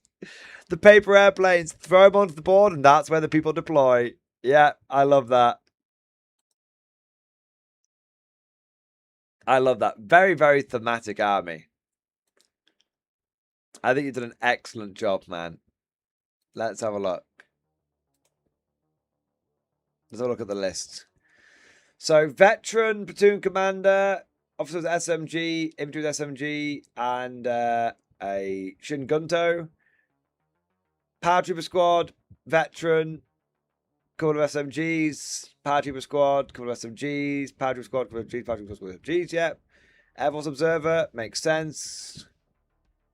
Anti-tank rifle team, yep. Light mortar team, yep. Light mortar team, yep. All veteran all the way, of course, of course. And then the artillery platoon, 2 Type 98s and the Type 92. Nice. It's the Type 92, it's the little chode gun, isn't it? If I remember correctly. Yes. Praise be the chode gun. Yeah, I love this thing, man. Excellent. Excellent stuff. I love it, mate. Dude, awesome. Awesome, awesome, awesome. I love it. All right, what have we got here next? Sir Newbie, thank you for Super Chat. The 3rd faction during Invasion America in stream discussion. Fuck's sake.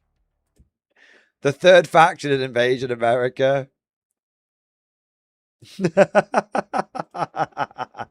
Agak, agak, agak, agak. Fuck's sake. Mars Attack's brilliant, man. Alright, there we go. I can confirm it is not Martians, unfortunately. Cosmic Drew, thank you for the super chat, man. When will Warlord fix my twin super bazookas? When? I'm sorry, Cosmic. I have been reliably informed they aren't going to fix it. And I have been reliably informed that if you keep asking them about it, they're going to nerf them on purpose.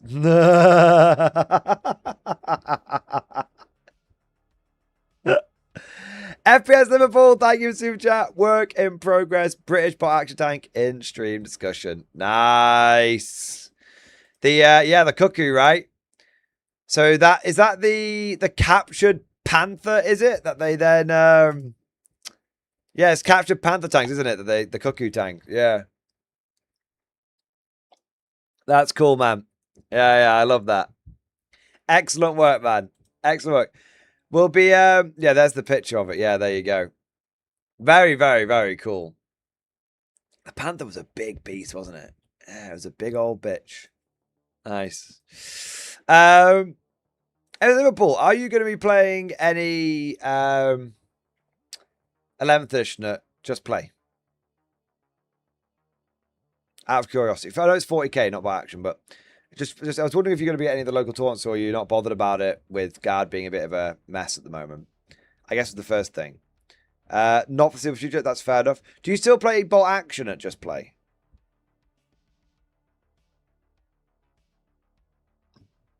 Because I know you play Bolt Action, but I don't know if you play it at Just Play or if you play it somewhere else. Is it every Monday? Interesting. Okay. Interesting. Okay. I don't know if I can... What time do they do the games for Bot Action?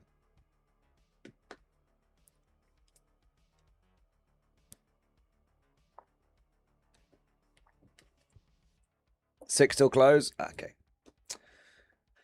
Yeah, I'm not sure I'll be able to... Because I might not be able to go every Monday. I appreciate the information. We might end up getting... We might get a game in. I do already have a game night on Tuesday, and I don't know if I can have 2 very late streams in a week, but maybe every so often I could pop down. Yeah. Oh, interesting. Interesting. Well, thank you for the information. I will keep it tucked away in my brain pan. And love that you're playing the game. And I love the cuckoo tank, mate. Awesome stuff. All right. Lower Decks, thank you for super chat. Parenting 101. Check stream discussion. Sir, the locals here in Dust Falls are sick. Jenkins, wearing his sandwich board with I love Arbeits, was soon swarmed by little tykes, scamps, and likely lasses leaving their school. Several knives were soon stuck in his boarding, and several rounds were discharged his direction. One young hero tried to kick him in the unmentionables, but was met with the steely determination of our dynasty. Some people say you shouldn't hit kids. It's unfair. I always say, in war, who fights fair?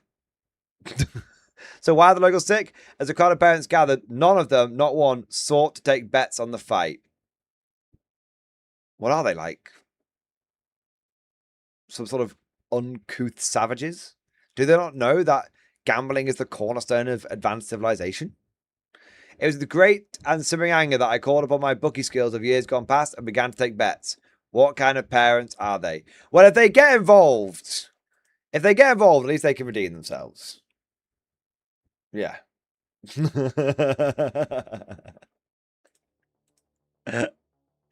There you are. What have we got next? James Homer, thank you for super chat. GW stopped selling most of the old war battalions. Is this new or old news, and is it bad? It could be beef.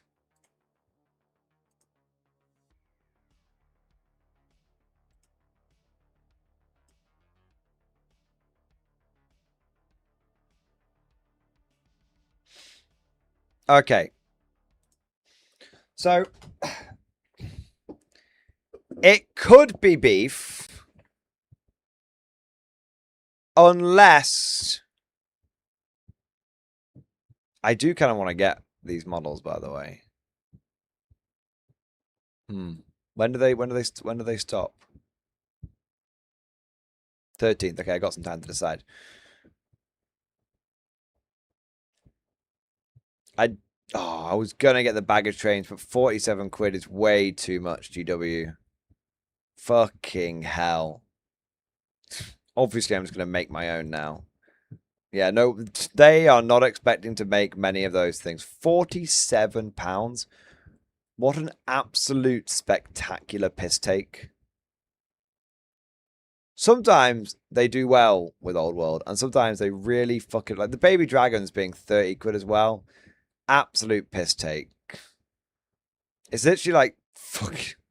Anyway. Going back to...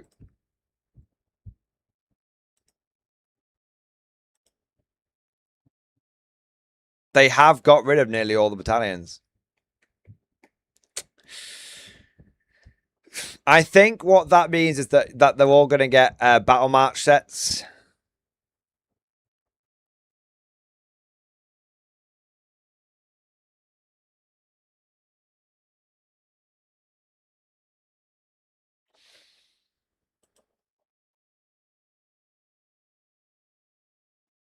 So,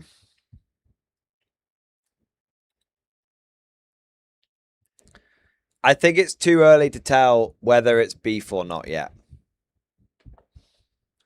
Because on the one hand, the battalions were a very good deal.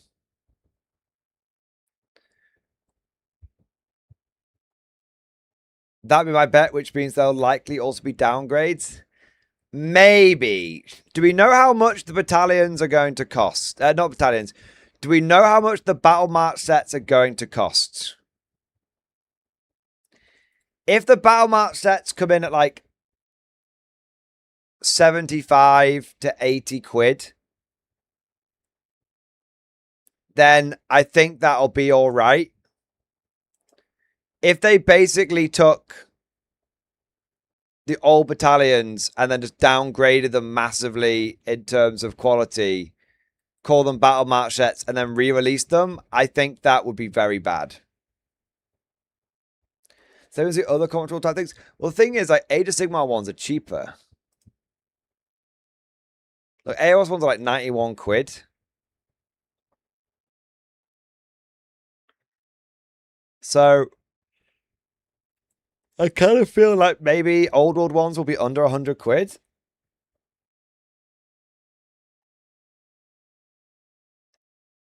It will not all of the battalions were amazing. Like some of the battalions were better than others. So I'm not totally against the idea of the battle marches as long as they're not dog shit. My concern, I have two concerns. Firstly, why not have both? Why not have battle marches and battalions? Why not have battle marches as where you start, and then battalions could be the second box that could get you up to like a full army, or nearly a full army, right? Like imagine getting an Empire battle march and then just supplementing it with an Empire battalion. So I don't know why we always have to pick between one and the other. Why can't we have both and have box sets which we can build as a stepping stones to getting a full army? So that's the first thing. Secondly, the starter set. 1 minute, I want to check this.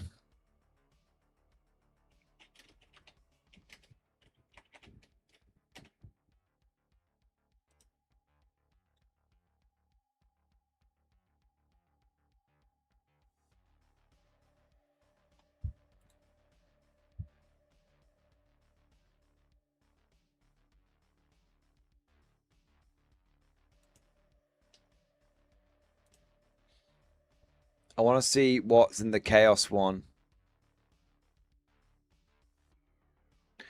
Okay, I might have a little beef on this.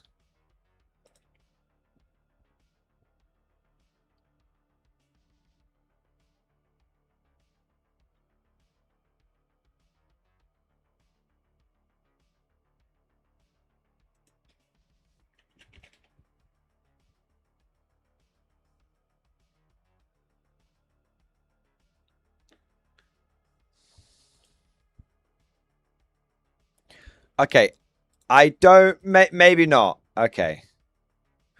So, the concern that I had with the battle matches is that they're putting characters in them. One of the advantages of the battalions is that they didn't come with any characters padding out the boxes. And that meant that you could buy multiples of them without getting a bunch of spare characters. It looks like the battle marches are coming with characters. So you've got the Shigengan Lord here. And you've got the Sorcerer here. So there is a little bit of beef there because I do think that, you know what I mean? Like, I do think that maybe it's better when the box sets don't come with characters. Maybe. I guess it depends, right? Like, Sorcerers, I guess it depends. I'm 50-50 on it. I kind of, honestly, I kind of just wish that I didn't have to, I wish it wasn't one or the other. I really wish that we all got battle marches and we all got battalions. Why pick? Why not have both? I don't get it. Just have both. Have battle marches, have expansion sets, have battalion sets. Just have a series. Now, some people might say they don't want, you know, like, they don't want you buying an army at a reasonable price.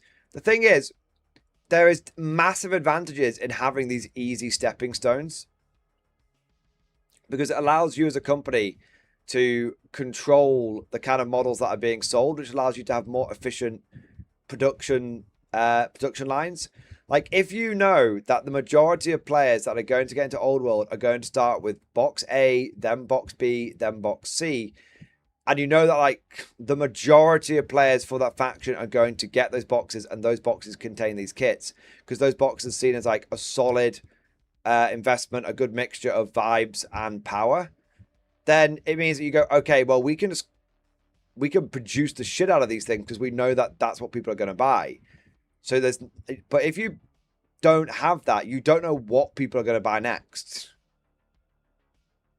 Yeah. So I think this is what I've said for a long time with the Guard. If you look at the historical boxes that GW released for the Guard, like the Start Collecting, then the first Guard Combat Patrol, then the second Guard Combat Patrol, the first Christmas box set, the second Christmas box set, the latest battalion that they had. Like, if all of those boxes existed, 90% of every new Guard player would just get one, then the other, then the other, then the other, then the other. And they just follow this pathway.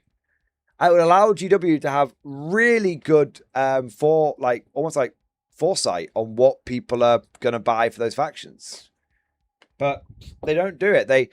They don't have a clear pathway for new players.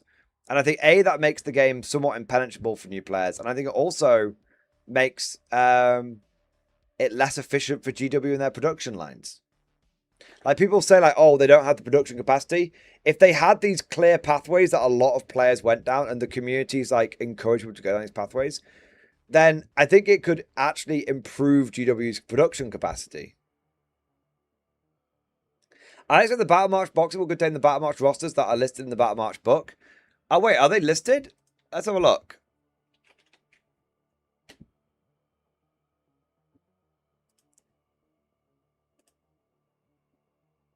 Is that in the...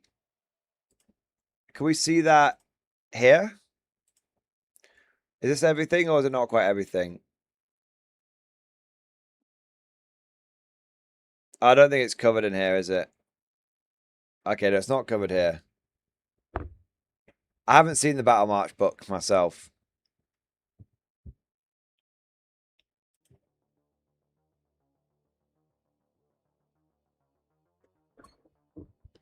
Need to watch one of the reviews? I gotta have a quick look.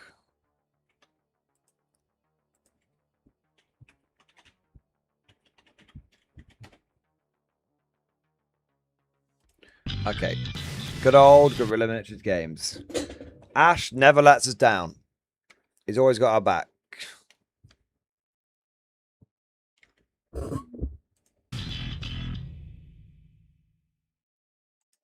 Flag, King is dead, Trophies of War. So, Bestigors.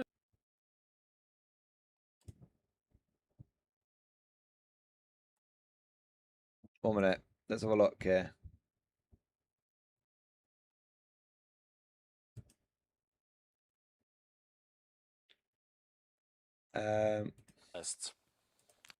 So this would be the Empire one. Brick Estate troops, handguns, archers, flagellants, outriders. Okay, not a great army, but not a terrible one either. The flagellants are a bit of a bold choice. Orc one, Orc boys, Boar chariot, and some wolf riders. Yeah, that's also fine.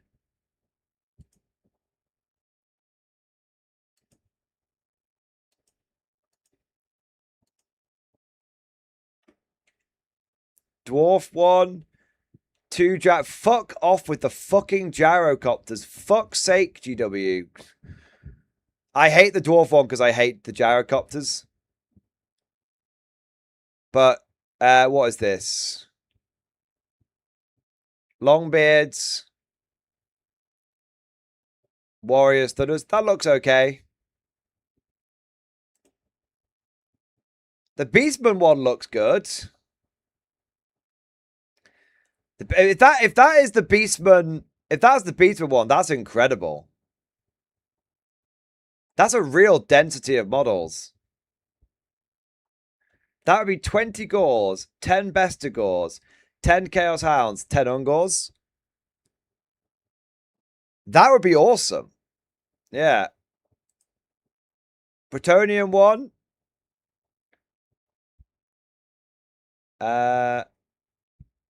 Knights of the Realm on 10 Knights of the Realm on foot. So a box of Knights of the Realm on foot. 8 Knights errant, 8 mounted knights, 12 men at arms, 12 peasants. I mean, you're never gonna the low numbers of peasants is a bit, but it's not great, not terrible. The high elf one is utterly dog shit. 10 Sea Guard, 5 Reavers, 5 Shadow Warriors, a Tyrannok chariot, and a fucking bird chariot. Yeah. If that is the battle march that replaces the High Elf Battalion, that is actually tragically shite. If that is. It's a big if.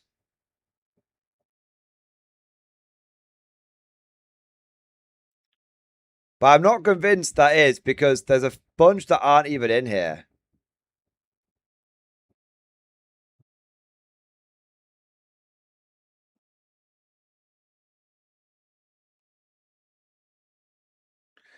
I'm not convinced that is going to be the case, because there's a whole bunch that are missing. Like, where's the Cathay one? Where's the Warriors of Chaos one? We know what those are.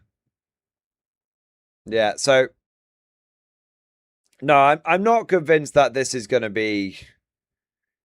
I'm not convinced these are going to be it. And also, the Dwarves Battalion is still there, so it implies they're not getting a Battle March box set. So,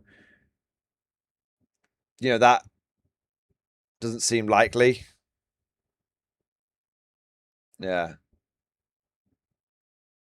High Elf 1, new character. Could be. High Elf Noble model? Maybe. The Trident Spear? Yeah, maybe.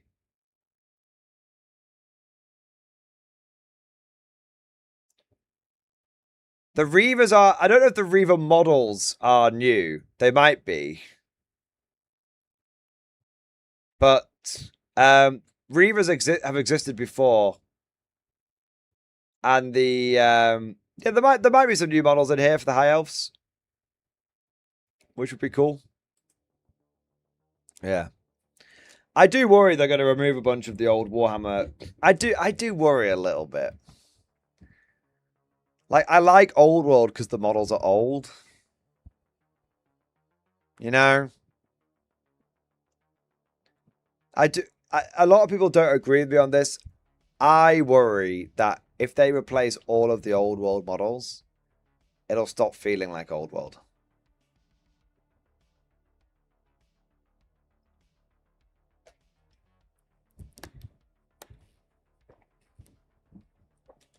Yeah. I do worry about that. But I know I am an old-ass player, so, yeah. Not supposed to, they'll probably jack the price up too. Yeah, I think if GW does that, I'm gonna, yeah. Yeah.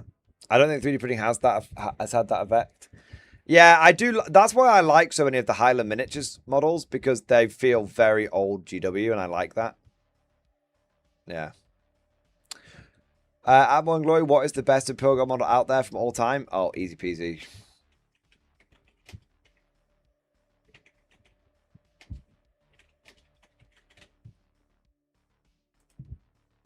It's not even a question, mate. It's not even hard. I just have to find the model.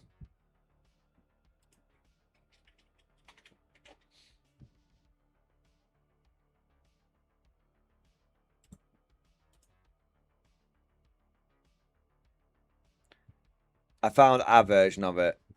I'll see if I can find another version.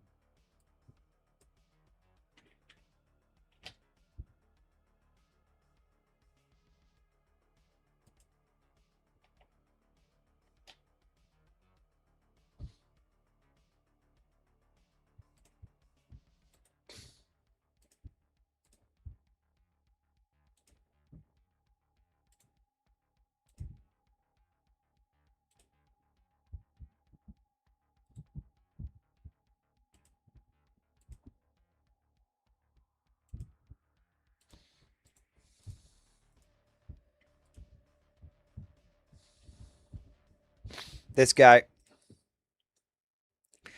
This is the most Imperial Guard. Not fuck this picture here. Forget this.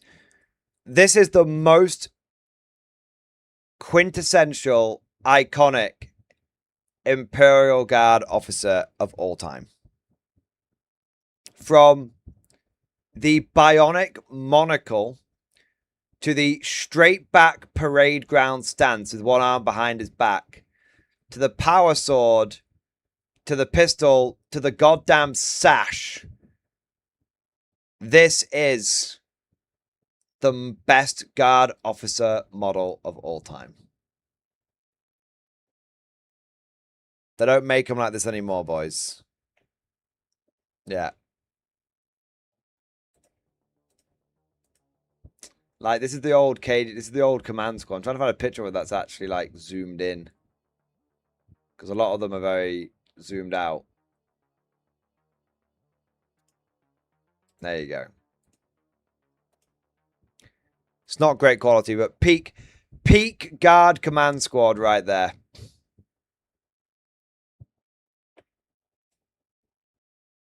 They've never improved upon that. It is perfection.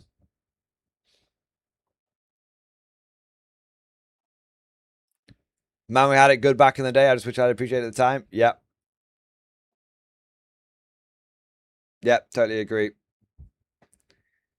I feel so lucky that I grew up in the era of Warhammer that I grew up with.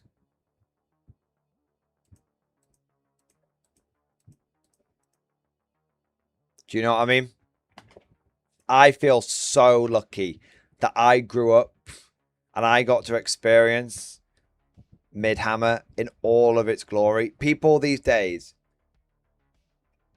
they have no idea. And it's not rose-tinted glasses, guys.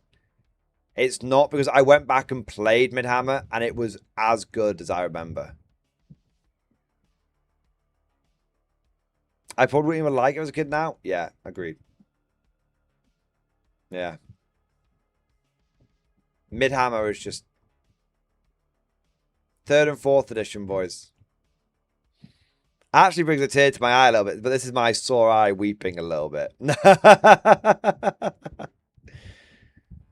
Yeah, man. The old ways.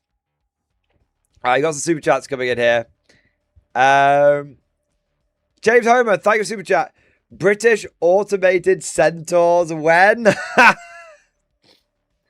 I've not heard anything about any British automated centaurs, unfortunately.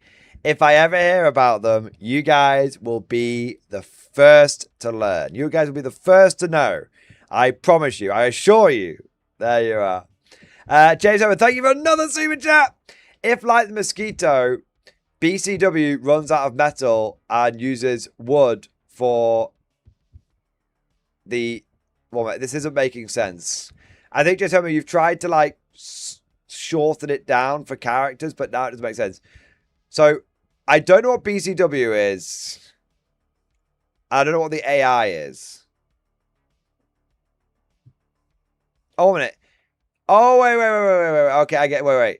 If, like the mosquito, the British Commonwealth runs out of metal and uses wood for the automated infantry, and the Rift brings organics back to life, we could have treants. Side note, Lord of the Rings draft was finished in 1947.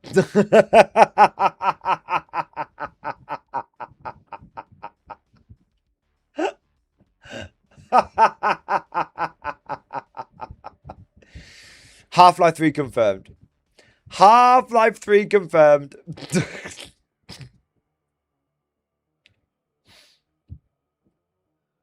Half-Life 3 confirmed, man. There you go. Treants go hard. Right, let me have a look here. I love that, James Homer. It took me a second to get it, but yeah. What have we got? Grim the Project. Brother, question. Do you like the Scrungaloids? So, I have only heard of Scrungaloids once before. And that was on a Discourse Minis video where they were like, oh yeah, Scrungaloids got nuked by GW for copyright. And a lot of people were being like, oh, that's bullshit. GW fucking lawfare bollocks. But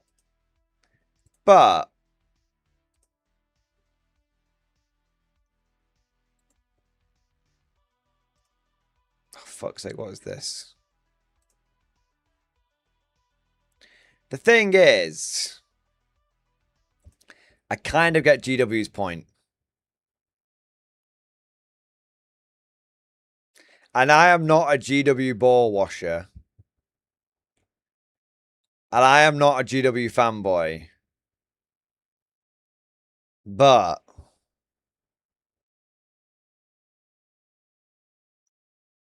I could understand why they weren't happy with it.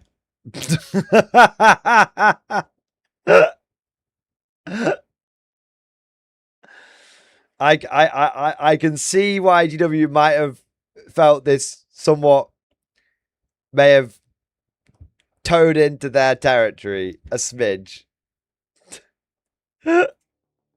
So I don't know how sympathetic I am to the Scrungaloid cause, if I'm going to be honest. Other than that, I don't know anything about it. Yeah, to be honest, Grim. Commander HHL, thank you for the gifted membership, baby! Thank you for the support. Thank you for doing your part.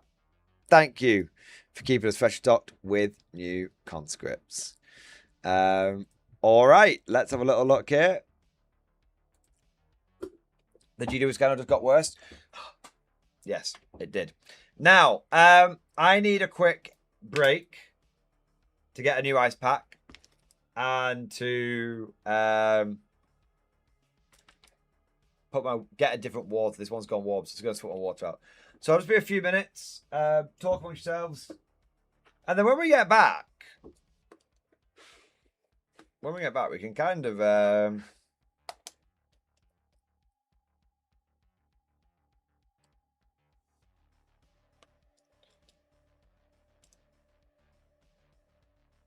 we can kind of talk about anything you want. Basically got like an hour free. An hour free. Just chatting, talking about anything. We've covered all of the topics. Covered all the topics for tonight. So really, it's whatever you want, baby. Whatever you want. All right, I'll be back in a moment. I'll be 2 or 3 minutes. Talk amongst yourselves. It's very, very warm in this room.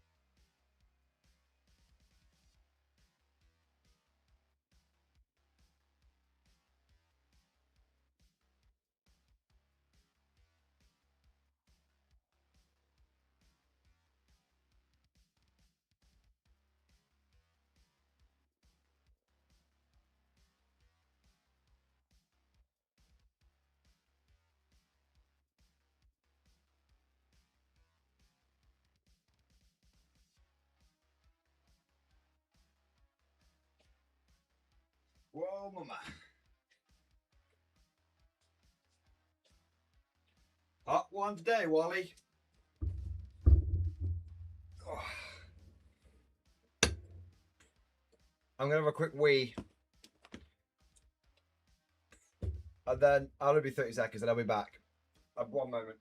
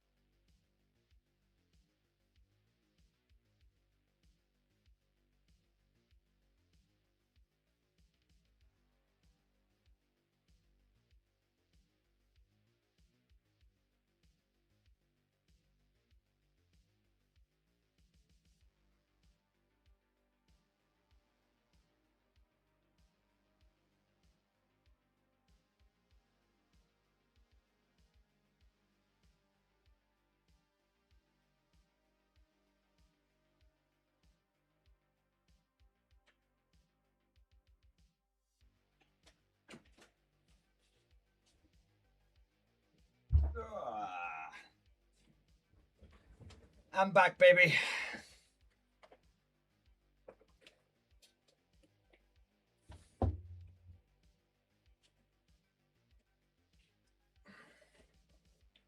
Oh, yeah. Oh. You'd think the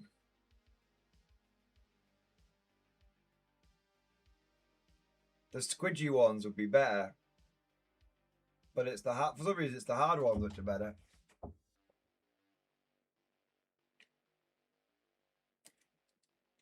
It's not like frozen, this one. It's not had that much time in the freezer. I'm sort of cycling them out. To be honest, I could probably get away with not even bothering. But I said to Mrs. Mordy, and she's like, it's not that bad anymore, is it? I went, no, but I want to keep doing it. So, you know, when something's getting better, you keep going to make it get better quicker. You don't ease off. You know. Did I miss the color energy? I haven't discussed the color energy. I haven't dismissed the color energy. If you guys, I can do that. Yeah. No, not really, BK. Honestly, not really. Like I said, it's 90% better. Truth be told. I'm just sort of doing it when I don't even really need to now, just to absolutely make sure that it's cured. Yeah. So no, it's not really bothering me. Sounds like pink energy. It's sensible. You know what, actually? It's very sensible blue energy. You know, we see the cure through to the end. We don't ease off halfway through. We keep, you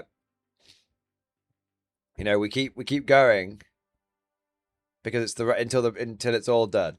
Well, all eyes on you. Hey, hey, love it. Yeah, love it.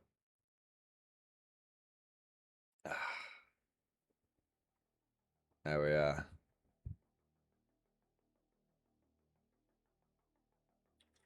I realise that these sound alerts haven't been on in tonight's stream, by the way. That wasn't intentional. I was doing assault cast with Simon, so I turned them off and I forgot to turn them back on, basically. But don't worry, I have done them all. They've come in. But if you've been wondering where the sound alerts are, it's not a change. We're going to bring them back. I know you guys like them. I'll just turn them on for tomorrow's stream. I'm just being a knob? Nah, you're not, man. You're being fine, BK. You're being absolutely fine. All good banter, all good humour.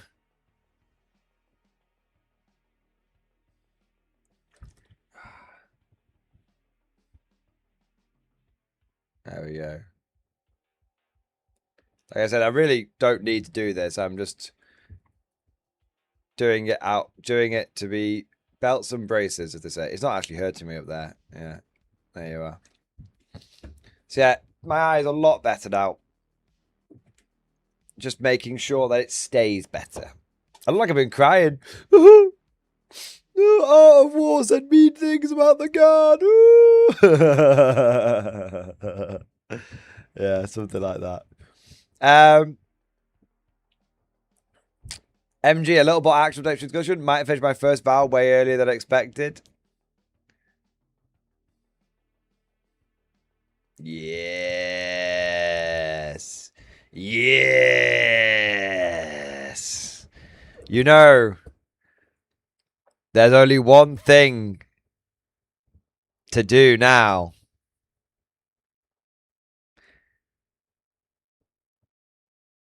You know what you have to do. You have the strength to do it. I think it's time. We've had one wave of Australians. Yes. But what about second wave of Anzacs? Conflict confirmed, baby.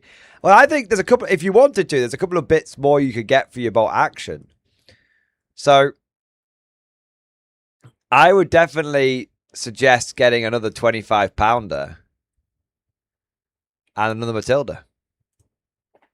They're not essential. Well, you kind of need the Matilda because you need 2 tanks for an armored platoon. Although technically you can use the carrier in there, it's just not allowed to transport anyone. But yeah, I think, you know, a second Matilda would go very nicely. And you don't need an extra 25-pounder, but you can't go wrong with an extra one, can you?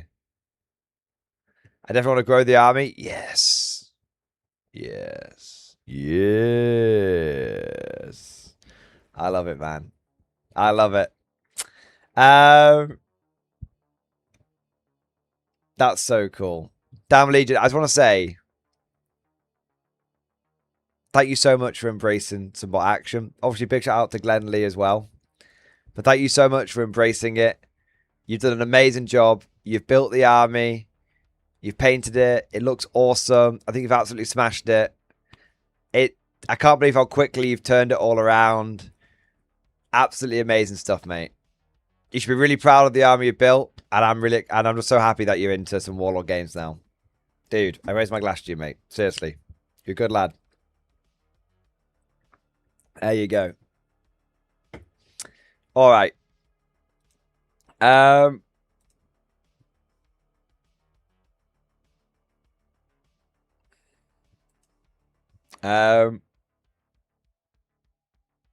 you go.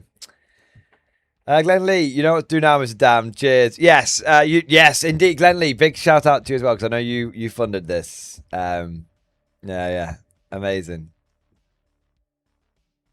I've come back. Someone told me Damn Legion was here. Oh, so brother. It seems like all the we've got like a little Aussie sub community.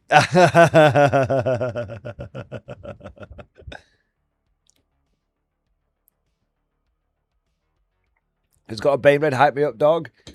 Baneblades are really good right now. They're probably one of the best units in the guard. There you go. Hype!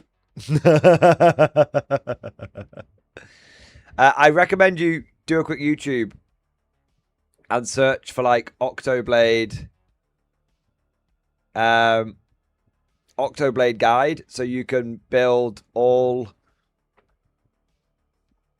8 variants from one kit. Yeah. That's my recommendation. Down Legion, your excitement for bot action / K47 is seriously infectious and it's hooked me in. Thank you for being you, MG. 07 to HHL and Glenn Lee. Dude, I just talk about what I am excited about. There's no manufactured hype here. There's only organic hype. So big shout out to you, HHL, Glenn Lee, and all of the other MG Anzac community. There you are. There you go. I can cover both bases there with the Aussies and the New Zealanders, the Anzacs. There you go. You're all it's the MG Anzac community. Yeah.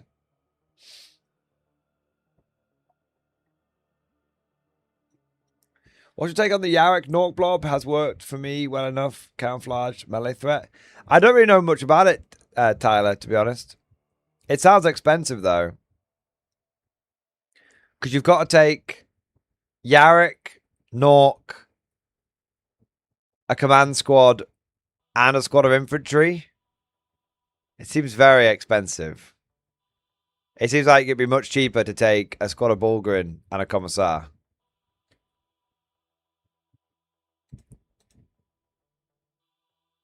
Yeah, like Yarrick's 130, Nork's 60, command squad is 65, infantry squad is 75. It's 330 points. It's quite expensive. It's 90 points more than taking a Ogrin, a Bulgrin squad, and a commissar in the Abhuman detachment.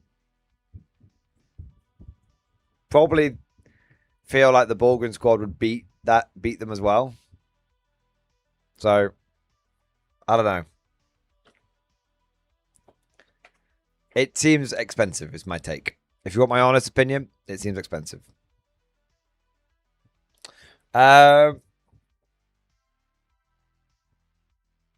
have a look here.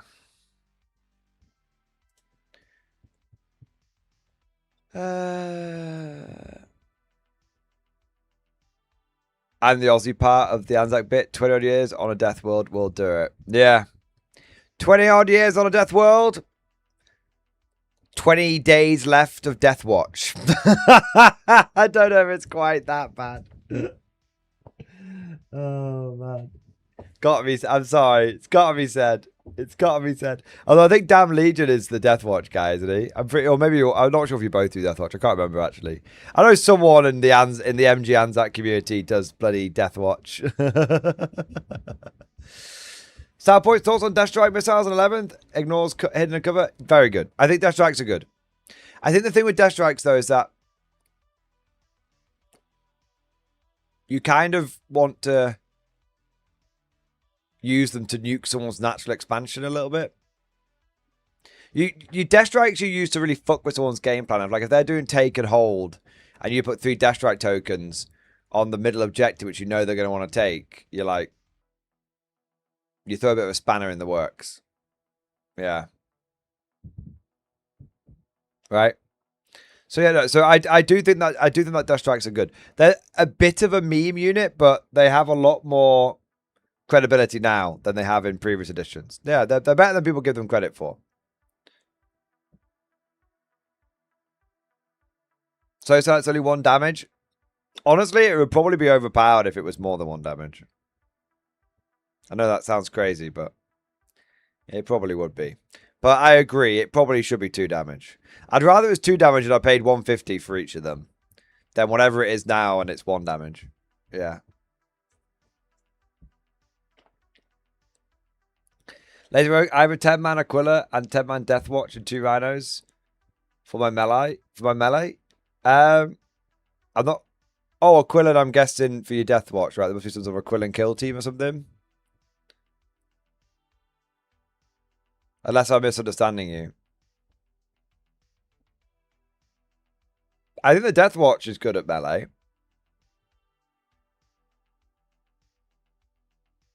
But I'm not sure if you're talking about in a Death Watch army or if you're talking about like something allied into a guard army or something. Via like agents or something. Yeah.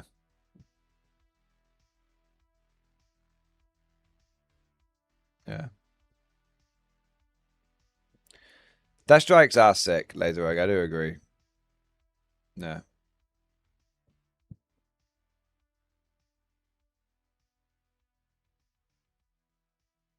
Meme is notably a few letters and some rearranging from Dream. It's true.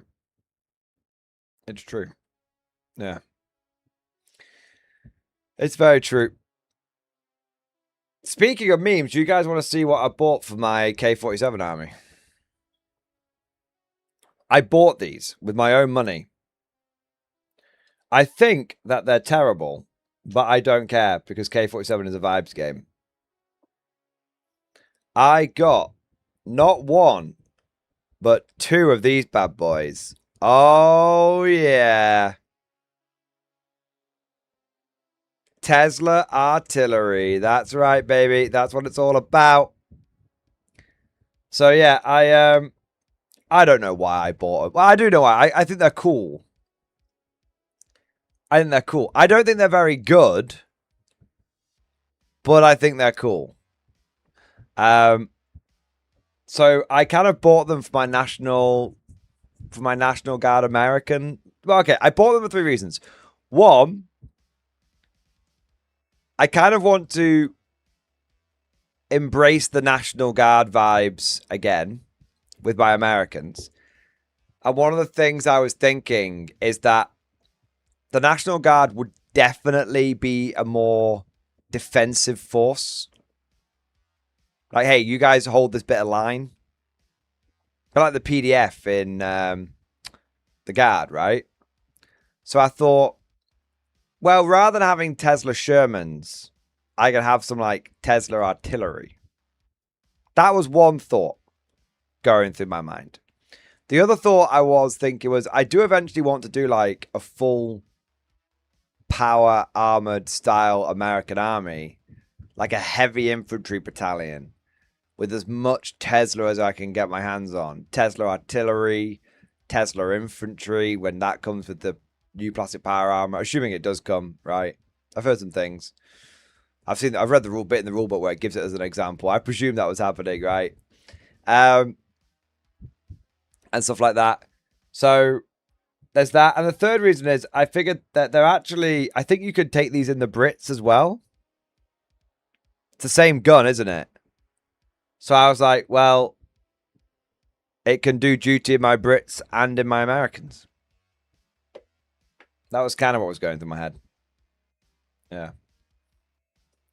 So yeah, I figured I'd run some sort of crazy National Guard army with 2 Tesla artillery pieces and like 350 cal machine guns, a bunch of mortars, and a load of weapon teams. Yeah. So yeah, that's kind of what I've got them built now. I've got 2 of them. So I've got them built. So yeah, I'm gonna get them painted up as part of this next TTC vow, and then I might try them in a game at some point. I don't think they're very good. I think I will lose a lot of games with them, but I don't really care because I'm just here. I'm just here for the fun. Win or lose, I'm just here for fun. Yeah. So there you are. What have we got here? We've got some we've got a couple of super chats coming in here.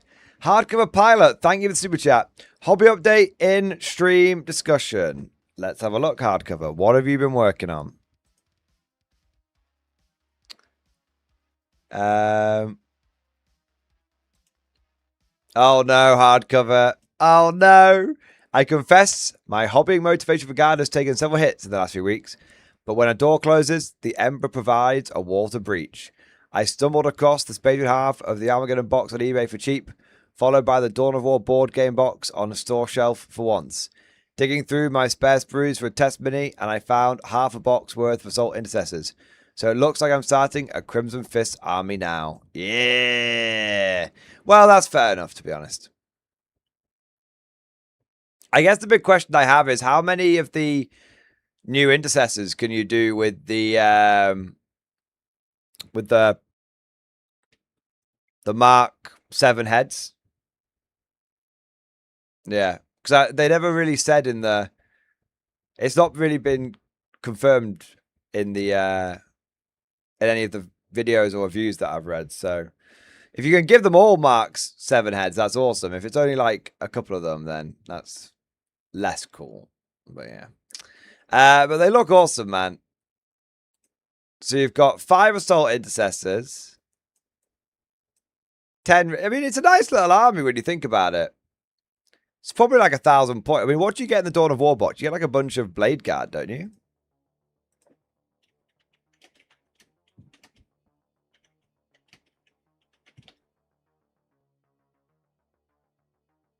Dawn of War Onslaught box and contents.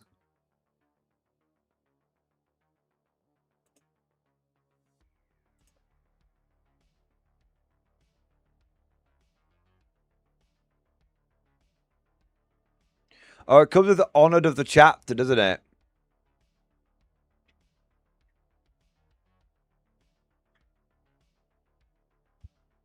Yeah. And everyone got really mad because GW was selling it for so much.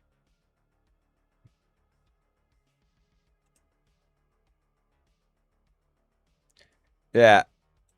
So they sell the Dawn of War game for like 40 quid. Or which contains all the same miniatures as this for 105. Yeah. Do you now understand how much GW's diddling you? So you get 3 Blade Guard, 3 Eradicators, an Ancient, a Judicar, and a Chaplain. Yeah. That's pretty good, though. So yeah, surely you've got 1,000 points, right? I mean, surely, easily. You get about 750 points from the Space Marine half, and then you get, I mean, maybe like 1,100, something like that. Hardcover. Push for Armageddon kit only has a couple of old helmets. Boo! Boo hiss, but I appreciate you sharing it. Yeah. I do appreciate you sharing it. I'm sharing the information. I'm not booing you, I'm booing GW. Yeah. But yeah, I mean, it's a nice little start to the Force. I guess you just need to figure out how you're going to build up to 2K. If you do, or if you maybe keep it for some kind of like small level game system.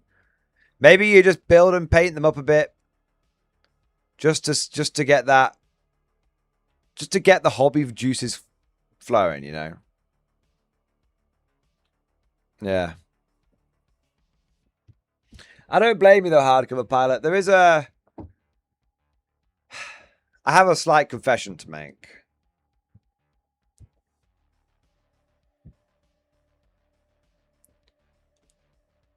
With all of the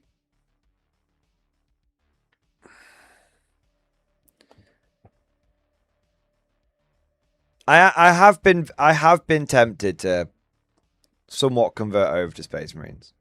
Not like totally. Don't think I'm giving up on the guard or anything like that. Right? Like I'm not. But you know, there has been that sort of voice in the back of my head being like, why not get the main character treatment? Do you know what I mean? Like I love the guard. I love the guard. But one of the things that's been bothering me in like 11th. No, well, okay. It's a trap. I know. Get back to the Templars, brother. Well, I mean a vanilla Space Marine army. Full-blown vanilla basic bitch Marines. Now that might sound a bit cray-cray. But the reason why I've been kind of tempted to... The reason why I've been kind of tempted... Not tempted. The reason why I've, like, these thoughts have passed through my... That's the best way of looking at it. These thoughts have passed through my mind. And the reason... And I do... But if anyone wants to know what chapter I do Size of the Emperor. Because they ain't a dead chapter to me. And I was there when they were... I was there when they were first revealed in White Dwarf, and I thought they looked cool as fuck. Yeah. But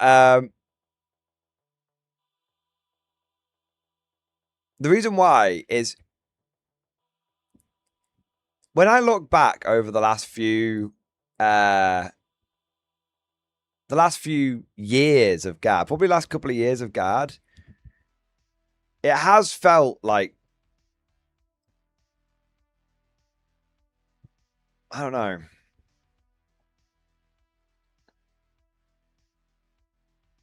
It has felt like my faction has increasingly lost its identity on the tabletop. Not in real life. In real life, the Guard. I know what the Guard is.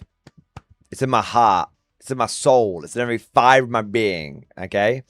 But on the tabletop, it does seem like Games Workshop is doing their damnedest to make the Guard not feel like the Guard. Like, we joke about how it feels like we're not playing the Guard, we're playing the Astra Militarum. You know? And I think, you know, there's that thing with Space Marines where Space Marines always feel like Marines.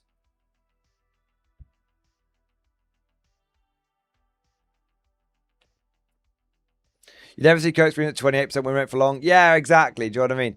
Like, you know, with Marines, you've got a massive expansive collection of models. You know that there's always going to be something new for you to look forward to. And you know that GW is never going to, like, fuck with... They're going to fuck with you. Like, you know, they're going to, like, you know, the Legends, plenty of Marine stuff, don't get me wrong. But you're always going to feel like the loved child. They'll always be in stock. They're always going to feel... Marines are always going to feel like Marines. You know, they've got those bread and butter units that you can always stick to. Like, do you know what I mean? Yeah.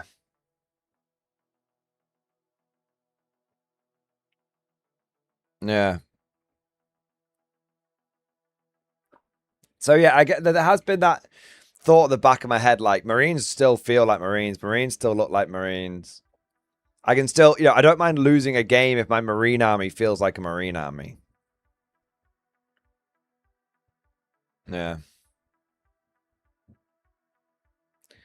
Chaos foes always feel like Black Legion. I don't know if that's a joke or not.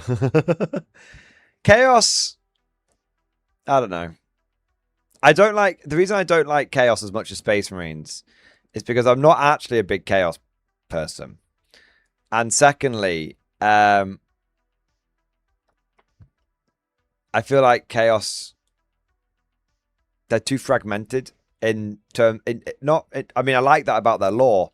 What I mean, I love the idea of making my own Chaos Warband. I fucking love that shit. Carving that out, going like full vibes with it. No, I really, from a hobbying, vibes, collection point of view, I am full Chaos Space Marine. You know, any Space Marine model is a Chaos model if you try hard enough, right? But the thing with Chaos is when it comes to the collection, they've broken them off into too many of their own little things. Like, I want all the Chaos factions to be all in one place, not broken off. Like, I want to be able to have my, like, Chaos army and then also have, like, maybe just a couple of units from, like, Emperor's Children. Just a couple of units from, like, World Eaters. Now, I'm not talking, like, just Berserkers. I mean, I might want some 8-bound.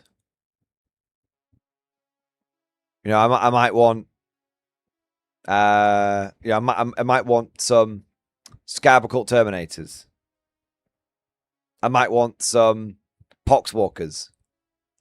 Do you know what I mean? Like, I don't want to have to... Oh, if I want some Poxwalkers, I have to go and get an entire new army for that. I just might want to add some Poxwalkers in.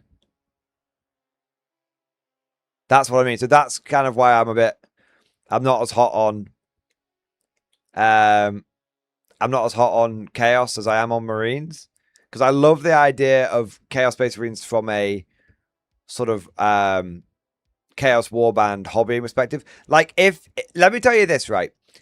If Warhammer 40k had Battle March from Warhammer Old World, I'd have a Chaos Warband because I just collect 750 points. I'm like, yep, that's my Chaos Warband. Like a Rhino, a Predator, a squad of like Legionaries and a character, squad of Terminators, done. That would be awesome. Like if we had the old Combat Patrol from like 4th edition, I'd have every single army for Warhammer 40k at about 400 to 500 points, and I'd just have these little warbands for every single one.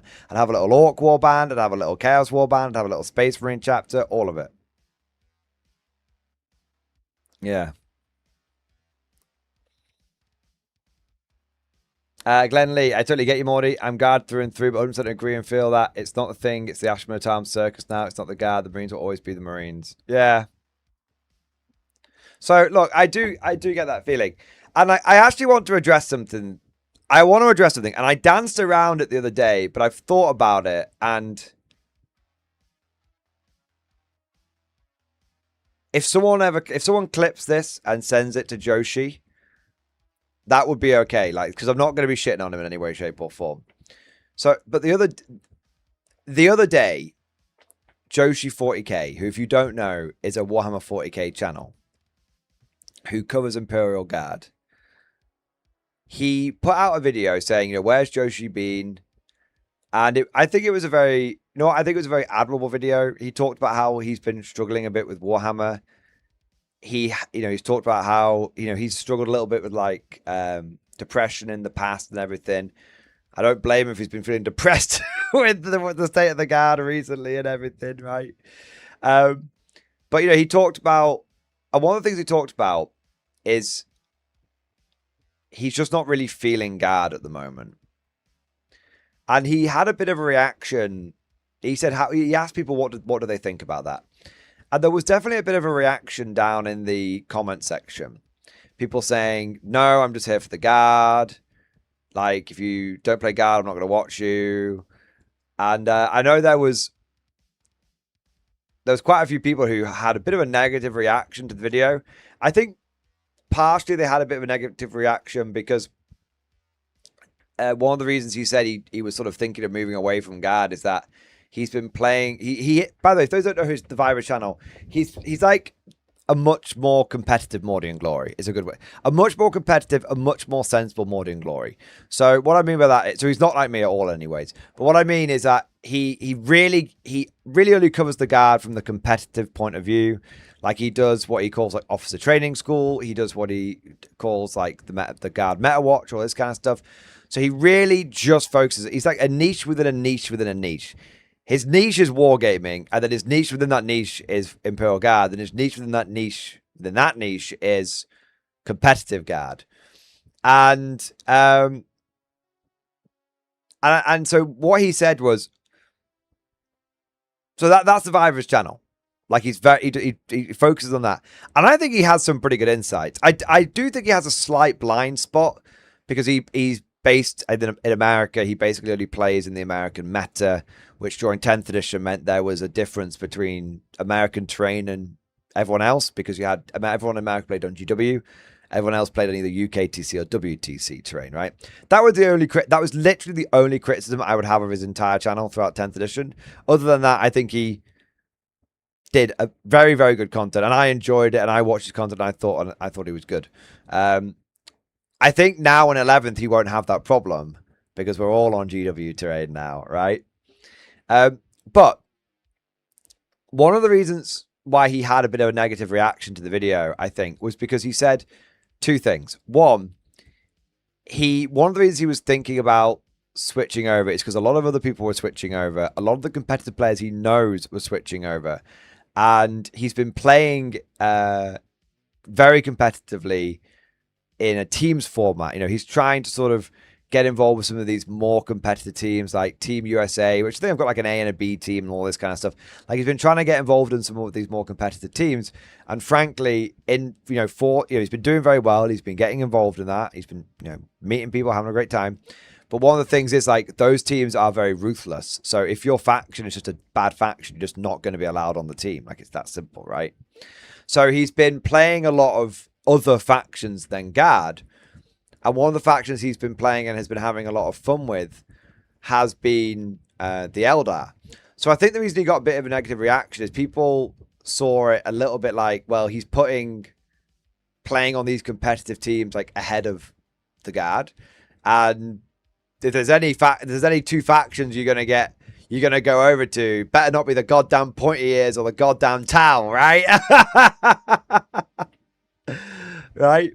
So I think that's why he got a little bit of a negative reaction. However, I'm gonna weigh in on this. Based on what we were kind of just chatting bollocks about with the Space Marines, and how, even I've had thoughts of, sometimes it was just nice to be the favored child and just to collect the Space Marines. Like, I'm not going to lie, I've had that temptation. Like, maybe I should get back on my Black Templars for a little bit, but no, when the Guard gets tough, I like to stick, I like it when, in a weird sort of way, I like the suck, right? I kind of like it when the Guard's a bit shit, because that's when we can start rolling our sleeves up and coming up with some absolutely diabolical lists. But I would say this to Joshi. You should play what makes you happy. I'm a die-hard Guard player. I have played Guard for 22 years straight. And even I've branched out. And I've branched out within Warhammer 40k. I've covered Black Templars, Tyranids, Death Guard, Chainstealer Cult. I've even dabbled in a little bit of like Chaos Space Marines, stuff like that. Orcs a little bit. I've mained a few armies. At one point, I was maining Templars a bit. At one point, I was maining Nids a bit with my Unending Swarm and stuff like that. So I've branched out because those armies made me happy. And not only have I branched out in terms of 40k, but god damn it, I've branched out in terms of game system. I mean, I play about I main 4 games at the moment: 40k, Old World, and then Bot Action and K47. And I love them all. And every single one of those games brings me great joy. And at the end of the day, what is the point in wargaming if it's not fun? And especially if you're a content creator, what is the point in doing it if you're not enjoying what you're doing? Now, and I'll speak to Joshi, who's a fellow Guard player, and say sometimes it's good to have a palate cleanser. And I know people who started off absolutely loving the Guard, and then they got a taste of another faction, and they completely left Guard behind and went for that faction. And that's fine, because it made them happy. A good example of this is, I always shout him out, but Swordsman Smith. Swordsman Smith, he started out dead hard Guard. And then about a couple of years ago, he sold his Guard off. A couple of years ago, he wanted to change of pace. He went to World Eaters, and he loved it so much that about 2 years later, he sold his Guard army off, and now he just has every flavor of chaos. And he just loves chaos. And he's still part of this community. He still drops by. He still shares with us his experiences. He's still a perfectly active part of this community. And I respect him because he followed his heart. He went with what he loved. Wargaming's fun. Or it's meant to be. It's okay to branch out. And I'd also say that to him as a Guard player. And I'd say this to him as a fellow content creator. Which is, you should always pursue what you are interested in, not what you think your audience wants. First, for 2 reasons. Firstly, you do not want to become audience captured. If you become audience captured, you will start feeling like you're walking on eggshells. You start feeling like you can't ever rock the boat or anything like that. And at that point, why the fuck are you doing content creation? Go and work in an office and just get fucking shouted at and get fucking mogged by a fucking dickhead manager who's paid twice as much as you and doesn't know what the fuck they're talking about. Like, this is your creative outlet. Pursue it in the way you want. And dude, especially if it's not your full-time job. I don't know if it is for Joshi or if it isn't, but especially if it's not your full-time job. Dude, you have the ultimate freedom. You could wake up tomorrow and pursue anything you want because it's absolutely zero stakes for you. Just make the content that you enjoy. Don't become audience captured. And that's the first reason. And the second reason is you'll get a lot of people that will tell you, oh, I only follow you for XYZ content. If you don't do this, I won't follow you. And you know what? Don't worry about it. Some of those people will leave the channel. But you know what? A huge amount of them will come with you on your journey. Look at the community with, look at my community with Conflict 47. How many people have come on this journey with me and they've loved it, and they were skeptical, they weren't sure, they thought I was mental. I got people to follow me. And this is when I was doing this full time as a job. Think about like the risk that could have been. All right.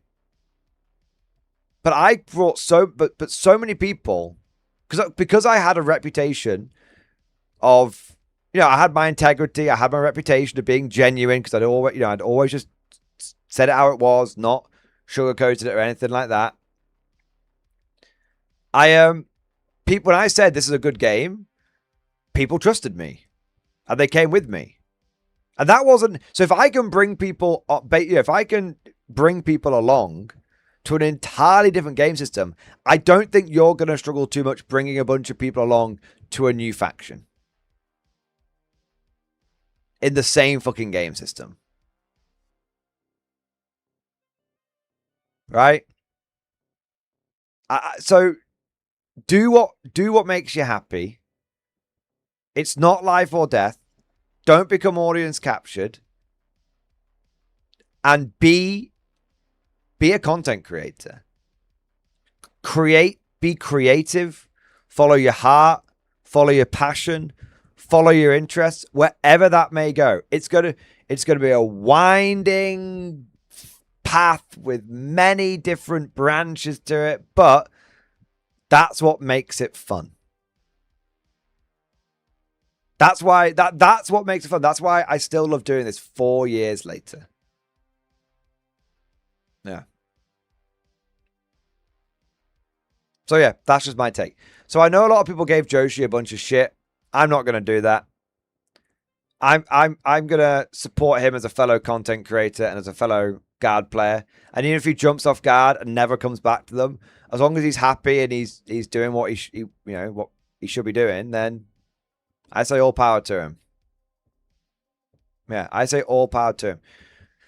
There's no point in not only playing a game there's no point in playing a game. Think about this. Not only if he's just not enjoying guard right now, not only does he have to like play the game with a faction not enjoying, he then has to put the extra effort in, which is a lot of extra effort, of then making content. Think about how less enthusiastic he's going to come across in his content if he feels like he can only talk about this because he feels captured. Just follow your heart, mate. If you want any advice from me, follow your heart, follow your passion, and if you do that, your content will come across way more genuine, and you'll be amazed at how valuable being genuine is as a content creator. It's probably the most important thing you can do. Yeah. Yeah. Anyway, that's just my opinion. If Joshi ever sees that, if Joshi ever sees that, I hope he does. I hope it gives him a little crumb of comfort. And one thing I'd say about this as well with the guard is, guard players. One thing I'd say about the guard and about online communities in general, you'd be amazed at how you can pick up where you left off. This is what kind of gave me the confidence to go over to like other game systems for a bit, but always, when I came back to the guard, I always knew that I'd be able to basically pick up where I left off. I learned about this with some big content creators. So remember when Mixer was a thing for live streaming? And a whole bunch of content creators got contracts and went over to Mixer. And then Mixer didn't pan out. All those content creators went back over to Twitch. And they picked up exactly where they were. And they basically didn't notice any issues. They basically lost no viewers. People genuinely happily just wait, sometimes even years, for you to come back. And they go, all right, cool, he's making the content I like again now. And they just tune back in again. And I think I've seen that with other content creators. And I've seen that with myself. Like, I kind of went off, off on a bit of a rifty journey for the last 12 months. And then I came back, I still do Conflict 47, of course, right? I'm always doing it in the hobby streams. I'm always doing it. Always talk about it in the live streams and everything. But, from a everyday video perspective, I'm doing a lot more 40k stuff now, doing a lot more guard stuff, and I literally just went, oh yeah, Element launch, just pick the guard stuff up where it was, boom. No drop in viewers. In fact, my viewers have gone up on those videos. Like, it's like I never stopped doing. It's like I never stopped making them. So even if you go away to Eldar for 6 months to a year and then come back to the guard, you'd be amazed. Like, people just start tuning in again. Yeah. Anyway, that's what I think. My message to a fellow guard creator and a fellow guard player, a fellow wargamer, and a fellow content creator. There you go. All right. What have we got? A few more super chats. Commander HHL, thank you for the gifted membership, baby. Thank you. The 5 gifted memberships, sir. The 5 of them. My God, sir. I also want to say a big thank you to you for the super chat. Oh my God. Glenn Lee had a question on his army, sir. All right, let's have a look. What was he saying? What's the go with Artie not being good in K47 Mordian? Can you give me a rundown? Artillery is okay. So it depends on what artillery you're talking about. If you're talking about these guys, it's mostly because Conflict 47 is a much more mobile game. So you can take one of these, but it's static. It just sits in place. But if you take it on like a Sherman, it can move around. It's the same gun. So it's mostly because it's static, so it tends to be more reactionary than proactive. And with bot action, that's not so bad because it's a less maneuverable game in many ways. But with conflict, with units like Shrekwolf and that are so fast, and like jump units as well. Like a jump unit could drop down behind this, and because it's not on a turret, even if you had it on ambush, they could kill it. Like a unit of Fireflies could drop down and kill it, and they wouldn't be, and a Tesla Sherman would be able to turn on and zap them. So it's mostly how static it is. And then with other artillery, like howitzers and stuff, the reason why howitzers in K47 aren't quite as like your 25-pound and stuff like that, they're not quite as good in K47 as they are in bot action, because again, because of the speed, armies can often get under their minimum range very quickly. Because like a howitzer's got like a 36, even a light howitzer's got like a 36 minimum range for indirect. For direct fire, it's fine, but for indirect fire, it's got a really long minimum range. So that means that if someone could just get underneath your minimum range very quickly, and then you're having to try and do direct shots instead, which means that you're not ignoring cover. Yeah. I think for larger points games for cable service, static artillery may become more viable. Oh yeah, 100%. And you stand at 50, and look, at the end of the day, it's K47, right? So bad is a relative term. Everything's fine, right? Everything's fine. Like if I take this, then yeah, it's probably not as good as Tesla Sherman, but it's a lot cheaper. It's like 100 points cheaper or something, so it's fine. I don't worry about it too much. Yeah. And it's K47 as well, so Oh no, I took a bad unit in my army. Oh, whatever will I do? Oh wait, look, my opponent also took bad units in his army because we're both playing for vibes and abiding by the honor system. Sick. Yeah, I cannot tell you the best bit about K47 is the true freedom of list building. See, people think games like 40k have got true list building. They don't, because everything's so optimized and competitive all the time. You feel like there's a lot you can't take. But with Conflict 47, it's just like everyone. There's this weird thing where you just don't care about winning or losing your games because there always seems to be really cool epic moments that happen in every game anyway. And B, there's this absolute freedom because everyone is just nice and playing nice and building nice lists and being very sporting and all this kind of mad shit. So yeah, it's great. Just literally I take whatever I want. And you know what? I fucking want to take Tesla artillery for my National Guard. So that's what I'm going to take. Aldeus, I take Volksgrenadiers as shirkers because of the law of my Axis army with them being fresh Turkish conscripts. Yeah, imagine being like Turkey, you've joined the Axis, and now, well, the Green Volts, Turkey, you were neutral, and then something happened. You heard about these Green Volt guys. Your new government, like Kemal Ataturk's gone. The new government's here, and they're saying that we all have to fight in the Rift War, and you're like, wait, I thought we'd managed to avoid this one. Yeah, like, I love that out there. It's 100%. Yeah, that's a really cool bit of lore. All right, what we got next? Cheese Marine, thank you for super chat. I left Custodes in 10th to play Ogre Custodes in 11th. That do be how it is, brother. It do be that way.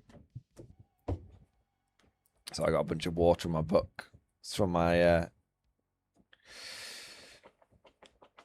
ice pack. Yeah, it feels a little bit like that with the list, with that 18 Borgren list. Yeah, and I'm loving it. I tell you why you're loving it. Because A, Ogren / Bulgren. Well, they're all Ogre. They're all Ogren, right? Bulgren it's just a equipment designation. But the same abhuman species. Ogren are way cooler than Custodes. Custodes are actually really lame. And I'm not just talking because half of them are women now. No. I had to make that joke. I'm sorry. I feel really bad. Lambast me. No, it's not because... They're not lame because of all of the drama surrounding them. They were lame before that. Oh, look at me. It's the same reason why Superman is lame. You know? It's the same reason. Cosmic take, hot take. It was a bad take. That's a take that gets you. That's a joke that gets taken out of context, put on Reddit, and then everyone starts thinking then everyone starts thinking I'm even more dodgy than they already think I am. Yeah. There you go. But no, okay. Memeing aside, joking aside, Custodes. I've always found Custodes to be particularly lame and boring because if you're just perfect at everything and you have no flaws, then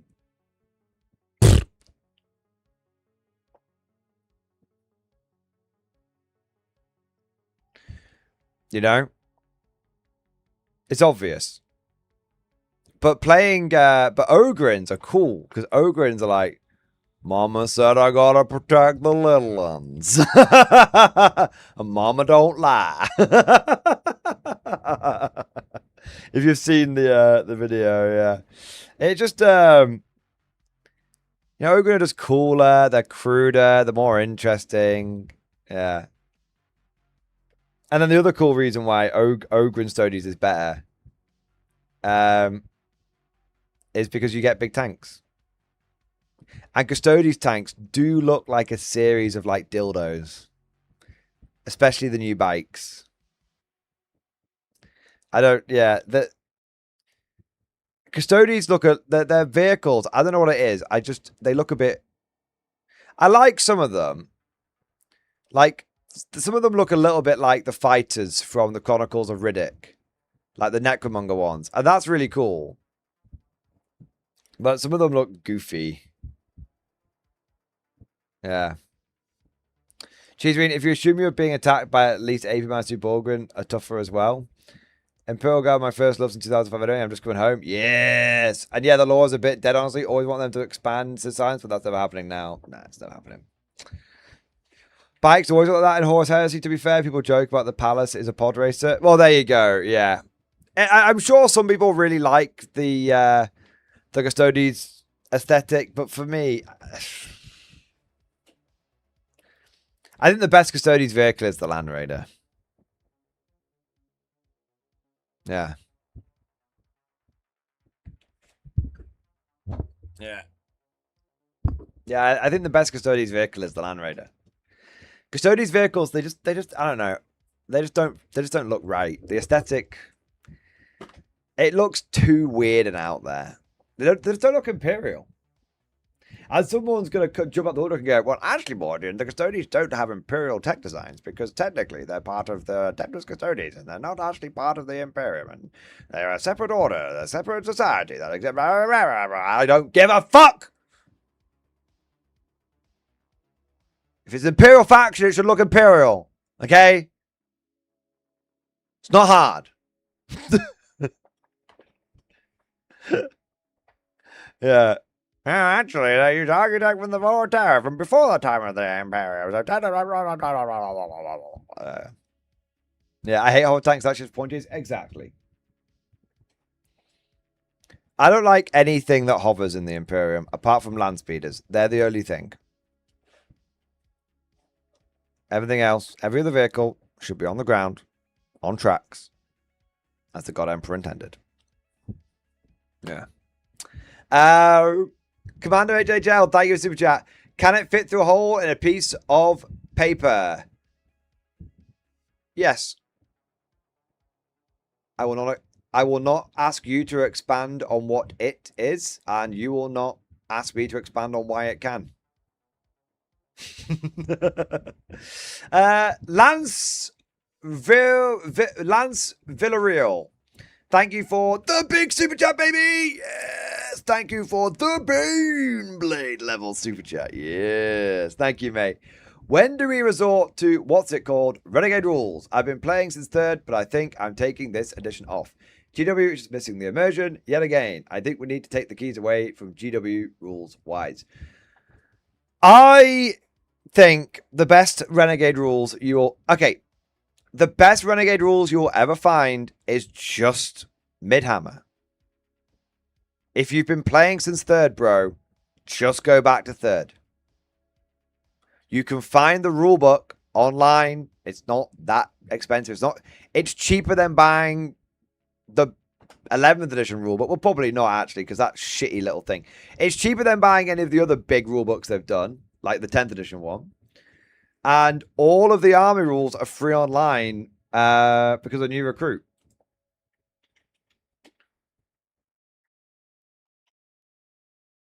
Like, if you come over here, look, right. New Recruit, 3rd edition, create list, everything. Even the fucking, like, White Dwarf bollocks. Everything. And it even has the stuff that's technically, like, and then if you want 4th, and then basically, if you want 4th edition, it has just the 4th edition codexes here, but that doesn't mean you, if you notice like things like the Imperial Guard one are missing, that's because you just use the 3rd edition ones here. Like this one. But you can use whichever Imperial Guard codex you want. But like if you use like Imperial Guard, for example, it has additional options and you can add in chapter approved and, holy shit bro, Imperial armor. So, you know, do you want General Grismond from Imperial Armor. Do you want a Death Watch kill team? Do you want a Salamander command vehicle? Do you want a fucking Trojan? Yeah. Do you want... Look at all the tanks. Do you want Conquerors? I'll take a Lemur's Conqueror. What the fuck does that even do? You know, always got the Conqueror cannon. It's like... you know, you might think, why would you take Strength 7 AP -4 over Strength 8 AP -3? Because it's only heavy, it's not ordnance. So you can fire the Conqueror cannon and all the supporting weapons at the same time. Yeah, it's awesome. Got the Vanquisher, Exterminator, Executioner. Got the Hydra.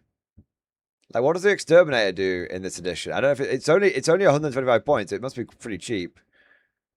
It's just a twin-link daughter cannon. It's kind of shit. It's just 2 shots.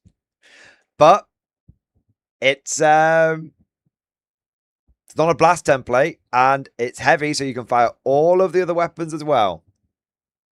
Yeah. There are advantages to that.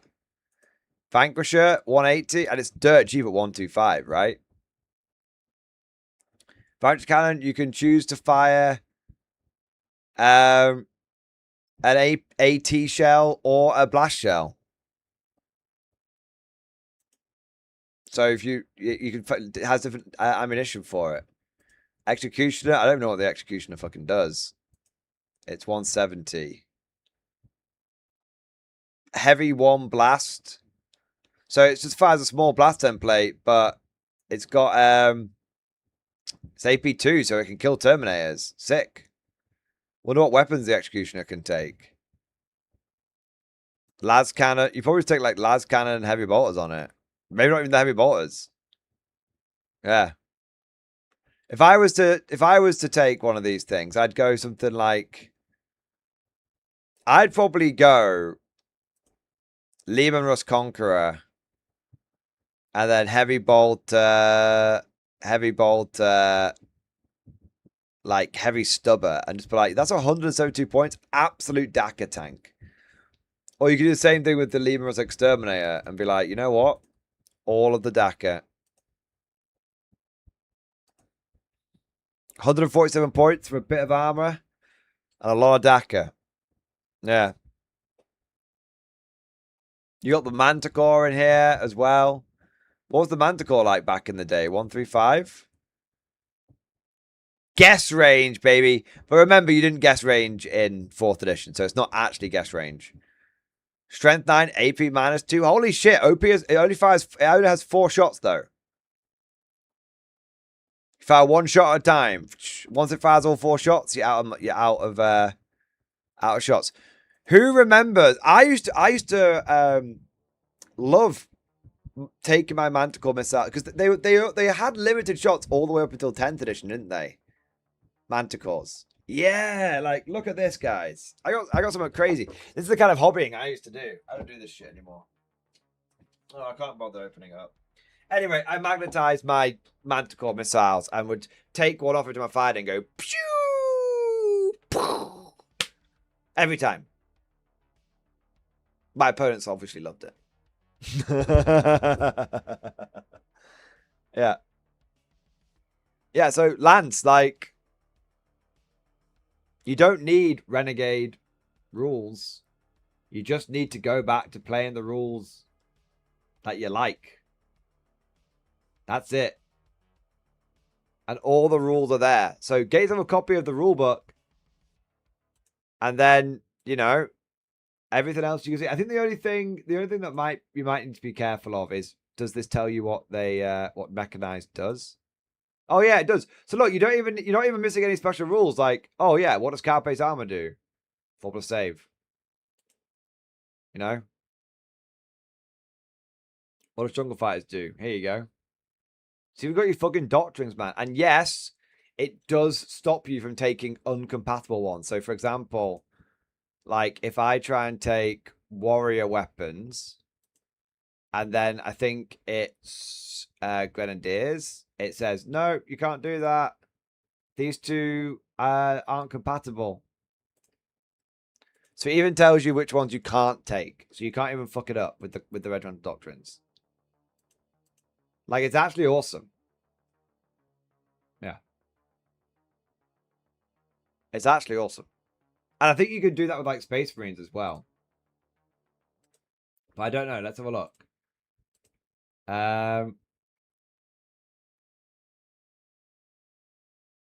You got Space Marines 1999, but there was a second Space Marine one, I think, wasn't there?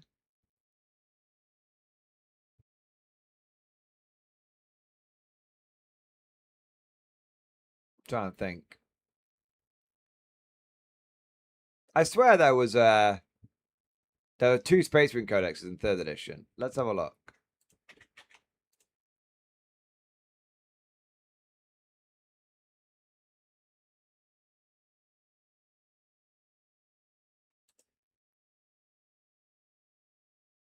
Yeah. It does feel a little bit like this is the... I don't know.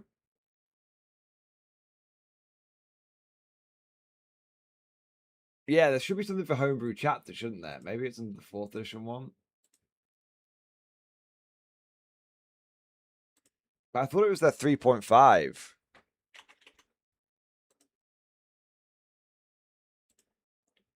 Chapter traits. Divergent chapter. Oh, yeah, no, it must be this one. Yeah, there you go. So it's all here. So this was their 4th edition slash... Maybe it was their 5th edition codex that was a bag of shit. Yeah.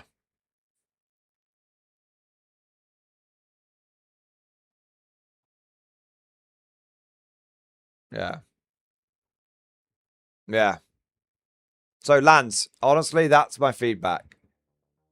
My feedback is the way we wrestle the way we wrestle the keys from GW is to play mid-hammer and reject new hammer.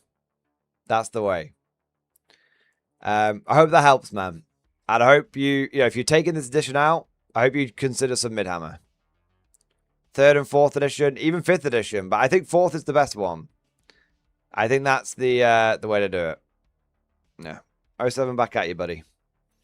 Southern Bear, yesterday you said you could only bring allies to guard. I thought you could only bring Deathwatch, but you said you can bring Grey Knight Terminators, Brotherhood Terminators. I thought it was only an Imperial Agents thing to, you know, give them an actual army. No, you can. So you can take... let me try and find it.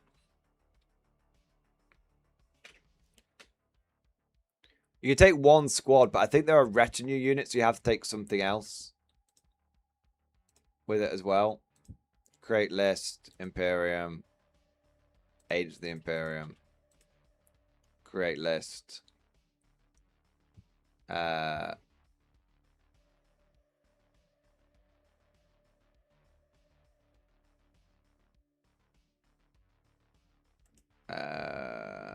size, detachment. The whole 3 is such a joke. Imperialis fleet, disruption, Crucible, Legends. Okay. So if you take... Oh, wait, no, I'm doing this the wrong way. 1 minute. Lists. Let's look at this one. Okay. Imperial Agents should be down here. Yeah, okay, so it tells you on new recruit how many you can take. So if we look at Grey Knight Terminators somewhere around here. Grey Knight Terminator Squad, 1. Take more than 1. It's the first... Yeah, it won't let you. So you can take 1. I think you can just take... I think you just bang 1 in your army if you want. Keywords, allies, Imperial Agent. Rights teleportation. Hammer hand. Assigned agents. There you go. There you go. So 2 retinue, 2 characters, 1 requisitioned. And these guys are requisitioned. So yeah, you can take 1 squad of them. Just 1. And it's kind of... Some people kind of like them because they think they're like a good Bulgrin alternative. Because they cost basically the same price as the Bulgrin squad, right? At 210. The reason why I'm not as convinced of that, if I'm going to be honest, the reason I'm not as convinced is because I think that Bulgrin are just better at the job that you want Bulgrin to do, which is very simple, which is to just get hit in the face and not die. And I think that Grey Knight Terminators aren't that hard to kill. They're not as tough as Bulgrin. They don't have reduced damage like Bulgrin. They don't have a feel no pain like Bulgrin. They don't. Yeah, they're not. I think they're a poor Bulgrin squad. I would take them. I would take them if you already owned them and didn't want, there's sort of 2 or 3 circumstances I would take them in. I would take them in the real life circumstance of, oh, I don't have any, like, I already own this squad of Grey Knights. I don't really want to buy any Bulgrin because I don't know what the balance patch is going to do, or because I just don't have the money, which is fine. Like, everyone's financial situation is different. Don't think I'm shitting on anybody for that. So rather than taking like 2 squads of Bulgrin, I'll take a squad of Bulgrin and a squad of Grey Knights. It's close enough. Yeah. The other reason is because you might be 5 points over on a list. And you know what? But these guys are 5 points cheaper than a squad of Bulgrin. That could make a difference. And the other reason is if you've already got 3 squads of Bulgrin, but you know what's better than 3 squads of Bulgrin? 4 squads of Bulgrin. How can I get 4 squads of Bulgrin? Oh, I know. By taking a squad of Grey Knight Terminators to try and do the same thing. Yeah. So they're basically like the 4th squad. Yeah. I mean, it's only a few guns, but the new psychic rule will be pretty funny. I don't think it makes a huge difference. I don't know what weapons you can give them. Ancient with a banner.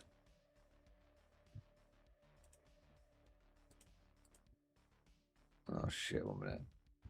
Oh, fuck this. 1 minute. I'll fuck the unit up. So, heavy weapon guy, Narthesium, Agent with a banner. Okay. What weapon would you go for? The side cannon is 5 points more. Do you even bother with it? The incinerators are a bit shit. The silencer is also a bit shit. The side cannon is a bit better. A lot better.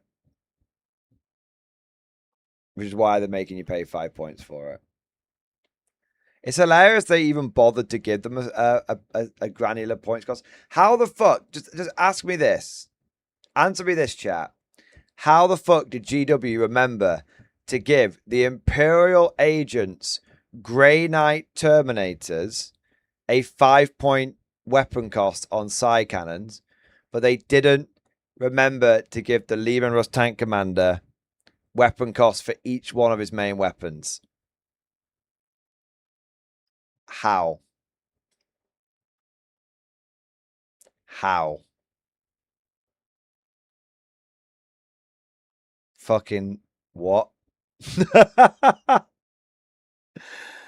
Fucking what? Yeah. Yeah, Mad Lark best terminator your command phase. I mean, that's nice, I guess. AI quickie job, yeah. Yeah, I mean, how would I build... If I go over to my big boys list, what would it... let's go with the Doomhammer. Is there any way I can fit... Is there any way I could fit one of these guys, this squad in? No. Not even close. The only way I could do it is if I drop the Hellhound and both tech priest engineers, and I just don't think that's worth it. I just don't think that's worth it at all. Yeah, so no. Time to build a guard army with no guard, just Deathwatch and Grey Knight Terminators with Knights. Call it oops, the boys slept in. I need to check if you can take both. You might not be able to take one or the other. Deathwatch or Grey Knights. Let me check, mate. I literally just checked for you right now. You just hang on.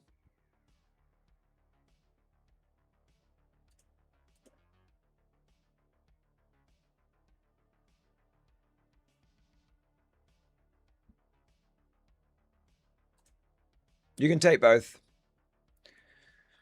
You can take both. So you can take 2 Deathwatch kill teams and a Grey Knight Terminator squad.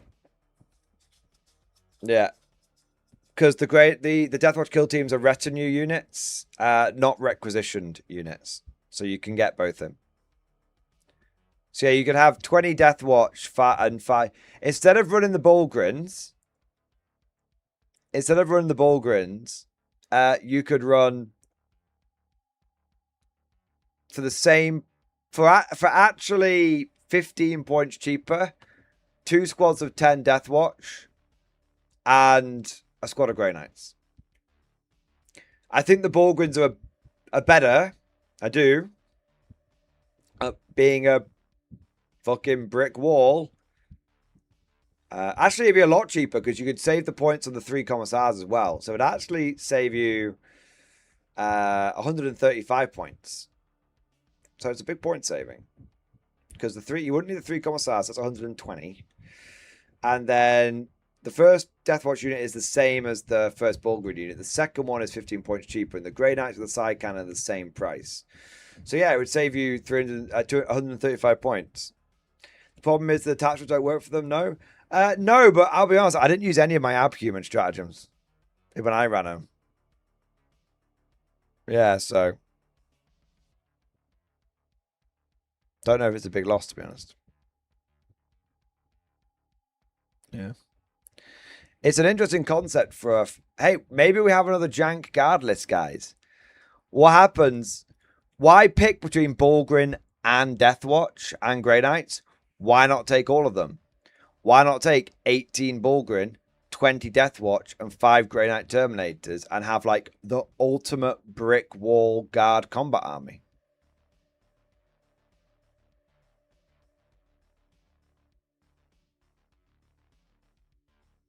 Why not?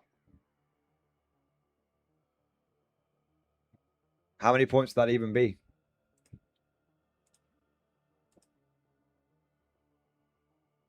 Imperium, Guard, Alt, Combat, Army.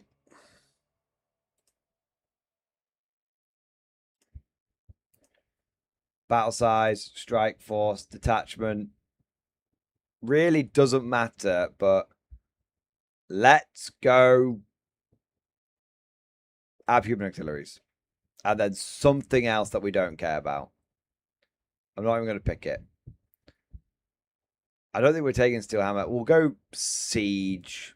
Why not? It's not going to make a difference. We'll do Take and Hold. We will take...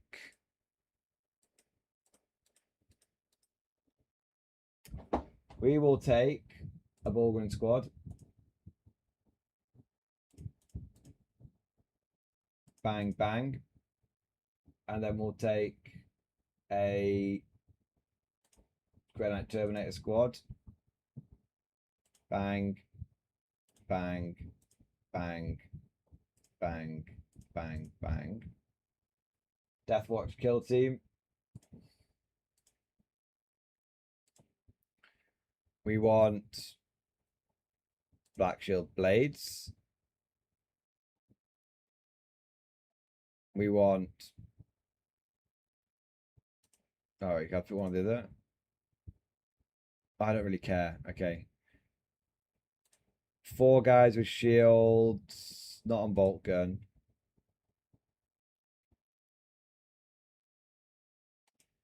Starter shield and power weapon. Black shield blades.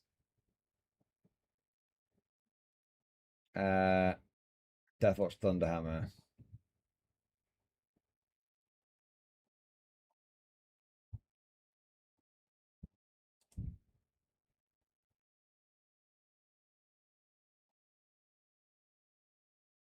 Where are the... Oh, no. There you go. There should be the sergeant with like a phase weapon. Somebody coming up there. So yeah, I don't really, but I don't really care. It's fine. We know the sergeant's got the Xenophase blade. So yeah. Wait, why are you telling me off? It requires one selection of war gear. Okay. You have a bolt gun and a power weapon. Xenophase blade. And combi weapon. Why not? 2 of them.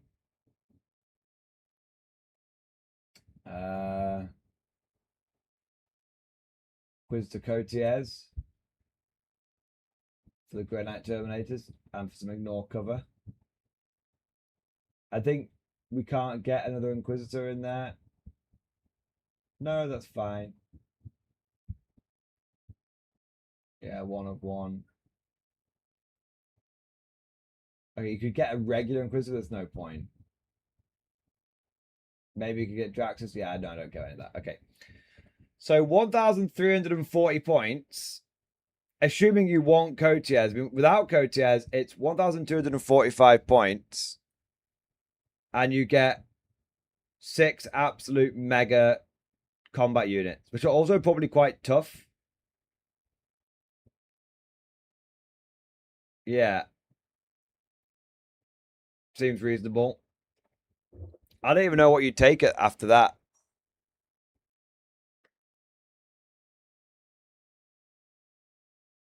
If we're going pure combat,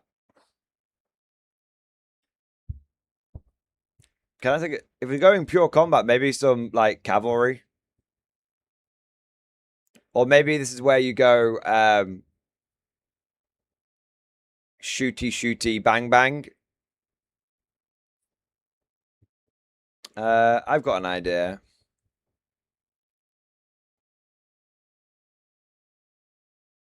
Cotiers.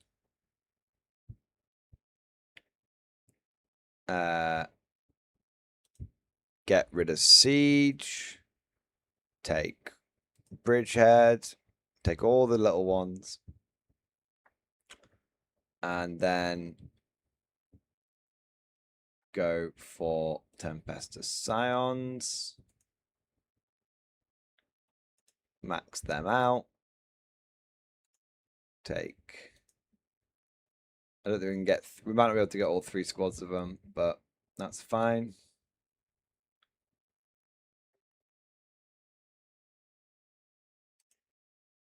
Scion Command Squad, Scion Command Squad.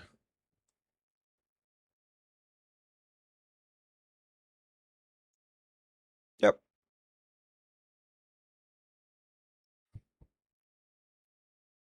There you go.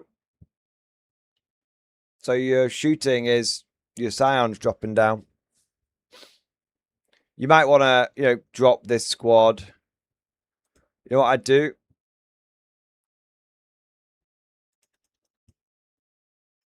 I'd do that. Oh, I bet you still can't fit the other command squad in. No, you can't because it's a stupid fucking army. That's why. Yeah, no, that's fine then. There you go.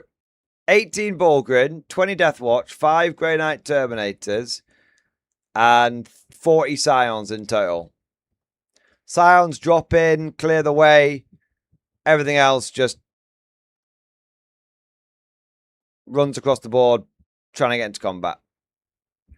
Other option would be cavalry. Cavalry go first because they're faster, and then these guys are your second wave. That would be your other option. They might be cheaper. Let's have a look.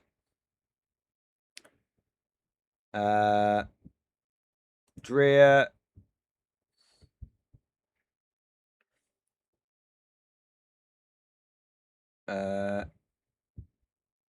Death Riders. Maxed out. Rough Riders. Maxed out. Again. Yeah, that's actually cheaper. Yeah, I'd do that instead. That's much cheaper. Got 110 points left over. I don't really feel like I need an extra squad of cavalry, but what the fuck else am I going to take? I could take the Graves Mobile, but honestly, I just think, bang, there you go.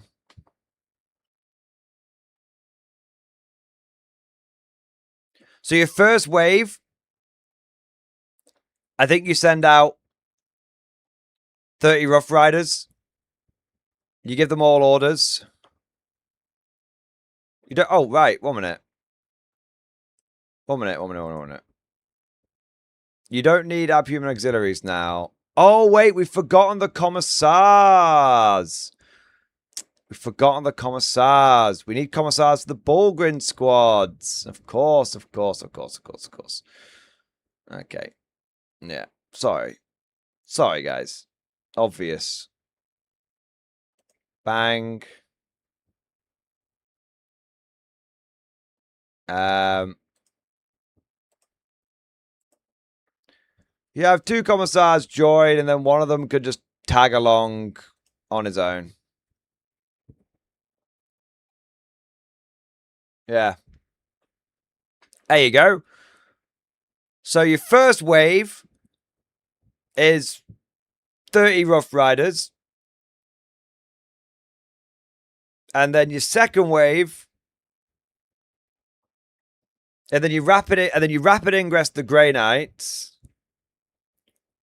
You don't even really need Cotiers because he's not even like, technically you don't need Cotiers. I'm just saying. The reason you technically don't need him is because he isn't doing anything to remove cover. He's literally a fluff piece. Technically, Cotiers is a fluff piece. We could not take him. But, you know, because we have no shooting. So we could get a bit more juice for the squeeze. He could be a warlord, so could I mean, he can be. Yeah, so I mean, I hesitate to know what the narrative of this list is. Why is Cotiers leading a squad of Grey Knight Terminators alongside 20 Death Watch, 40 cavalry, and a bunch of abhumans those abhumans are then led by commissars? I don't think there's a coherent narrative here that anyone is going to believe. I'm sure you could make some sort of story up. I just don't think it would be a very good one. Yeah. So yeah, I think basically what you do is you yeet 30 Rough Riders forward, rapid ingress Cotiers and the Grey Knights. Second wave is Death Riders and Grey Knights. And then third wave is 18 Bulgrid and 20 Death Watch. Just bang, bang, bang.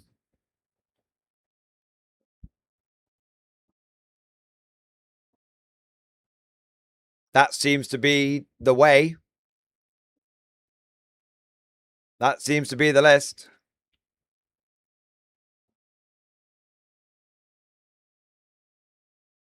You know, I could probably run that list. I have the Bulgrin. I have the Commissars. I have Dreer. I have Cotiers. I have Terminators. They're not Grey Knight Terminators, but I have Marines. They're technically not Death Watch, but it doesn't matter. They're Marines. I have 40 cavalry for my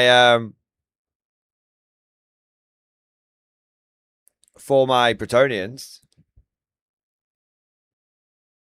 They're on the wrong base size, but I could just blue tack them onto some oval bases for the sake of the game.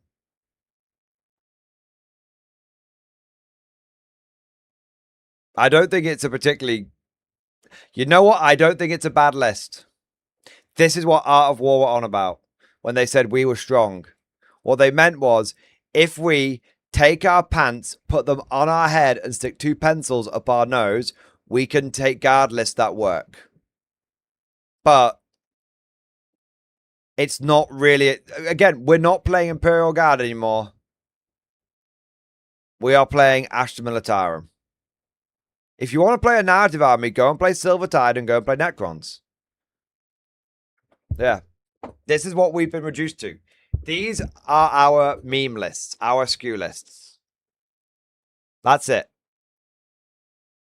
This is what we play now.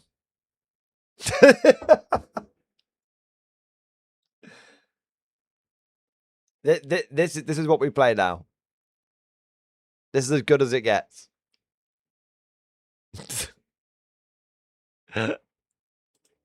All right, and on that note, on that note, we're gonna wrap this up. This isn't even our final form. Oh, we can get so much worse. What if you can ally in Knights and Deathwatch? I think you can ally in Knights and Deathwatch, bro. I don't think you have to pick.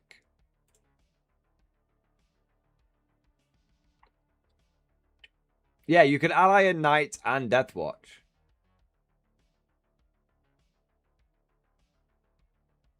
Like you could absolutely do that.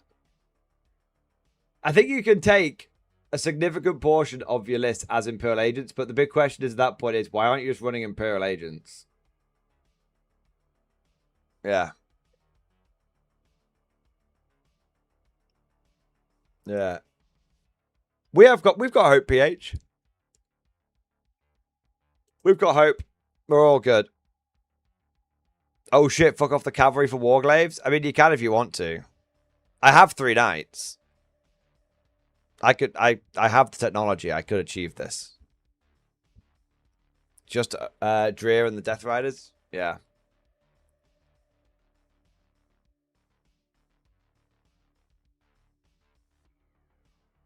The ultimate guard army. The ultimate guard melee army. All right. Question before you go: do you do reviews for lists? I don't want to make purchases until I get my list down.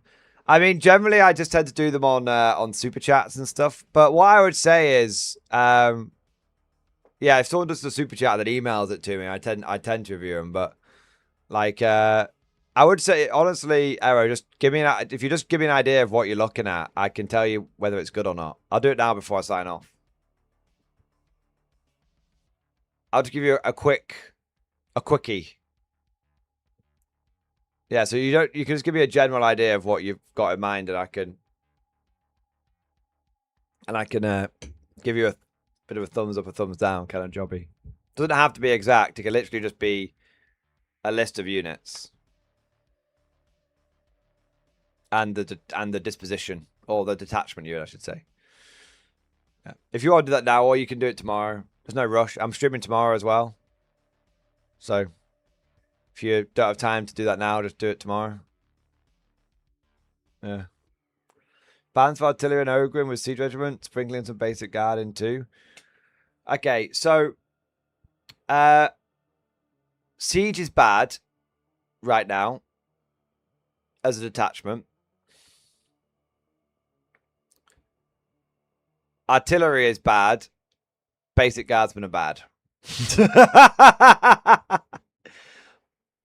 Ogren are pretty good. Bulgren are pretty good.